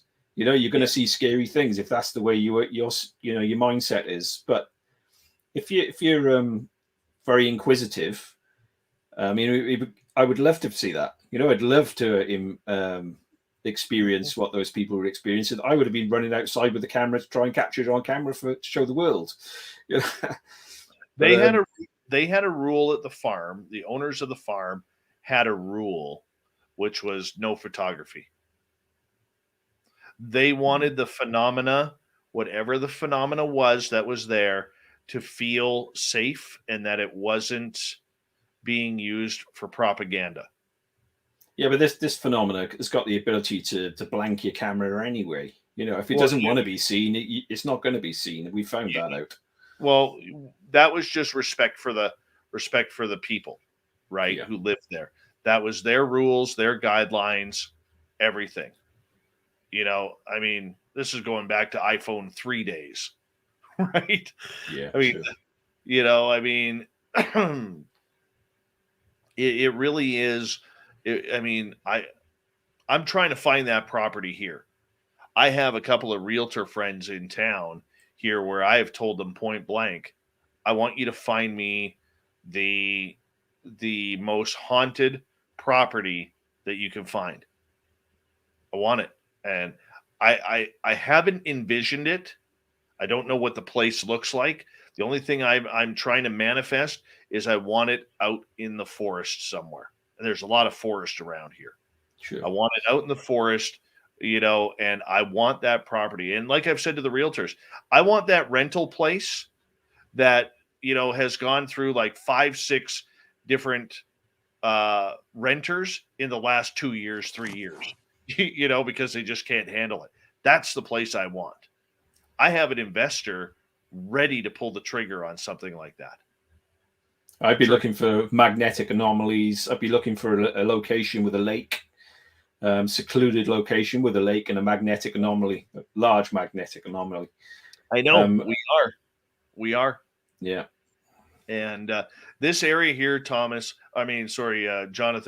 my area here, if you go an hour east of me, all right, there's a giant First Nations reserve there. And I was talking to one of the elders one day and I was asking about Sasquatch. And he's like, no, we don't get a lot of Sasquatch. He goes, every now and again we do. But he goes, then he kind of pauses and he goes, but I just wish those damn star people would leave us alone. And I went, oh, you got aliens. Yeah. Yeah. I think it's all the same thing, though, Dave. I've said this to you before. I mean, well, I know you do. Yeah. You know, I all do the same thing. I do believe everything is intertwined. You know, I don't know if it's the same phenomena. Well, I think they alter your perceptions, like I said before. You know, you see things, you iconize things because you don't understand what they are. You try and put an identity on everything you see, so you misinterpret, and the phenomena basically takes advantage of your misinterpretations. Yeah, and has fun with you. That's the impression I get. Yeah, I want my own study area. Like, for instance, if I could afford to buy the local museum here, because it's not a government museum, it's a private museum. If I could afford to buy that, it's right on the lake, right on the highway, right along the Gold Rush Trail, which is extremely haunted. I would buy that in a heartbeat because I know there would be shit there. And it's right on a lake that's 2 miles from my house, and people see things over that lake quite often. Just the other night, 3-4 nights ago, there was a UFO that was spotted over one lake north of us, and it flew this way, southwest to us. I would love to have that property. Do you need property though, Dave? I mean, I found that wherever I live, it doesn't really matter. I did see more when I was living in one particular place, I must admit. But I was on the coast, a large body of water. It was a large magnetic anomaly, one of the biggest in the UK, if not the biggest. It was right on the spot where I was living. But I see things, quite often where I live now. It doesn't really seem to matter, the actual location. The last interaction with something weird I had was when I had a ghost dog that was looking like my black German Shepherd. And I haven't seen that in months. That's the last. I haven't seen a UFO in a couple of years. Like it was like they've shut me off. That happens. I mean, I've gone about 6 weeks now, maybe, without seeing anything. I'll be honest. Yeah. But the last interaction I had that was strange was when it was earlier this year when I had a dream and Olaf Phillips and Bob McGuire were there. And when I called up Bob that next morning and I asked him, how did you sleep that night? And he goes, I tossed and turned all night. And he goes, in fact, his wife got up in the middle of the night because she thought she heard people walking downstairs in their house. And then later on that afternoon, Bob actually checked his what do they call that? The Fitbit on his wrist, and it showed him being awake for 90 minutes in the middle of the night that he can't recall. And that was the first time that had happened to him. And apparently a lot of, from what I'm hearing, a lot of abductees who have Fitbits are being able to record when they're taken. So they'll get the feeling that they've been taken. They check their Fitbits, and they're noticing that even though they have no recall, the Fitbit is showing that they were awake. Oh, I love the Fitbits. The Fitbits have basically told us where most of the underground bases are for the US military. They didn't realize that the military guys were buying these Fitbits, wearing them, and it was giving out the GPS coordinates, and nobody could understand why all these GPS coordinates were in the middle of nowhere. And it turned out there was DUMBs that were in those locations, deep underground military bases. So they banned all the US military from having Fitbits. I don't know whether you're aware of that. They banned a lot of high-ranking officials from going on TikTok too. Oh, really? All right. Yeah, because it's Chinese owned, right? Of course. Yeah. Mm-hmm. Well, that's a good move. But no, I think I would love to see a lot more experiencers wearing Fitbits just to test that theory. And I don't even know. I mean, that would be something like Gary Nolan or somebody would. I might actually bring that up in the chat room, because I know there's a number of scientists out there. All right, you know what? I'll do that right now while we're speaking, because I know I will forget. I know I will. Question for the scientists of the group: has anyone studied or thought of studying experiencers who wear Fitbits? I expect at Bob McGuire to answer on this. LOL. But I really do believe that the Fitbit may be able to detect alien abduction. There we go. Let's see what the responses go on that. You may not get anything. You may not get anything, Dave, because at the end of the day, unless they know something that it actually does work, these scientists tend to keep a tight lip. Well, I know that, but hey, never hurts to put it out there. Yeah, you got it. Never hurts. I mean, it is shocking sometimes. They'll say, "Yeah, you're right," but more often than not, any sort of question in that sort of vein, I'll get ignored on, even myself, who runs the group. If I could say anything to my audience about what's going on in that group, it would floor them. It would floor them. And I don't talk about you. The only time I ever mention that group is when you're on with me. That's it. Because I mean, it is. Well, that's how we learn things, Dave. At the end of the day, it's great for us to chat and speculate, but at the end of the day, a lot of people in that group are actually involved. And some of them are heavily involved. Mm-hmm. And they don't give us anything major, but the hints are dropped, and you've got paths to follow once those hints have been dropped. You got that right. Our man Bim Jim here, who's also in British Columbia, he lives on the Sunshine Coast.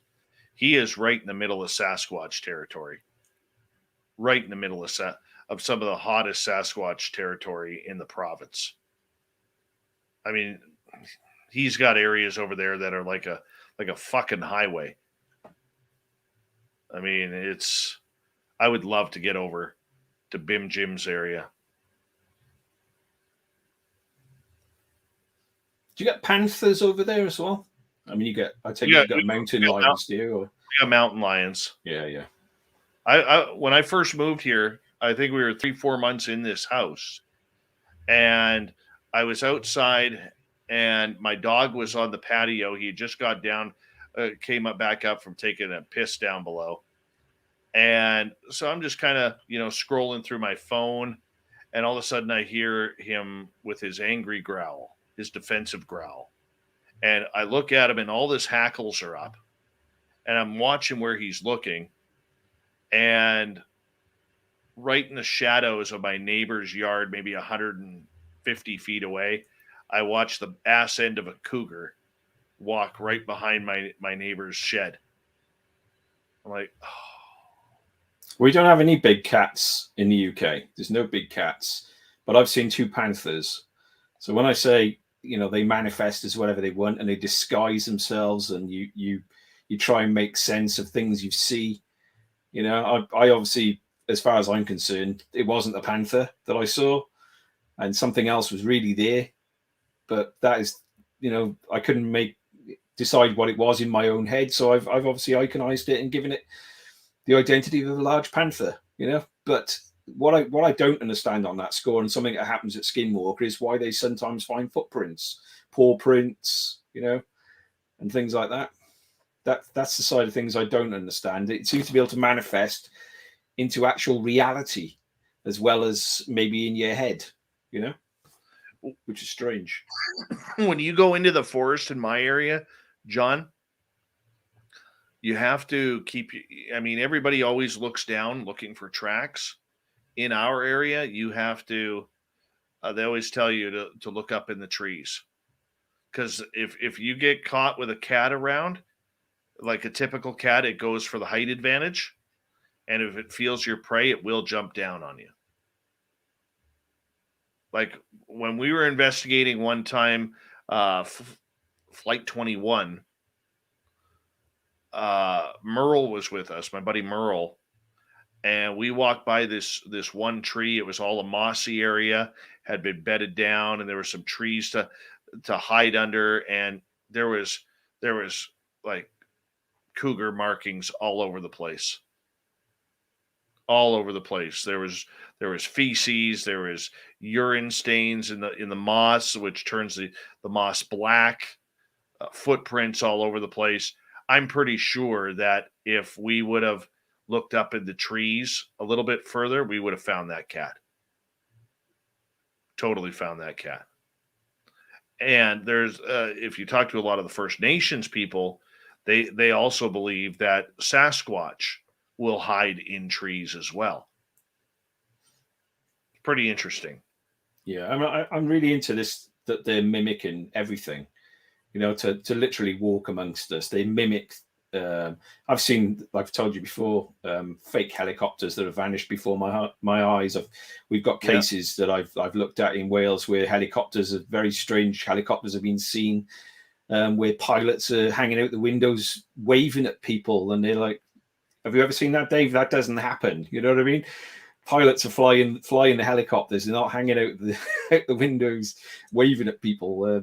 It's some strange things. These things are hiding in plain sight, mimicking what we think are real. They're not real. People really need to start taking a better look around them, because some things in the sky are just not real. They use the same sort of lights at night that our planes use. I've videoed things that have taken 10 minutes to cross a space that even the slowest plane would take 2 minutes. And yet they've got those same lights that the planes have got. And yet people see these lights and they say, oh, well, they've got plane lights. That's got to be a plane. Wake up. People have got to wake up. They are mimicking our own aircraft. They mimic anything to make us be deceived. Dave Bailey here says, I saw the Rutland Panther UK close up. Freaking scary. Cool. Yeah. Did he really though? Was it a panther? That's what you got to ask yourself, Dave. I don't know. All I know is that my phone keeps turning on and off with its charging. Jerk. Hurry up. Oh, there we go. I'm obviously saying there that maybe that was an ET. I'm not saying that it was a small cat really or something, and he's got that wrong. I'm saying that, maybe he did see a very large panther he perceived a very large panther, but maybe it was an ET, something else, or a dimensional entity. Bim Jim says, yep, I've seen an impossible helicopter. A guy was hanging out smiling at me. That's what you're talking about. Oh, yeah. And we've had a few reports of that. If it was one person that had said that, I would have been, you dismiss things sometimes when you just see the odd case. But I've seen quite a few cases of strange, pilots acting very strangely in helicopters. It's really, really weird. Steve is saying, can you explain the Rendlesham Forest incident? Well, we know that an orb came down from, excuse me, my dog has just woken up, came down and was basically going through the base and scanning the missiles at Rendlesham with Bentwaters in the UK. There was a American base here that during the Cold War era, and there were nuclear missiles stored there. It was the biggest nuclear storage facility for missiles in Europe. And they were getting UFO events going on. There was a very famous case of Rendlesham Forest incident. But I mean, these things were coming in to the base and literally scanning the same way they were scanning in Pine Gap in Australia. They literally entered the buildings and they were going through the base and they were chasing them through the buildings. But I mean, who knows on that sort of things? I mean, it's a big case because it was a nuclear facility and they came down and, Colonel Charles Holt was there with his little recorder, and he basically recorded what he was seeing at the time. Great. They were seeing plenty of things, but to be honest, I think my landing case was a bigger case than that, Dave. If I'd just had a few witnesses to that one, I think it was a far bigger case, what I saw that landed by my home in Wales. And it went on for an hour, and the difference is I took pictures. Yeah. But the problem is because I'm not a military person like Charles Holt and the other guys there, and it wasn't a nuclear facility, nobody's interested in what I've got to say on that. That's the problem. Unless you're a policeman or you're a military or you're a pilot, we're all brushed aside. There's a chance, this person could be lying. Well, anyone could be lying. It doesn't matter if you're in the military. That's part of this topic that really drives nails into me, especially when you've got pictures and, my pictures have been checked and they've had the raw copies of the pictures and they're not manipulated. They're not the best pictures in the world because I'd had the camera for 2 days and I'd never taken a picture with it before that point. So most of them are overexposed, but at the end of the day, you really do get an idea of what was in front of me. You still see the large orange orb that was right by my house before it landed just in the fields by my home. You can see all that clearly. Yet I've never been able to get anyone interested in the case. It is a strange one. I even had what you might class as the Men in Black the next day scanning the area where this thing had landed.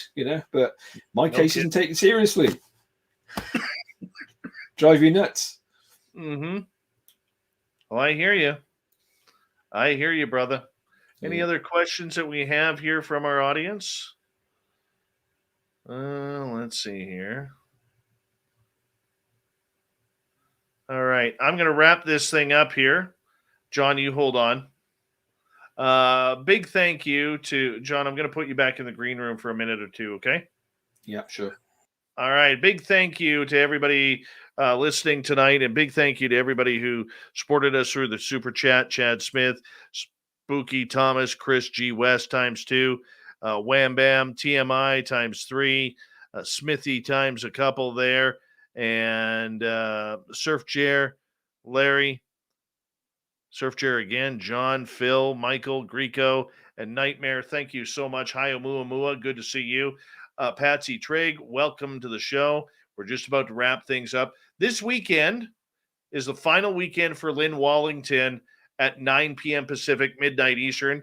As of next weekend, she will go from 6 p.m. Pacific to 8 p.m. Pacific. And then the after hours show with Big Willie, John Hudson, and Gemma Jade will go for 3 hours after that, and 2 to 3 hours, depending on how they're feeling with everything. It's going to be absolutely great. So this is Lynn's last weekend in the late slot.